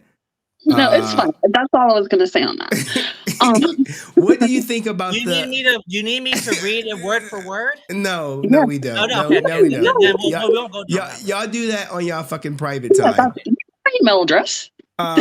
Here we go. What do you think, San, of Jacob Frank's indiscretions with the law or his charges? It's sad. It's really sad because you never want to hear that somebody's can do that or would. And I don't really like talking about people's kids either. Like, you know, that's a grown ass man. That's not his kid. What are you talking about? He's damn near 30. I know. It's just like, you know, because that, and I'm not talking about like just him. I'm talking about his family and stuff. It's sad because there are innocent people involved, and sorry, my kid's coughing. That's another reason that I don't like talking about it, because my kids are around. But it is sad because that stuff, the fact that it was looked over so many times, because it's not like he did one thing and it's done. There's multiple problems and nothing's happening. So that's a problem. And it's sad because it's bigger than it needs to be now because ASJ is involved. And what do you think about ASJ reaching out to Jacob? I think that whoever his PR person is needs to be fired and replaced. We're not firing Zach Taylor McGinnis, guys. We already went through this. We don't care if he said, you know, screw Jason David Frank. We don't care about this shit. This means nothing to the ASJ camp. This is like, thanks for fucking saying it. I'm gonna have your back. Don't worry, we'll get through it. Thank you, appreciate it. So, but Henry, how do you know that it was ASJ who coordinated this meeting? What happens if Jacob Frank, maybe he thought, this is speculation on my part, if he thought, shoot, rent's due, you know. Okay, rent's due. I need to. I'm desperate, so I'm gonna go to this con that ASJ's at. I'm gonna show up unannounced, and then I'm gonna talk to him. Ooh, hot take from Brent. Maybe it was. And let's say that it was. It doesn't change the fact that ASJ walked into this like this. And not to mention, ASJ did hate his dad. He still hates his dad. And I'm going to be on a stream Sunday that I think that's going to explore the hatred that ASJ had for his dad. So I don't know if anyone announced it I'm yet. sorry, and I said this in chat. Yeah, maybe the media had got a hold of it, but that was not. It didn't come from nothing. It wasn't like the media just made it up. Right. That came from somewhere, and it came from both sides. Neither one is like, oh, he started it. Look, you had a set of 17, 18-year-olds, guys, with, they're new on the scene, and they both have the same name. There's, they didn't like each other. They were kids. They did what any teenager does, but that it built from there. Of course it did. Ooh, okay. Well, thank you, San. Any last words, San? I'm about to drop a couple people down. We the lobby is full, and someone said Jacob could have came up with the plan himself. He doesn't seem dumb. I think that a lot of people who are in ASJ's camp need to remember that there is the actor and there is the character who is Jason Lee Scott, but also there is the character ASJ, the brand. Okay. So, and like, that's what I'm judging. I'm not judging the guy that might go to jail. I'm judging the guy who I'm seeing in interviews and I'm seeing in, doing this stuff. I've never been to a con and I'm not going to go to one. So I don't know that version of him. I know what I'm seeing on screen, what I'm hearing about him. And so, people need to remember that sometimes the character of that person is not the same as the guy or the other characters he plays. And I think that they failed him on that, and that he's failed on that. Okay. On his brand as a business. Ooh, as a business, well, maybe he'll be waiting tables, because if you fail in entrepreneurship, you'll be waiting tables. All right, Sam. Thank you, Sam, for coming got up. a question for me. I mean, I'm just looking. I just can't believe I'm meeting you. I think you're really cool. So I was like, you gotta have a question for me. No question for well, Drew. No, I did. I asked my questions on. Oh yeah, chat. she did. She asked you about the law enforcement. Oh, yeah, well, I did. So looking over there. All right, because I do actually listen to what you say, and so I didn't have any questions. All right, let's drop down. San. Thank you, San. Let's bring up my man who's been a road dog from the day one, from A1, who knew about the nuke that was coming. DustProductions. How's it going, man? What is up? How's everybody doing tonight? We are well. What did you think of the Jacob Franks indiscretions, if you will, with the law? I use indiscretions like very like I'm being very loose with it. But these are some serious offenses. What do you think about all that? Well, I think there's two sides to it, and I actually and this is rare, but I understand what Brent says when he says Austin might not have known, the convention might not have known. I actually don't think that they knew, but I also think that a convention that's going to post on their website, hey, we're going to promote this person, maybe look into them a little bit, Scott. Because a convention, it's supposed to be PG, and it's kid friendly. And if you have somebody there that maybe wasn't supposed to be there, and now all of a sudden you're promoting them, that's not a good thing. Okay, so you're under the belief that, hey, no one knew, but now they know. You're 100% aware that Power Morphicon is aware of Jacob Franks' criminal history. I definitely know, because me and a bunch of other people sent emails to him. Oh, holy! Y'all sent emails? Wow. So, yeah, and also, Brent, I got a question for you, if you don't mind. And it's so you said you never went to meet JDF ever? No. That's correct. You never even tried to meet him ever? No, because my first con was 2 years, was after he passed. Oh, really? My first ever con ever. So you never, okay. So I was under the impression that you went to a convention or you were going to conventions before he even passed. No, I saw it was in LA.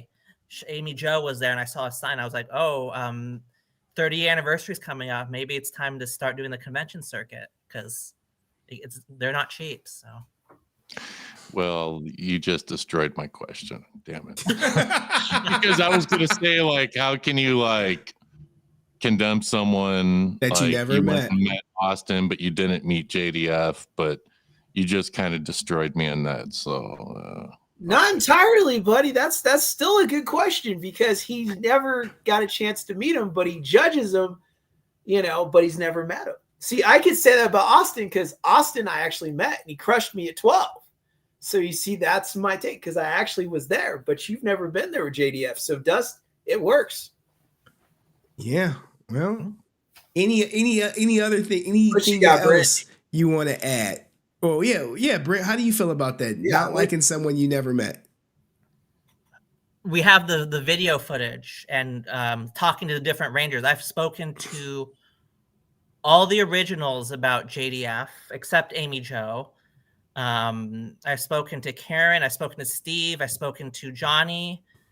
Who else? And that's it in regards to JDF. And Steve said he was very, very cool, but after my personal experiences with Steve, it's like there's nothing. He's very financially driven, which is fine, but he made a mistake on my autographs and he refused to fix it. So I was under the impression that he's about money. So now that colors my impression of what he says about JDF. It seems like he says says the right things because he knows very well the JDF fans. They come in droves at all these cons, even if JDF is even if the Power Ranger is not even there, they come out to these cons and they support JDF's friends and he knows that. So Johnny Young Bosch and David Yost said he was a prankster. They call him the same thing, and then Karen Ashley, Walter Jones, complicated. It seems like they're reading off a script, and how could two different people say the exact same thing? Yeah, if you had a deep relationship with someone, the story would be different. And they know they got to protect their money. They know the script, and you said we're gonna save the Johnny Young Bosch thing for later. Yeah. I got more Johnny Young Bosch. Me and Dust were watching the Johnny Young Bosch live. Oh my God, he was giving it up so good. And I was hoping that we didn't screen record it. We didn't think we would need to because he was just signing autographs for people on stream. Like I think people want autographs or something. Mm-hmm. And then somebody asked the question about Legend of the White Dragon, and then he kind of got into that, and then things got real dark for him, and he was about to cry, and then he caught himself, and I was like, all right, if he posted, I'll get it, because we were just chilling, and he was like, hey, Johnny Young Bosch live, so I started tuning in. Then my grandmother came over, my mother came over, my daughter's here. I'm putting together a goddamn motorcycle, and I'm listening to it. But yeah, it was a great Johnny Young Bosch. It seriously looked like he was gonna cry, and like I sent Henry the link when I first saw him go live. And then all that started going down, and Henry and I were both waiting for that stream to end so that we could download it. I was like, and please. We couldn't get it fast enough. So, because I asked Johnny Young Bosch at a panel about Legend of the White Dragon. Henry, I sent you the picture of his. Yeah, I think you did. Yes. So I asked him at a panel, you were in Legend of the White Dragon. How come you're not in anymore? And he went into detail how he quit. He objected to a Kickstarter during COVID. He objected to raise money while JDF wanted to raise money, which there's nothing wrong with wanting to raise money for a movie because you need funds. As you found out with the order, you need funds to make a movie. And there's nothing wrong with that. But the thing is, like, JDF is not the only one who cares about the fans and their money, because Johnny Young Bosch knows that JDF fans, they will support JDF even if they might have to use a credit card to support him, because they're that loyal and they're that faithful to him. Because he said specifically he barely had $10,000 during the when Codeverse hit, so he didn't feel comfortable asking fans for money during when he himself was having a very tough time. Okay, so he mentioned that in the stream. He did mention that in the stream, pretty much word for word. Oh, he did. Okay, so people know that I'm not fluffing. He mentioned that in the stream. It's just I have a video where he talked about it too. You saw that stream, you do not understand. Like that dude, like he shouldn't have been online. There's a YouTuber with 100 subs that Johnny Young Bosch did an interview with that I have. But he won't do an interview with you. Look, man, he probably watches someone. He watched your channel. Of course, they all have. They see the thumbnails. They saw us in the chat. Yeah, he and Henry. He was like, "Hey, he said something about HenryResilient." You don't know if it's real or not until you cam up. Well, people could make burner accounts, you know. And Drew, I created Brent out of thin air. I was like, "Hey, cam up." He cammed up, and then that's his superpower because everyone else just talks in the chat. But anything else you want to add, Dust, before I drop you down? And Drew, how long do you got, man? I know you've been here for a while. No, it's cool, man. I got the whole day cleared with my wife and son, so we're all good. All right. Anything? The only thing I got is I'm going to be doing a toy review because I got a bunch of new toys from my backdrop there. I don't know if you can see any of that, but I think it looks pretty sick. So okay, I see my chess partner back there in the tuck, probably trying to get me to play some chess right now. I usually play chess with this guy at like 2:00 in the morning and shit. He be kicking my ass. Sometimes I win, sometimes I don't. But Nelson Angel, brother, let me drop Dust down. Dust, stay cool. Hey, what's up, guys? What's up, Nelson? What would you like to add? Is Angel passed? Yeah. Oh, Angel passed. Okay. What's up, dude? Hi. Hey, so yeah, going off of what Dust said, dude, I was just like you. Like I was in that little bit of the JDF hater group, you know, before I actually met him. And it wasn't because like I hated him as a person, but just like you said, I talked to other Rangers beforehand because I've been going to the con circuit since at least 2007. Mm-hmm. Oh wow. So it's been a while. And so it was back when, and I'm sure Drew knows because I'm from Los Angeles, California. Okay. So we got all the big cons and all the little ones. Yeah. So we have Rangers coming to little ones, to big ones, all in the LA area. So if I really want to see Chris Cayman Lee that I've talked to multiple times, like I was telling Henry, like he's the guy that like he'll openly talk crap about Saban like left and right. He's like, he screwed me over. Look, he did this, man. he did that, you know. Like I reached out to Christopher Careyman Lee for an interview. He said he curved my ass. Did and he I'm respond? like, yeah, he was like, oh, good. That's what I like to hear, man. Now you can catch his ass streaming on Twitter to like 2 people or something. Twitch at to 2 people playing. Legacy of Nerd got an interview. Huh? Legacy of Nerd got an interview with him. Well, yeah, it's fucking Legacy of Nerd. What do you mean? What do you mean? Legacy of Nerd can get an interview with everybody. Man. Yeah, like Nelson, though, like if you come on this hatred, man. If you come on this channel, it's gonna be bad. Like if Christopher Cayman Lee came on the channel, like, hey, can you tell me about the time you kissed your sister for kickboxing? How was that? How'd you get into that shit? Did you know you were about to kiss your sister? He'll probably be pissed off that I asked him that question because that's some shit that he don't want people to know. And someone said Nelson is a cutie. So, what do you think? What do you think about Austin? I mean, Jacob Frank's going back charges. To that, but first, before going back, I'm gonna go back to that Jason David Frank thing. So, I was actually in line all day at I think it was. Dang, I forgot what year, but it was that year that they gave out that Lord Draken figure with the seat. So I was in line all day on that thing, and we did not move for at least 2 hours. We didn't move for 2 hours, and you waited, huh? And you waited for over 2 hours, dude. I waited all day from the start of the con to the end of the con to get to Jason David Frank. Damn. And so the dude barely took potty breaks. Jesus. Yeah, he that's did right. he did not stop, right? And so I had a bad taste in my mouth because he was, you know, that bigger than bad kind of dude, you know, in front of the people, you know. So I was kind of like, I gotta stick to this because I need to get my figure signed, you know. So it was kind of like one of those Harold and Kumar moments when it was like we've gone too far, we gotta go all the way.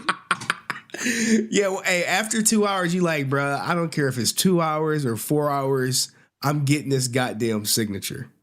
Dude, like, and this was one of the things that I also wanted to tell Drew, because I know Drew is like, I feel guilty about not, you know, talking to JDF, you know, when I had the chance, because the thing is that me and a group of people, like, we knew he was stressed out after, I want to say hour 3, hour 4, and we just started cracking jokes the whole time. Cracking jokes, and we were like right at the point where he could hear every single word we were saying. We were saying, you know, D jokes. We were saying toilet humor jokes, and all jokes. He did, and it was funny because he was trying not to crack the whole time. He was trying not to crack, and then we finally get to the line, and he's like, "I just wanted to thank you guys because you guys made it bearable for the line, especially when it didn't move." Wow. All right, wow, all right. But now, that's when you actually talk to him. He takes the time to talk to you, and then all of a sudden it went from hating this dude to, man, let me buy you a burrito after this. He likes burritos too. Now look, man, we got a lot of people in the back, so we're gonna have to try to make it. For sure. But we're gonna have to try to make it quick. What I was gonna say though is about that Jacob Frank thing, dude, because I sent you that thing as soon as I saw it. I'm glad you're covering it, dude, because nobody would have known anything about that. Nobody would have known anything about this, and nobody would have covered it. And I'm glad you're saying it because, like, I really do. I'm on Brent's side on this one. I don't think Austin St. John invited him. I think he saw the biggest opportunity of his life after getting owned by HenryResilient and all this stuff. Like, I didn't own Jacob plenty of times. If you've been following the stream, I didn't own his ass several times. No, but I mean Austin St. John. The last few weeks, you've really been grilling him on his lies, you know. And so seeing the son of JDF come into your line, I don't care how like, I bet he was foaming at the mouth, being like, I could get his endorsement right now. Like, screw the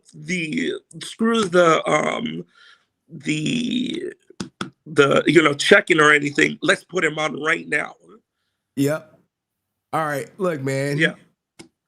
Thank you, Nelson. I see Stephanie. She been waiting a while. Angel, you're awesome, man. Thank you for coming up, man. I appreciate you. And I'll see you. Okay. Okay, man. You stay awesome, man. You're a real good one, man. All right, man. They gonna meet up at now let's bring up our favorite dominatrix. I see my chess guy back there. He probably like, yo, I sent you a fucking match, man. Like, what's up? We playing tonight. Shout out to our favorite dominatrix out here. Yeah, you know what I'm saying. How you doing, Stephanie? Good. Hey, Drew. Hey, Brent. How's it going? You know, it's good to see you. What you getting into tonight, girl? What's going on? Well, I have one thing to say. This whole thing with Jacob is really kind of blowing up into a whole mess that Austin should not have gotten into. Well, you know, there's a reason that Jason never, you know, put him in his wheel or had him at cons. And it seems like Austin St. John is just picking up everything that Jason has pretty much thrown away. And every piece he picks up along the way is just some bad connotation, some sordid history that comes with it. But Javier said it best though in the chat. He completely ignored Skye at Orlando. Yeah, I was there. Brent was there. Did you ever see ASJ talk to Skye? Nope. Nope. I mean, and this is coming. I mean, their booth from, was like right. It was like the setup was, they were very close because ASJ was at the corner, at the edge, at the wall, and then Skye was like a booth over a little bit to like to the middle, more to the middle of like the walkway, and they were very close. And he could have said something. He could have took a picture. Even after convention time was over, when technically it was, free reign for everybody, parties and everything, Austin could have taken the time to go over to Skye. He refused. He snubbed his nose at her multiple times. Does he know that Skye is his daughter? Jacob? Yeah. He does? I'm sure he knows. Oh, yeah. Okay. I mean, she was just on like a bunch of his comments today. And actually also yesterday with the whole thing with Jacob. Well, yeah, she got a clout ride, you know what I'm saying? You know what I'm saying? She gotta get it in. She gotta look at me. Yeah. Look at me. Thank you for doing this for my brother. My grandmother do that shit on my Facebook post. She's like, oh, grandson, thank you for posting my granddaughter so we can see her and shit. I mean, I'd be like, Grandma, stop saying thanks, grandson and shit. Just be like, oh, I like the picture and shit. Now you letting everybody know you my goddamn grandma and shit. And I know she watching right now too, because she support me and shit. But still, Grandma, chill with that. Anyway. Hey, the thing is though, family rides together when it comes to support like that. I'm not gonna knock anyone that's gonna support family, because I'll do it with my own family. Now, speaking of Skye, what did you think about the voice recording of her basically saying what Jacob did? And Drew, I never asked your opinion on this either. The voice recording that you hear of Skye talking about Jacob. What did you guys think of that? Do I need to play it? To me, it definitely, I mean, she kind of opened the own can of worms and really screwed her brother over. I mean, he screwed her over also. Now that the audio's out there, once they hear it, I mean, you might be having backlash from Skye on that. Fuck her. But, I mean... He bent over and showed his cheeks and his whole asshole and had his between his legs, and she said, my son exposed himself to me. That's what she told me. Jacob's a weirdo. He's a known foul. My dad had documents of court paperwork Tammy knows about, Francis knows about, of Jacob. Now, if you notice, right, if you smart, you catch on that I cut this off with 7 seconds left. What do you think she's saying those 7 seconds? He's a known foul. My dad had documents of just watch the timer. Tammy knows about, Francis knows. Look, it cuts off right here. It cuts off. It's still 8 seconds left. It'd be bad for both of them if I continue to play. Not to mention the tape that Jacob sent me. But what do you think about her part in outing him for it? I mean, she opened the can of worms years ago whenever she sent it to you, she opened it, but she's also opened it years ago. I mean, fact of the matter is, stating that your dad knew about court documents, Tammy knew about them, Francis knew about them, your own mom knows about them, like right there, you're putting the family on a blast that you don't need to put. Like, yes, your family is somewhat famous. Yes, your dad is definitely famous in not only the acting world, but in the martial art world. Keep your private life private like that, especially when you don't want shit like that aired. Here's the thing. She was looking for sympathy from me. She was looking for sympathy. She was looking to make him out to seem crazy. But Drew, what did you think of the audio? It's a tough situation, but people need to know that this guy is doing this to kids. If this is his thing, people definitely need to know. So I'm not gonna, say anything about that. That's something that needs to be known. You can't try to go over that part. However, the other thing is she's doing this to get attention on herself. I think, and I hate to say this because I don't know Skye personally, but I've got to say it. It just seems like she's willing to do whatever it takes to get her fame or her name out there, or to seem like, look at me, I'm important. And it looks really sad because I see that from her, But then I see it from her brother, from Jacob. I see the same thing. Like they're both trying to get things, and they're willing to do whatever, whoever, to get these things out there. And that's really messed up when you're that low and that sad, you know, to go do something like that. And you know that your dad, you know, as it was played, he was like, I really don't want these guys to, you know, handle things or get money or get these things, because he knew how messed up his kids were. And I'm sure he tried to, you know, straighten out and do things, but sometimes your kids, they can be too far gone. Oh, 100%. 100%. And yeah, and it's like, I can't bring them back. And they're out there doing wild stuff. As we can see, you look at Skye, she looks like, I don't really get into I'm not a rap fan, but who's she's transracial. She's Skye Dolezal Jr. Oh gosh. She looks like, what's her name? Red? Help me out here. Sexy Red? No way. I was gonna say Carly Red. Carly Red. Okay. All right, Brent, let's bring you into what do you think about the audio? I was gonna ask, I want Brent's opinion on this, because I mean, in a lot of ways, yes, as a non-JDF fan, I'd like to hear his opinion. What do you think about the audio, Brent? Oh, it's bad. It's just Skye. I mean, I don't know her. I only seen her at cons. The first time I saw her was in Orlando. I never spoken to her, so I don't know her. But based on what I'm seeing, that she shouldn't have said what she said in the recording, because you need to.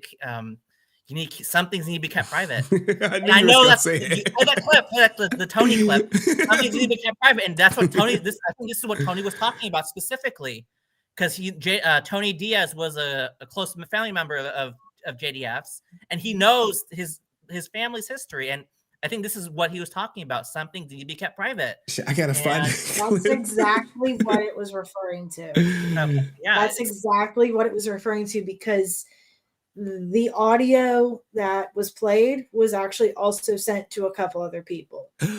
What? She said the same thing to a few other people. No. So that's why Tony said what he said. Like, certain things have to be kept private. Cut it. Like, you need to keep your family stuff private. She was telling other people. I thought it was just me. And I thought I was the only one. It was more so to her it was in her inner circle. Ooh, man. It was that's the inner circle, and there were people in that inner circle that ended up spewing the tea, and also the drum. But what about which is how Tony got the info. But what about the Walter tape, Brent? Should that be kept private too? With the Walter tape? That Walter tape. I know what you're trying to ask, but let me Francis should have kept that private. But because she disclosed that there was a tape that would ruin his reputation, and then she releases only a portion of it, it's kind of like you need to release all of it at this point. It was better if she was just when next time you see Walter, ask him, does he want the tape released? And I'm sure he'll give you the context of it. You should ask him. Ask Walter. Really, hey, at this point, you should ask him. Only JDF's voice has been released, and you need to release the whole context. Well, ask Walter. If you say, "Hey, I spoke to Walter and he said release the whole tape," then we'll release the whole tape. He didn't give consent for Francis to record him or to release even a portion of his conversation. The thing was, Francis wasn't even in the picture when that audio recording was made. Francis she was in the She was. She was there. No, and that in that segment, when the audio recording was made, she was not there. She was there. She was there. I cut her out. I cut her out. She was there. She was there. She was the one recording. So if you want to disclose that you have a tape, no. If Walter say, yeah, release that shit, I got nothing to hide, I'm sure I should be out within seconds. But why did you even disclose that tape in the first place? Why did Francis say that? Why did she do that in the first place? People said they were lying, and now you got the truth that Walter took $1,500 at the con. and accused Jason of blocking him. Now you have it. There's undeniable proof. But people keep saying that 1,500 was for Walter. Does Francis know that for sure? That it was for Walter specifically, or was it for somebody else? You can ask Walter when you see him. You see him at cons, don't you? Why you see him? Are you not going to ask him at the cons? I know you're going to ask him at cons, Brent. Don't say you're not. But you need to release the whole tape. If Walter says I'll release the, why should I ask his permission? Because he's on the tape. He's on the tape, ain't he? He's on the tape. you don't want the person you look up to to have say a certain picture. About him. You can have him release the whole thing. It's nothing for you to go up to him and say, "Hey, you want the tape release?" He'll be like, "No, thank you." I bet you he'll say no. I bet you say no. But Henry, why did Francis even disclose that tape in the first place? It's out. The bell has been rung, Brent. You need to come to terms that Walter does not want the tape out there. That's it. Come to terms with it. Come to terms. You also have to think, give or take what state, and most states have this, it's one-party consent. Yeah. So if anything, if Jason was recording for his own benefit, which he was, that was consent right there. Which he was. Because there's at least 30 states that are one-party consent states for audio and video recordings. Yes. And Ohio, which was the place where it was recorded, it's a one-party. But Francis claimed that she's trying to protect Walter. Dude, if you want to argue protection, which is a fucking opinion, do it with her, bro. We don't got time for that. All right, Stephanie, I appreciate you coming on, man. Thank you. One more question. Okay, go ahead. It's for Drew. Yeah. Yeah, Drew's like, give me some goddamn. It's the Drew stream, and no one wants to talk to goddamn Drew. That was the thing. I was waiting. I was waiting on the Drew, back and forth for a second. In all honesty, I was afraid that this Jacob shit would eclipse the Drew stream. I was like, fuck. It landed on me. But go ahead, Stephanie. What's the question? When you met Twee, out of all three of them, what was the way she acted the most? Was she like very happy with doing the scene? With doing like the convention scene and the meet and greets? Okay. Or was she more on the keep it quick, Drew, because we got other people I'm trying to get to. Okay. So I'll do as fast as I can. She was very, very nice, very polite, little quiet, but she was answering a lot of questions. But the thing about it was, Walter too, was that you could pick up that like they kind of had this vibe about them that was like, yeah, kids are here, this is cool, we're happy to do this for the kids, but there was a piece of them that had the look on their face, I just got to be honest, where they were like, I wish things were a little different. And what I'm saying is they had that look on their face where they're like, you know what? We shouldn't have left the show. From the time they walked out on the stage, they had that look that they shouldn't have left the show. And Austin was standing there like, yeah, look at me. And these people are beneath me kind of a thing. Like he still had it going on. And they were more like, maybe we shouldn't have gone that way. They definitely had that vibe when you could see it on their face. If you guys were there, you could pick up on that. Yeah, right, and Walter said he regrets it, and Austin, he never fully said he regrets it, but that's right. He never. I'm going to be honest with you. I doubt he regrets it. No. All right, go ahead. Last word, Dana. I wish I could have met both of them in person. I did. I was able to talk to Jason on streams when he did the Instagram streams, but that was about it. Who the hell is Jeremy Carr? Him in person. So Jeremy Carr is the guy. Thank you for actually being able to meet him in person, Drew. Yeah, you know what? Henry, did you get the video that he made for me? I do. I got it loaded.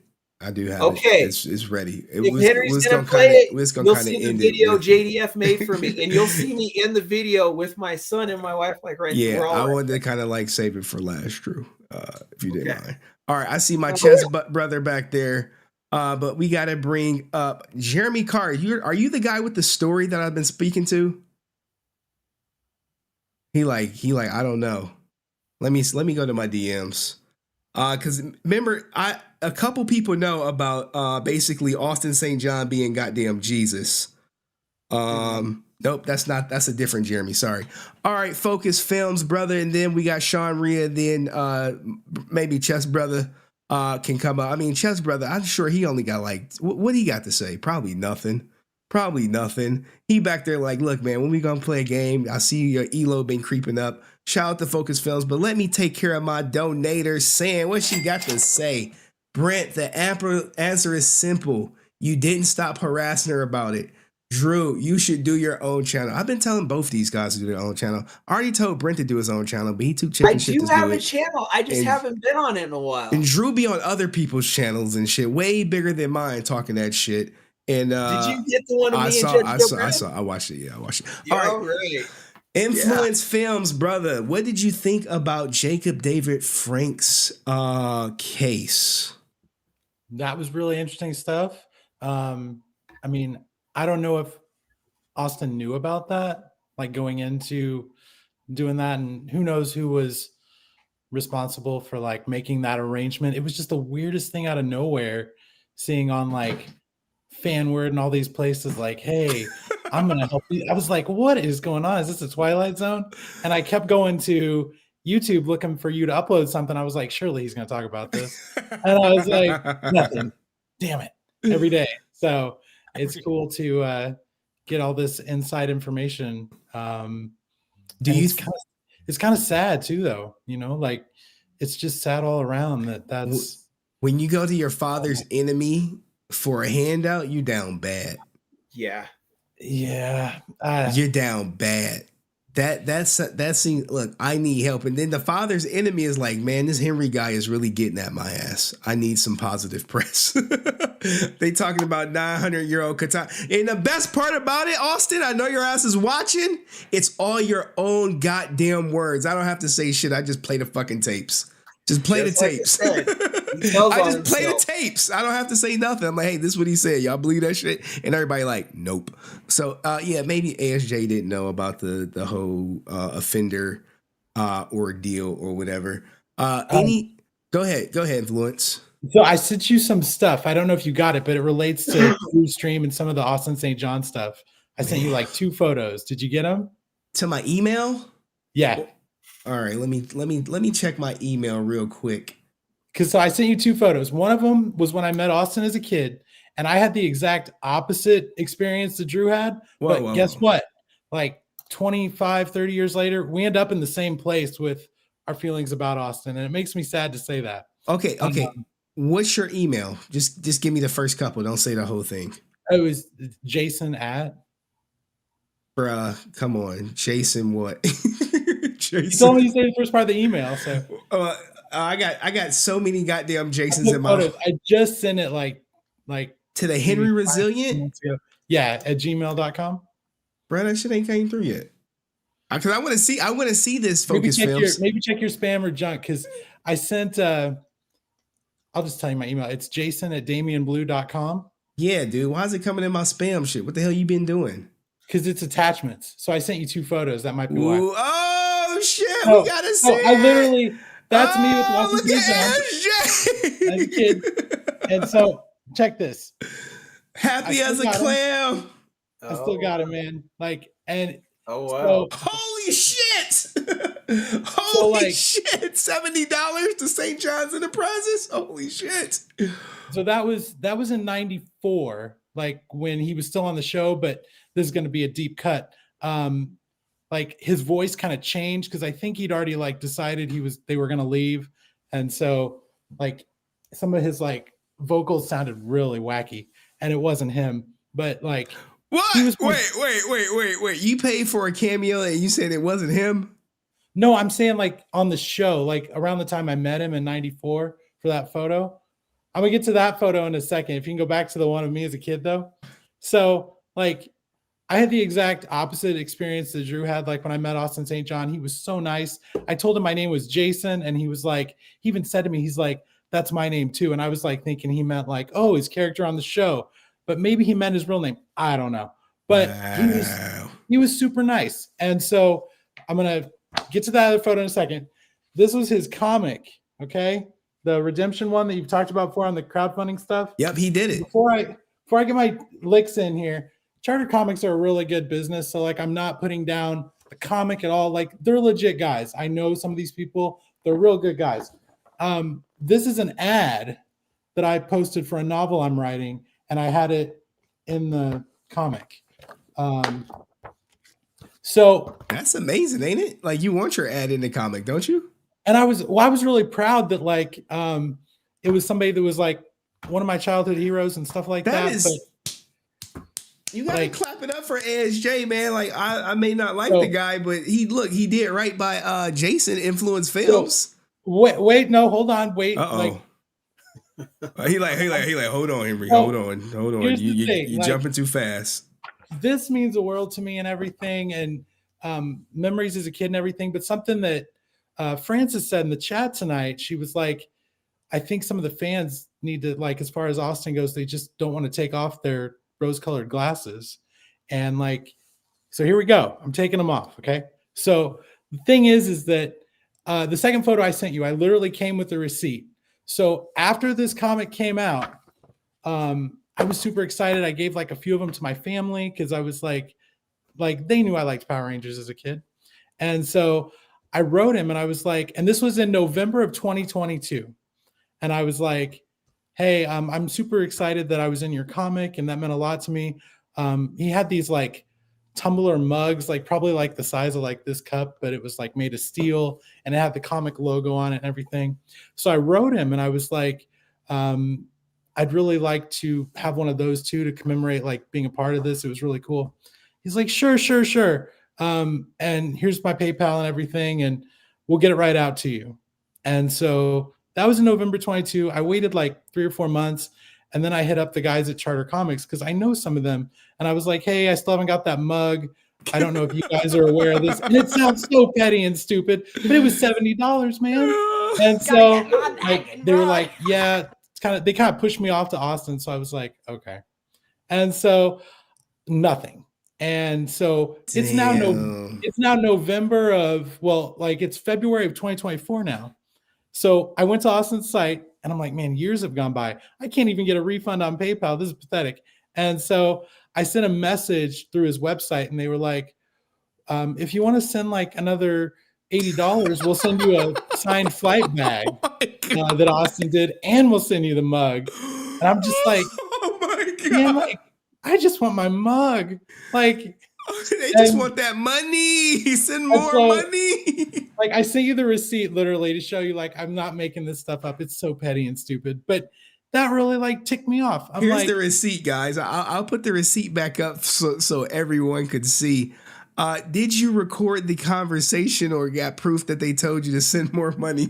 Oh, I got screenshots and everything, because I was like, am I gonna have to go to PayPal 2 years later and try to fight this? Like, because it just irritates me, man. Like, and the thing is, it's like I don't really care about Austin's legal stuff. Let the court settle that, whatever. But like, and if he's guilty, then that's really shady. But like, at the end of the day, he was my childhood hero. Like, and the thing is that I met Jason David Frank twice. And like, both times I met him, it was never about money. It wasn't like, hey, what can you do for me? It was like, literally, I had stuff. And when I told him, I was like, put my name on this. Like, I was like, cause like, and he was like, yeah. And then like other stuff I had, he's like, do you have other stuff to sign? And like, he could not have been nicer. And the thing is like, looking back now, I'm just like, it just kind of leaves a bad taste in my mouth with the thing with Austin. Cause I'm like, oh my God, that was my Ranger as a kid, man. And it just, I'm telling you, I ended up in the same place Drew did as far as my feelings about Austin. We just kind of went through different routes to get there. Okay. Hey, what's in the dark eventually comes into the light, and sometimes it takes a minute to get there. Oh, Brent, thank you, InfluenceFilms. On your haterade. It's haterade. We drink the same one. That's not an advertisement. That's right. Just start a campaign for me to get my mug, please. All right. I see we got Sean. What happened? You didn't get that, man. What happened to the Rican Ranger? You got to cam up. All right, let's bring up Sean Rhea. Okay, Rican Ranger cammed up. Chess brother. Are you still there? He didn't disconnect it. He probably gonna be like, let's Jeremy Carr. Can you hear me? Thumbs up.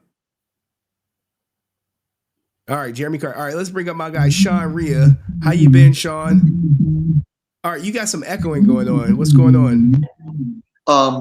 It's my phone. In fact, I'm in this apartment and there's not much stuff on the wall.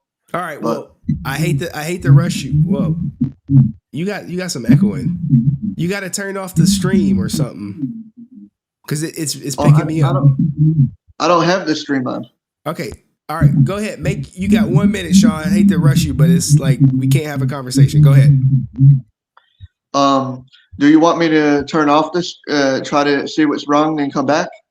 Sure, you can do that. All right, well, I'll drop you down because you can hear me talk. You can hear me talking to him. All right, Jeremy Carr. How long have you been watching? Put the number up in your hands. Like how 5 minutes, 10 minutes, an hour, 2 hours? Like the stream itself, probably about the whole time. I've been subscribed for like 2-3 weeks. Oh, all right, man. How are you? What would you like to say about I'm all right. Jacob Frank's conviction? Well, actually, I want to make a few comments before I talk about that. Well, let's stay on topic first. For some right? reason, go ahead. Okay, all right. The whole Jacob thing, I really want to know why, and all of your opinions actually.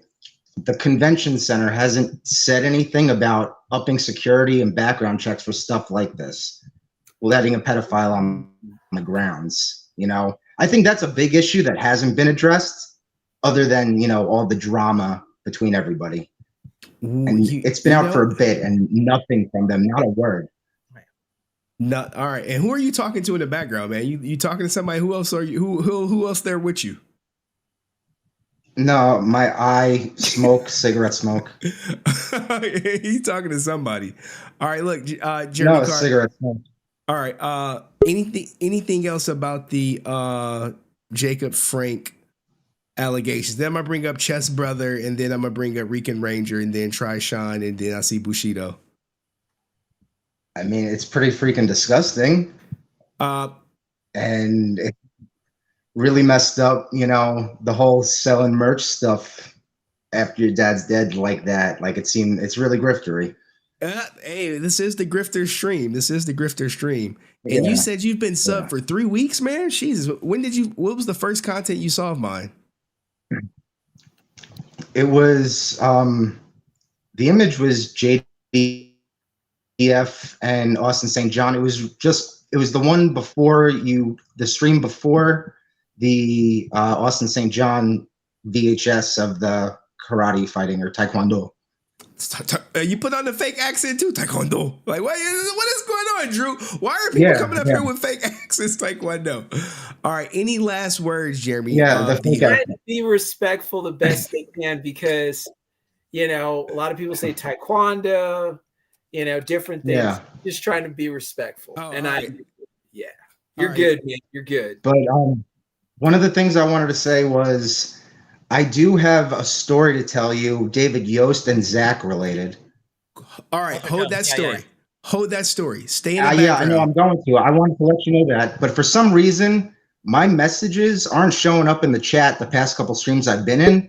I don't know why. I messaged you about that. Didn't hear an answer. Email me. What's your That's real why name? I got on the stream. All right. This is my real name. All right, email me again and put Jeremy Carr and put your YouTube name, and we'll see what I could do. All right, it's the same name. All right, email me, brother. All right, shout out to Jeremy Carr. That was interesting. I had my hand like I didn't know the guy, but Chess Brother. Oh, I'm in. What's up, guys? You tell me. Holy shit! I've been waiting here forever, man. I'm cooking. Look, this is fucking hot. This is the guy I play in chess after stream when I kind of like chill out. He'll be up at like 4 o'clock in the morning. I'm up at 4 o'clock in the morning. What do you think about the Green Ranger's son having these allegations here? I could share them on screen of being with a minor and being at a Comic-Con. He put his mouth on her. She was under 14 and he's at a Comic-Con. Any thoughts on this? Brother 115. Yeah. I've been taking like notes while you guys have been like talking, and I've been like formulating thoughts. So I'm not too educated on this, I'm gonna be honest. So I'm gonna trust you guys because you guys seem like you know your shit. But I think Drew said something which like struck to me. It was like Skye and the brother are willing to do whatever it takes for fame. Can you like expand a little bit upon that? Like, what do you mean? Yeah. Okay, so they're so desperate for money because if you paid attention to Skye, there was a time Skye, I don't know where she's at right now, but she was homeless. You know, Skye was homeless. Skye was getting in trouble. So she's desperate for money. So what I'm saying is for her and her brother, they both seem to share this thing where if it even means selling everything their dad has, if they're so desperate, they would probably break into Jason's old house to take the merchandise to sell it just to get their addictions or pay their houses or whatever they're trying to do. But they're clearly showing that they're desperate to do that because they're not coming at this with class and respect in any way. It's very trashy. It's very last minute and it's very random, which is like they're just trying to score and get something to get some money out of it. Brent, do you feel the same way? About they're trying to get money? Yeah. Yes, because those collectibles that he was showing, they're real. I believe they're real, just for the record. And I believe those are cherished items that JDF had. And I'd be very hesitant to sell something like that. Yeah. Unless I absolutely, because those things, Yeah. I saw some of the things, they're like, wow, there's only one of those in the entire world. Yeah. And it's like, I'd be so hesitant to even touch that unless I absolutely had to. Damn. Panel's giving it up tonight. All right, brother. Yeah. What else you got for us? Also about like Jason David Frank, like how about like, do you think this has anything to contribute with his mental health and like how it affected their children and how maybe he raped a woman? I mean, a child, and any thoughts on if that affected them in any way or? Wow, look at brother. He coming in, he put down the chest and picked up the pen and notepad and playing reporter like, hey, do you think Jason David Frank's mental health trickled down to the kids that may have led to Jacob being with a girl underage and all this other shenanigans going on with Skye? Go ahead, Drew. You first, then Brent. Okay. I understand what you mean. You mean like the sins of the father may messed up the son. It could be. You know, it definitely, that's something that I would say it could be a possibility because of the damage of your father and it went somewhere in your mind and your psyche and it caused issues later on. I've seen that before, but my question would be like, it depends on how JDF was around them because it could also be from the mother as well. It could be that. It could be life in general. It could be a combination of all three. It's kind of hard to pinpoint, you know, exactly what it is. But I have seen people that carry a lot of the sins of the mother and the father or both, and it has made them sometimes monsters in life. You know, very much like Jeffrey Dahmer. You know, I love the show. Exactly. The show what was you're saying. amazing. All right, Yeah. Brent, you up. Does mental health play a role from Jason's passing down to his kid? Yes. Damn. Yes. Go ahead. I'll get yes and elaborate. This is what I taught Brent, guys. I taught him say answer yes or no first, then explain. He's fucking okay. learning. So you want me to explain? Okay. So I've seen the video. I'm based off the videos that your channel provides. So, oh goddamn. So based on the videos I've seen, the fall, him lecturing people on transparency and being a man of your word, the mind of Jason David Frank, all these videos I've seen, and it's like there were some issues that he had, and I feel like that might have played a role in how he interacted with all his kids, but because the three of them that he had with his first wife, I think they were estranged or they were separated or something. And he was only focusing on Jenna. I think that played a role in how Jacob and Skye's and Hunter's actions. And obviously they're different people, so they all have different reactions. Hunter is nowhere to be found. Jacob has these this history, and then Skye has her thing. And I feel like the father, what he played a role in all of this, and they all had different reactions. And when I saw that video of Jacob selling the stuff, if that was my dad's stuff, I don't even know if I could do it. Like, I know how close you were to your father. I know for certainty you would never sell any of your father's shit. It'd be so hard for me to like, and I don't know Jacob. I've never met him, but it just seems like the willingness for him to sell, that might have something to do with his relationship with his dad. Yeah. That's what I'll say. I mean, okay. So I think we all came to like a consensus that that mental health, of course, did like play a role in like all this happening now. And Henry, you did mention that like someone was transracial. Was it Skye that you mentioned?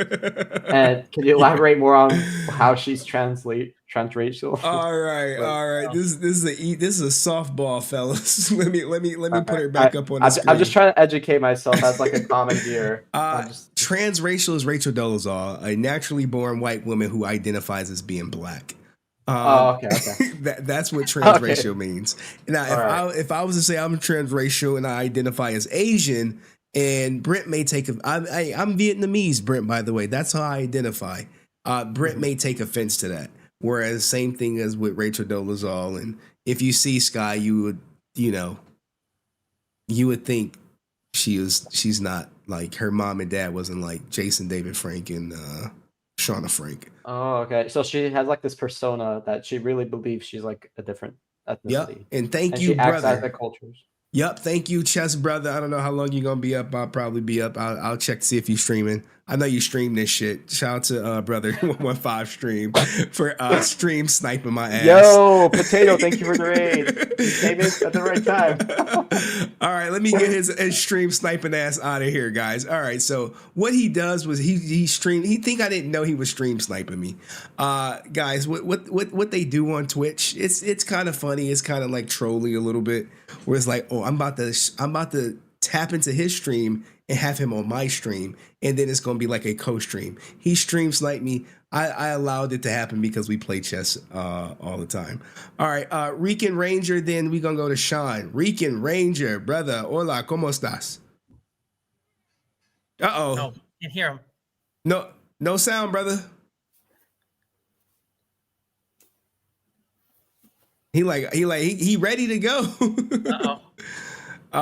Rican Ranger, you had one job. You had one opportunity. Adios, mios. All right, man, get the sound right back. And all right, we gonna bring up Sean one more time, see if you got it. Hey, Sean, how you going? Hey, can you hear me? Yes. He went and got the goddamn Bose 350s on our asses. Yeah. All right, so how do you feel about Jacob Frank's conviction, if you will? I think it's kind of despicable, because to be honest with you, any person who hurts a woman or children, should be locked away and throw away the key. That's just my opinion. So, what do you think about the probation officer saying that he keeps blaming the victim? You can't blame the victim. You gotta take accountability for your own actions. At the beginning of the day and at the end of the day, you're the one that's gotta take accountability for your actions, for everything you do. You're the only one that have to look at yourself in the mirror, basically at the end of the day. So. Okay. Any questions for Drew before he fall asleep on our ass? He fighting off death every minute, guys. So we have to be grateful for every minute. I've only almost died this 3. My question for you, Drew, is when are you gonna get some merchandise? We need the merchandise from you, and we need some merchandise from Brett. Wow! I gotta look into that because you asked about that. If people like they want that, yeah. Well, hold on, guys. Thank you for the raid, brother. I appreciate the raid. After he stream sniped my ass. It's Twitch. It's a Twitch thing, guys. It's a Twitch thing. Thank you for the raid. But with your shirts though, man. Same with Brent. I think it would be awesome to have merchandise for both of you too. I mean, me and Brent don't always get along, but I don't. At the end of the day, I don't hate you, guy. You know, I respect your opinion. It is what it is. You know. So. No, I definitely want to get some merchandise. There was a guy that was supposed to do some Drew Danger hats. We were doing Drew Danger hats, shirts, hoodies, and the guy disappeared. I had everything. Was it Austin St. John? Did you send him the money? There was that teleporting thing in the back somewhere, but it was a trip. I had paid money. I paid a lot of money into it. So I had the money ready to go and the patterns and everything. And the dude just disappeared one day and the money went with him. And that was that. So I've got to figure out a way so I can mass produce it. Because here's the thing, Sean, if I do hats for you guys, and I do shirts, I want them to be nice, like good material, nice fitted hats, big brim. I want the things to look good, because if you guys are going to wear it, I want it to look good on you, and I want you guys to like it, Hey, Brent might buy the company from you. He's like, hey, how much you doing in revenue? Go ahead, Sean. But what I was going to say, though, is you guys should talk a business plan over with Henry off stream and talk a business plan over and try to see if who he goes to and see if you could try to put the stuff on his store, you know what I mean, and like give him like a profit for putting it on his store, like a little bit, and then basically because Sean, you're 100% right. Sean, you are right. But we're approaching a 5-hour stream, so any last words, Sean? Sorry to do this to you, man. You my day one, but I got Bushido. I got Bushido Blade back there. I got Rican Ranger trying to get his stuff going. Anything you want to add, though, Sean? I was gonna say, my thing is the first thing I thought when I seen the thing with Jacob Frank, that video with him selling his dad stuff. First thing I thought that came to mind was the whole thing was. Tammy said a long time ago that Jason David Frank's stuff came up missing, that somebody had robbed Jason David Frank. This is true. And the first thing that I thought was somebody needs to look into that kid because, maybe he stole Jason David Frank's stuff from and is selling it now. And I would love to have some of Jason David Frank's stuff, but if it came from someone stealing, I wouldn't want to go that way with it, and I think that you guys should talk to Tammy about the situation and see if it's been stolen or whatever. That's a great thing to say, That's Sean. Really, really great, Sean. All right, Sean. Hey, I appreciate you as always, man. Sean, you're awesome. I will find a way to make. Do you want a hat too? Do you want shirts? Do you want hats? What do you want? Yeah, I want hats, shirts. If you could do like Scully's, like whatever, bro. If you could do jerseys, man. Okay. Yeah, shout out to my guy Sean. Guys, what you guys don't know is I talk to Sean regularly. It's a lot of people I talk to. Now let's bring up one of my old day ones, Bushido Blade. What's going on, brother? Good evening, folks. What you streaming tonight, man? You playing any old games tonight? I wish I had a computer, but I got my PS4, but I'm not going to be streaming tonight until I get another computer. All right, so Bushido Blade, you've been with me since the beginning of the JDF streams. What did you think about Jacob's convictions and being at cons and selling his father's stuff? That's definitely not a good look. It doesn't make anybody look good, honestly. Not only that, that's a major yikes.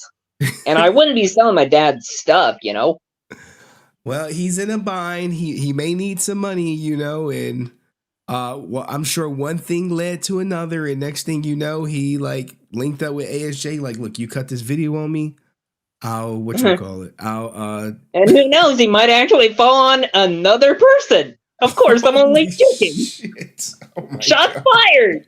God, Bushido is not. He is not here for play. What'd you think? Oh my goodness.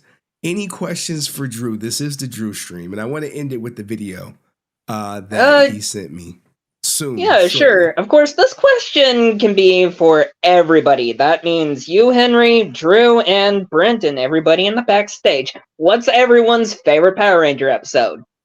Doesn't have to depend on the season. Any episode. Wow. Let me see. Green No More. Ooh, yeah, that one's definitely a good one. I would say that would be it. Let me. Fair choice, Drew. Thank you. Sure. What's that episode where the David Yost tweet triangle were in the bottle? They got sucked in. Mr. Tickle Sneezer. Oh, I remember that one too. Yes, that one was my favorite because there was no violence in that one. In the Megazord, there was no violence in that one. Yes, and Mr. Tickle Sneezer wasn't actually a bad monster that Rita made.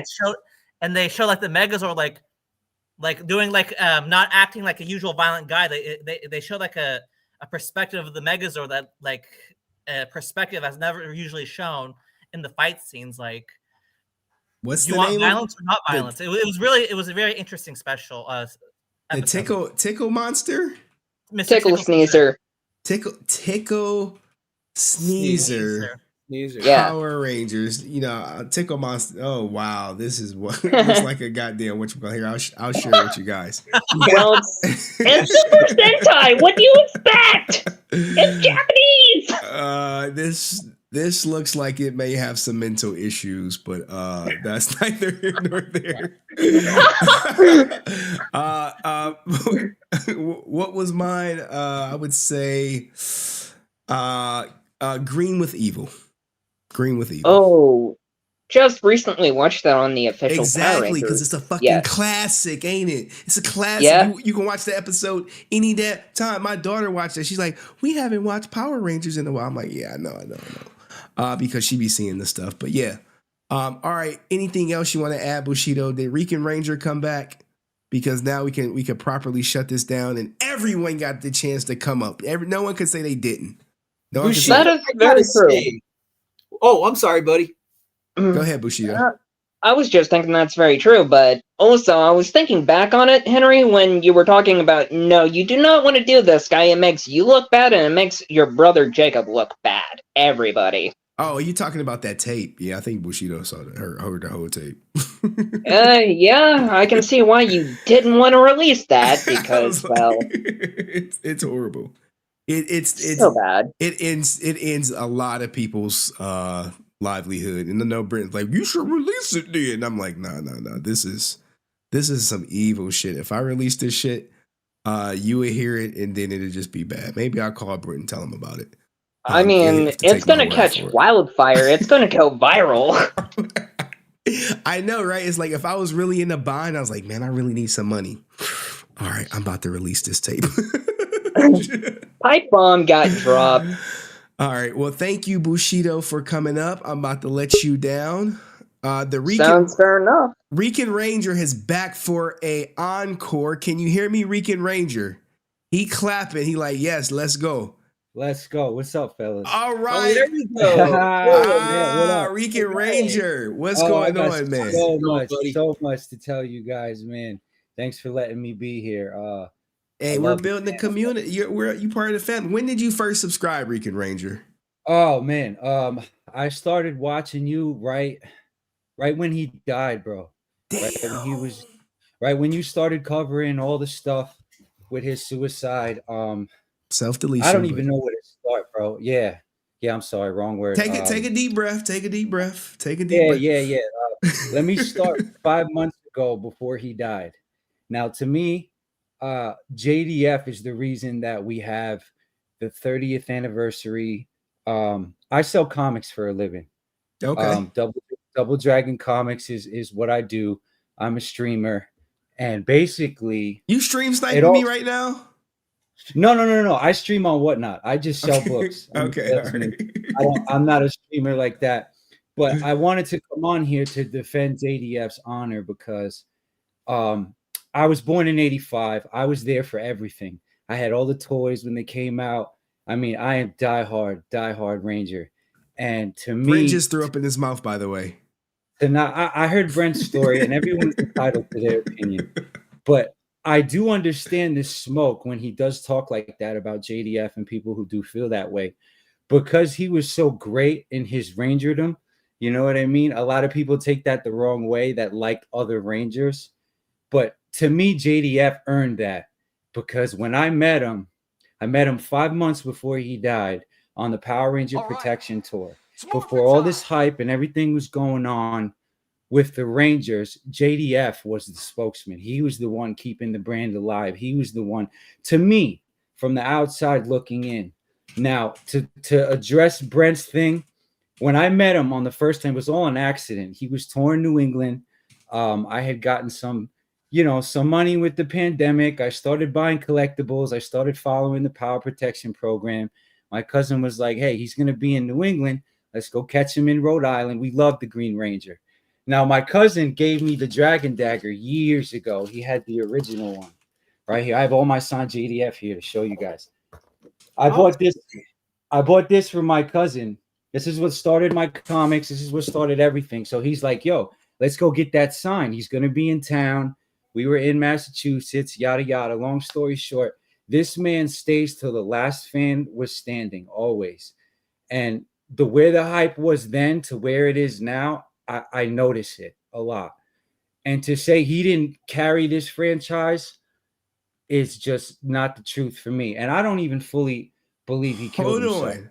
Okay, all right. Don't go into flat Earth territory. What's that poster behind you? What's that poster behind you? I see some green. It's a Green Ranger poster. Looks to be on your right shoulder. What's that behind you right there? Oh, that's bro. I've got JDF everywhere. Okay. This is what I'm trying to tell you guys. The second time I met him, we went there. I've got signed in Jetty, right? I've got this man. We put stuff on the table for him, and he signed. He just was. To say this man was about money and not about his fans, it's just a straight up lie. He knew he was nothing without his fans. And I'm a writer, so I had a movie in mind. I love this man so much. I wrote half of a movie called Rise of the Ninjetti, because I feel like the Power Rangers movie, that part of the movie, bro, the Ninjetti, should be its own thing.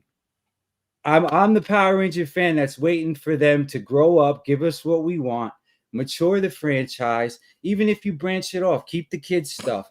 Give us the Ninjetti, give us MMPR the right way. We're the ones making it what it is. And JDF knew that. And when I gave this man a Post-it note, I said, bro, I have a script for you. He would, just for a celebrity like that, not that he was a huge celebrity, but he knew his fans loved him, so he listened. That's the first thing I noticed, the love he had for us. And bro, I'm telling you, when I told him about this script, he's like, man, the words he said about Hasbro, he told me about the guy in the helmet, how they treated him like just people in helmets, no respect. They stole from him numerous times. This was from his mouth. He's been fighting for Hasbro for years. They basically built everything. Power Rangers was built on the shoulders of JDF. Anything from Dracon on. He didn't like Dracon, and he hated the Zeo Ranger. This is right from his mouth. The Red Ranger with the star, he hated it. Yeah. Yep, Dracon was the shift. So to me, when I started covering you and watching you heavy around his death, because this man had Jesus didn't tap on his arm, bro.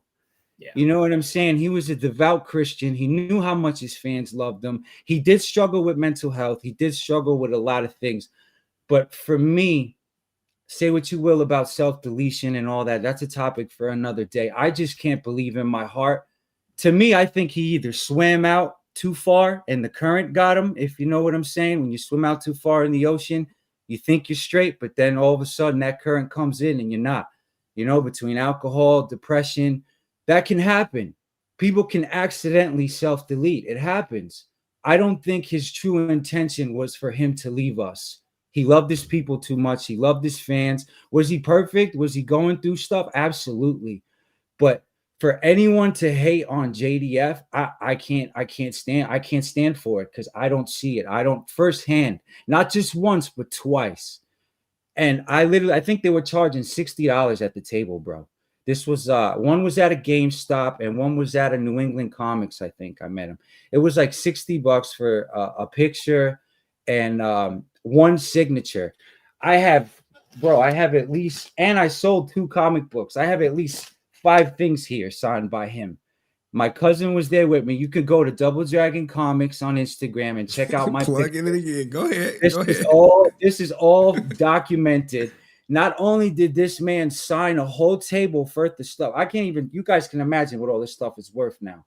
Not only did he sign everything for me and my cousin has about 5 or 6 things too. My whole crew, our picture got messed up. We went back because we knew he was there to the last fan standing, and he came out from the table and took another picture, bro.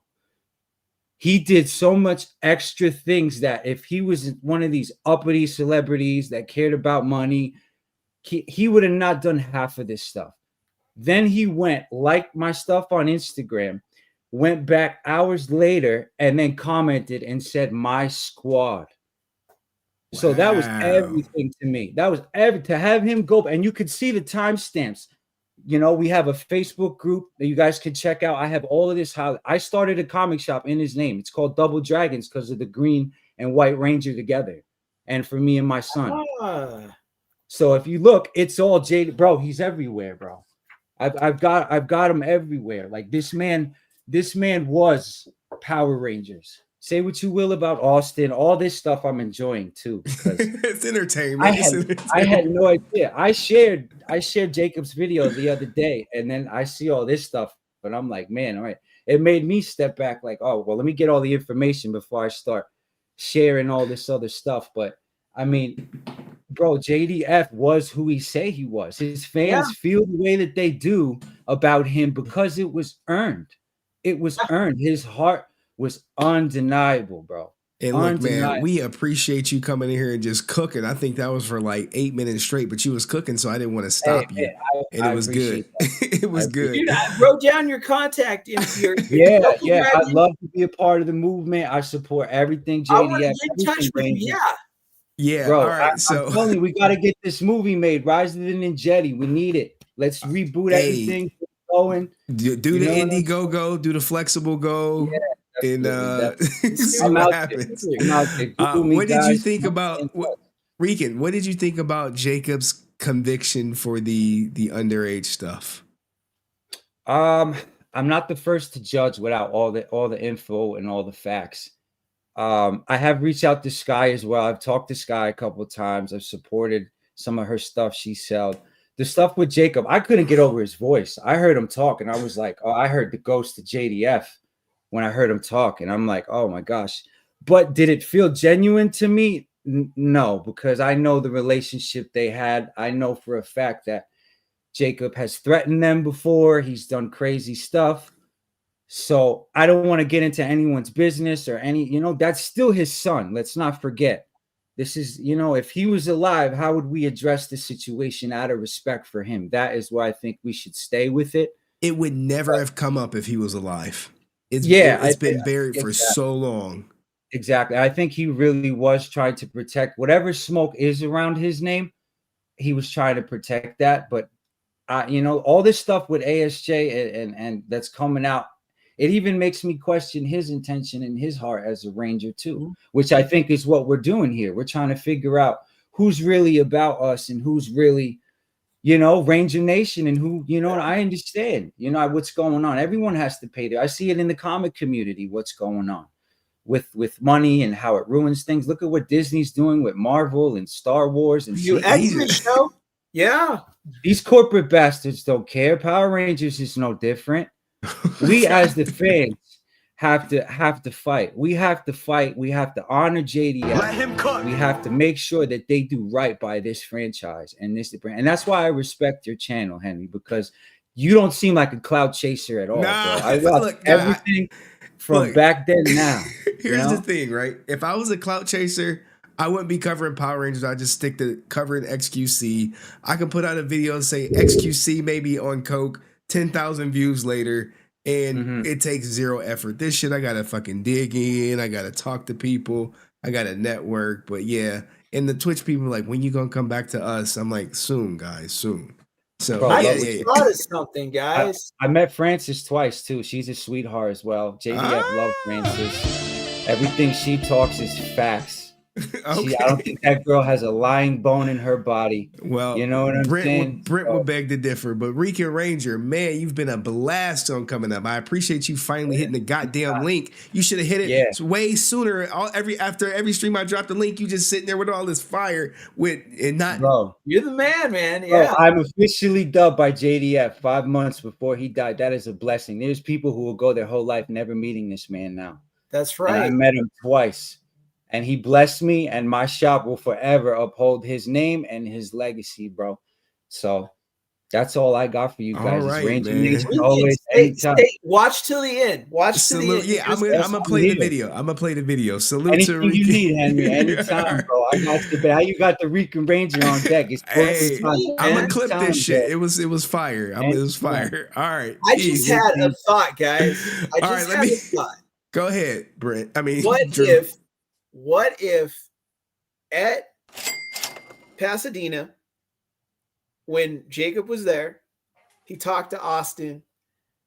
Austin was the one that told him, "Hey, look, I'll help you set all this up, but guess what? You got to do something for me." Ooh. See? Brent. Possible. Yeah, it's definitely Brent? yeah. Okay.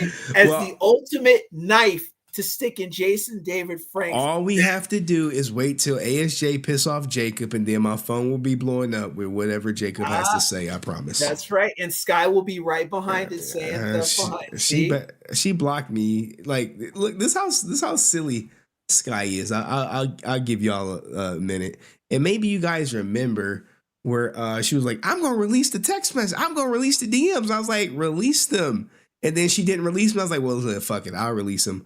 And it was just her basically reaching out to me, asking for an interview. I would say no. And then she would say, well, F you, you team Tammy, and block me. It was like, I saw Tammy do an interview and I want to do an interview next. And I was just like, Shut up, bitch. No, go on the Simp podcast and simp out. But shout out to the Answer 06. He said, sell the movie to TMZ or sell what to TMZ, Answer.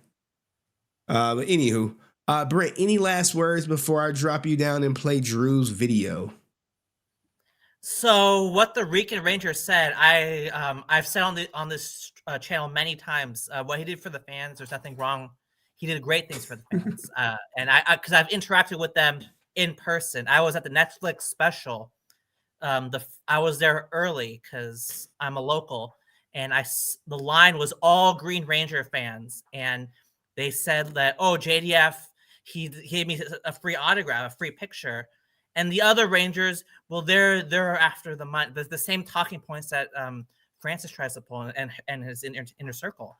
And I'm like, oh wow, his inner circle, they understand the power of social media. JDF said in an interview, it was in Reno, Francis would know, that he was on social media 5 hours a day, and he interacted with the fans. Like the other Rangers, that's their right, but it seems like that's not something they want to do. But JD understood the power of social media, and that's why it makes sense when Frances is constantly on here challenging me, because she knows the influence of YouTube, of X, Twitter, Instagram. She knows the power of these channels, because JDF likely told her the importance of being online and combating what is said. And that's and that is true. Like she's on here constantly, and that's because JDF understood what the fans he relayed to the fans, and what Rican Ranger said. I don't dispute that at all, because what he did with the fans was great. That's a truthful statement. The issue I have with him is how he treats the other Rangers, and it's all on repeat, so people can go back and see what was in what I said before. What he said about Walter, what he did with Walter. Francis claimed that Walter was jealous of JDF and confronted him because JDF was giving out free stuff, and Walter took issue with it. We discussed this with Walter, and he said that no, JDF told a fan that Walter will sign something for free, and JDF can do what he wants with his fans, and I respect it. But if other people choose not to give free stuff out and they choose to charge, or they choose to do things business, they make bad business decisions, that should be respected as well. That's the issue I have. Not that he gives free. What he does for the fans is absolutely great, but he needs to respect the other Rangers, and that's why that's the issue I have with him. So, all right, Ranger. I think that's my response to him. All right, cool. Thank you, Brent. Have a good one. All right, let's get Brent thank you. up out of here. Peace. All right, Brent. Next time. I mean, I think the volume cut out for a good portion of that when Brent was talking. I don't know what happened. Could have been a system malfunction on my end. But anywho, are you gonna put up the Judge Joe Brown too? Hell no, I'm not putting up the Judge Joe Brown. But you saw me and him together, right? I'm with Drew. He compliment you. You're right there. Hold on, let me. Oh, it just took this up. Oh, okay. I know why I took it up. I have to share it properly in my app. Give me a second. Yeah. There we go. I can actually play it like this. I believe so. Yeah. All right. Oh, but you can't see it. That's the problem. You can't see it. All right. So what I have to do is present. Stop, present, share screen, window, boop. All right. So here is the video, everyone, that was recorded. It's a short video, but let's hear it out. I'm with Drew right here, just on the Morpher. Listen, I know he's going through some hard stuff. We're all going to pray for him. He's going to get through it. And we just want to say it's morphin' time. And look at Drew. Look at Drew. And I believe this is young Drew right here. That's Luke. Yeah. Look at Drew. He's like, look, basically what Jason was trying to say. Hey, look, man, Drew is dying every day. So he's fighting the Grim Reaper. And we got to pray for fucking Drew, man. I'm with Drew right here, just on the Morpher. Listen, I know he's going through some hard stuff. We're all going to pray for him. He's going to get through it. And we just want to say it's morphin' time. By the way, guys, he did that on his own. Because I had bought a picture. Because I've met JDF several times. I gotten to know him. And every time I go, I was like, oh, I don't care if he signs for free or not. I'm buying a picture just because I have that much love for him. So I bought the picture and the autograph. And he looked at me and said, oh, hey. And I said, I got to go do chemotherapy here in 2.5 months. And he just kind of dropped and he looked at me and he said, Drew, give me your phone. And I said, yeah, whatever. He took my phone and that's how the video got made. Wow. Said, you're going to be. So what Rican said, 100%. He just did that on his own, and was just like, hey, don't worry about it. And we talked about it. And 2 months, I went in and did the chemotherapy and he was pronounced dead first day of chemotherapy I did. And I never quite recovered from that one. That was big. My wife was just telling me, she's like, don't look at your phone and I'm coming down there and don't look at it till I get there. And I said, okay. So yeah, that's how I found out, and then she told me herself, and wouldn't let me look at the phone. And I didn't look at the phone until she got to the hospital.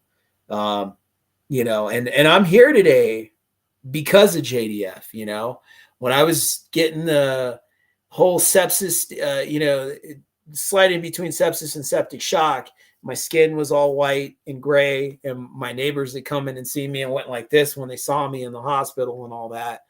And I was just like, not feeling good. And I had an experience with death 2 times before because I died for about 8 seconds originally. And then I had gotten in a huge car accident and survived that. So I kind of knew when things were feeling bad, and I felt it, and it was more powerful than ever before. And when I kept passing out and waking back up and stuff like that, you know, I thought of, you know, JDF, and I could feel his presence, you know, I could feel it, and I could hear that morpher click sound, and I came back in, and I was conscious, and I was starting to do better. You know, I could feel it. I could feel it. And, you know, I give it up to God, and I give it up to the positive influence JDF had, and that reminder that clicked in my mind, just that extra edge I needed to help me to push, to fight, to be alive. Because I was very close from not being that. And what's funny about that whole situation was, before I did the chemotherapy, they told me, you know, there might be a chance something would happen. But I knew doing the treatment, the chemo, the stem cell, that it may not go good. And I had a feeling that things were not going to be great. But I did it anyway because I knew it was the only shot that I had. And when they took the stem cells out of my body, because that's how they get them, they drain them out of your body. I almost had a episode with that. I did, but I came back where I slipped out, and it wasn't good. And they had to jump on me immediately and start working on me, and I came back. So there was actually 2 episodes of that. So I guess that would be the 4th brush of death. But I'm here, guys, and JDF really connected with us and did more for us than sometimes we realize. You know, sometimes you don't realize how much a person's influence and their positive feel, and just saying, hey, can make somebody's day. You never know. And for me, I'm a living testament to that, because there's many times I could have been taken throughout my life, and I'm still here. You know, stuff I did in investigations where there was one time we were not supposed to come back. We were working a case and things went bad, really bad.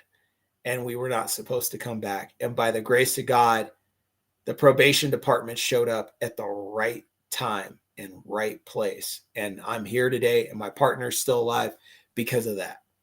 We knew walking in there. Yeah, we knew walking in there. He looked at me and he said, we could drive away right now and forget this ever happened and sign off on this case and give it to somebody else or whatever they want to do with it. Or we could walk in that house, know that the risk is high, and make this happen. And I said, well, yeah, I said the right thing to do would be to deal with this family. And I think that we need to do that. And we went in there, and it got real hot, and you could feel that this is about to get real bad. And probation came at the right moment, and the fate changed, you know? So I'm very grateful. So if I could say anything to you guys, you know, just, you know, I don't know if you guys all believe in God, but I'm telling you, for me, he's real, because there was many a times, and he puts people on this earth that bless our lives and enrich it. And Jason David Frank was one of those people that he was blessed. And look at what he did. He never stopped his message, pushing people's cars that got stuck in traffic, you know, giving people money just because, opening up Walmart, working with Walmart to give, you know, food and clothing to people. With him and David Yost did that one time in Texas. He's done all that stuff, and he didn't have to do any of that. He got his money. He had his success. He could have just vacationed and done whatever and been snotty to us, not signed or stuff. He could have been that way, but he chose not to do that. He chose to be better. He remembered where he came from with the outhouse and living, you know, in a trailer-like home and being made fun of and all that. He never forgot that guy. That guy was always there. And he constantly reminded himself of that. And he always thought, like, if I met somebody famous, how would I want them to treat me?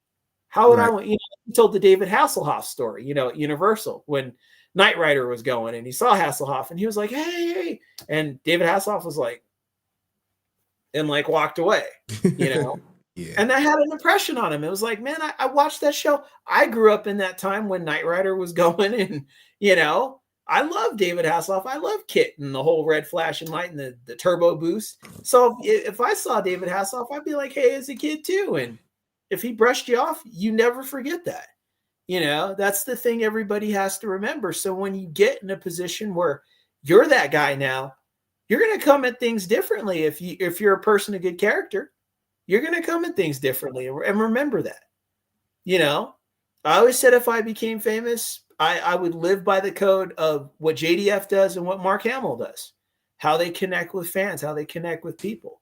Money wouldn't matter to me. You know, like I know the interaction of people is much more important. So I wouldn't care about, you know, things like that. I would definitely, you know, hey, they got this going on. I could be there. I'd definitely be there, you know, see whatever is going on, you know, birthday party, whatever. If I can do it, I'd be there, you know, and I'd have signed stuff, you know, ready to go because like those things are important. You know, we're only on this earth. We don't live forever. I mean, nobody's Highlander here, you know, so, you know, while you're here, do something great because we only live for a short amount of time. Look at how many people have died this year.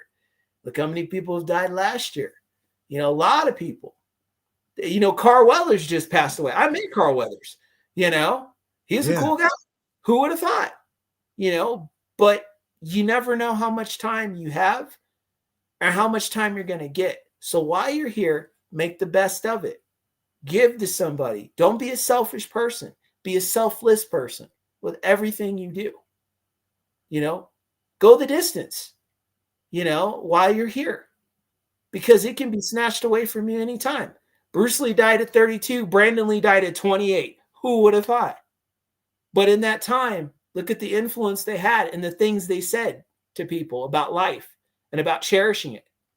They never forgot that. That's the message that keeps going and keeps giving. It's the Christmas gift that's always awesome. So I would tell everybody, please spread that. If you guys want to get a hold of me, I'm telling you guys send me an email. I'll even throw you out my phone number. You guys can call me. Hey, don't announce it live, please. Oh, I'm not going to announce it live, but I'll say yes. Send me an email. And yeah, you know, you guys can reach out to me. I love talking with people. This is like my time now. I'm retired. They retired me, so I'm here. All there I do is no tomorrow. Look, Yeah. all right, Drew. You've done enough of cooking. We appreciate you coming on. This was the Drew stream, everybody. We about to say goodbye to Drew, then I'm about to shut her down because we have 5.5 hours. Goddamn. All right. Salute to Drew. All right. Thank you, Drew. Guys. Appreciate you. All right, guys. That was Drew. He came up. He came. He saw. He conquered. Get your money. What did you guys think of everything? And shout out to the answer 06. Henry, thank you so much. He says, aren't you up here constantly, Brent? Yeah, he hits the link. But anyway, guys, what do you think of the Drew stream? We do have his video. I don't think I played it out fully per se. But let's give it a full play before we go. I'm with Drew right here, just signed the Morpher. Listen, I know he's going through some hard stuff. We're all going to pray for him. He's going to get through it. And we just want to say it's morphin' time. And we'll all be praying for you, okay, buddy? You'll be fine. Damn. Man, salute to JDF. Salute to Brent. I mean, not Brent, but Drew for getting this video, man. This was a great stream. It's a 5.5 hour stream. Now, if I take 3 months off of Power Rangers, I think we good, right? I think I've delivered. I've delivered enough, and I go back to Twitch for a little bit. Can I take a break, guys? Can I take a break? I gotta get this hater marker off me. But Jesus, man, it's been a long Power Ranger saga. I requested more court docs of Jacob, so I gotta wait till them shits come. Because it's some stuff I wanted to figure out. Yeah, you've done us justice with the Rangers. Okay, all right, cool. Jesus, I owed y'all, but I never expected to go this deep. But anywho, here we are. Austin St. John then got super desperate, and desperate times calls for desperate measures. Complete oversight. I wonder how he's going to respond to it, or he's going to be stupid and act like it didn't happen, like he did to Zach Taylor McGinnis. Power Morphicon is aware of this. I know other creators who are about to cover the same court documents I covered because I showed them how to get them. Because what happened was people didn't believe they were real. They thought it was drama. And I was like, well, here, you can go find them for yourself. So I'm supposed to be doing a stream on Sunday with somebody, but I don't know if they announced it yet, and I don't want to spoil it. It's at 5 p.m. It will not be on my channel. It will be on someone else's. But once promotions start for it, I'll promote it.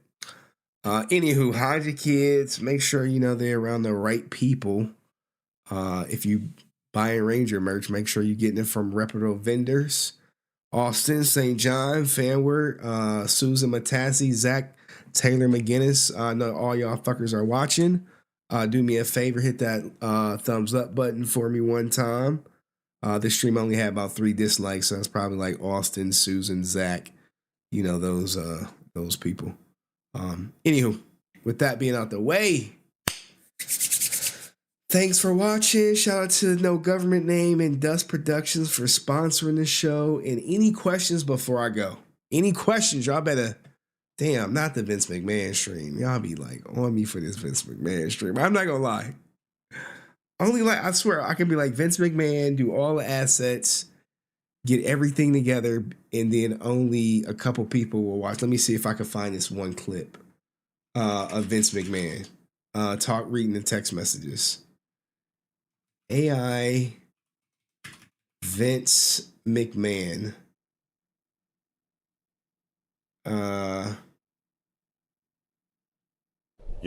A lot of people have been speculating on who I paid this hush money to, but it should be pretty obvious who it is. I don't even know why we have to discuss it here. The answer is every woman who has been on the roster since 1998. Sometimes I would have a hot plow with Trish Stratus back in the day. If I was bored on a Tuesday, Alexa Bliss would be next, and it wouldn't even be the hot ones all the time. I would sometimes get a steamy blow from Mae Young. I mean, those teethless gums could work some serious magic. Nobody would even question it. I remember several decades ago when I was loaning out my daughter Stephanie to Macho Man. I would ask for pictures of their work, if you know what I mean. And depending on how much I liked it, that would be an easy million for the two of them. Now I get videos and pictures daily from Hunter in exchange for leading the company. But it wasn't until much later that I got the urge to try a little bit of Stephanie for myself. That cost a pretty penny to keep her quiet, but it was worth the $10 million I gave her. I even got some of Nia Jax just to feel what it was like to have a 400-pound woman ferociously crush my pelvis. Of course, she only received about 10 grand, just because of the insurance I had to get because of how dangerous she was in bed. Unfortunately for some, like Charlotte Flair, who had about 100 surgeries on their face, I eventually required them to wear a bag in order to keep their pay rate. The women's revolution ended up being great for me because, finally, I wasn't just banging soulless bimbos. These new women cost a hell of a lot more, but it's well worth it. The only woman I didn't bang was Paige, only because we had a roster of 100 men, and on a daily basis, each one was shooting sauce in her. And, Vince isn't getting sloppy seconds. But that is where all that came from. Am I proud of it? Absolutely. But don't tell anybody. Look, y'all not ready for this. So if you haven't heard, Vince McMahon has been accused of some pretty No, we need the AI reading the new text messages. AI reads Vince McMahon. It is crazy. It is crazy. I think this might be it. Hey Vince, I'll let you foresee one match for Mania, but just... No, this ain't it. There's one where the crowd is involved, guys. Like, look, see, I say people like, yo, we need Vince McMahon. Where people go? They go. They going. They go and they like, man, we ain't here for this shit. Oh man, AI Vince McMahon's text message. Look, I heard it today on another show. Or whatever. Vince McMahon's crew is I have to find them. Maybe I can see if Chill Logic could hit me up, but look, guys. I don't know if I can do the Vince McMahon stream. It's so much. It's so much in there. But anyway, guys, thank you to Drew for doing the Drew stream. Brent, all the people who came up. I'll probably get this clip by like Monday. The stream is probably demonetized for 1,000 different reasons. And y'all be cool over the weekend.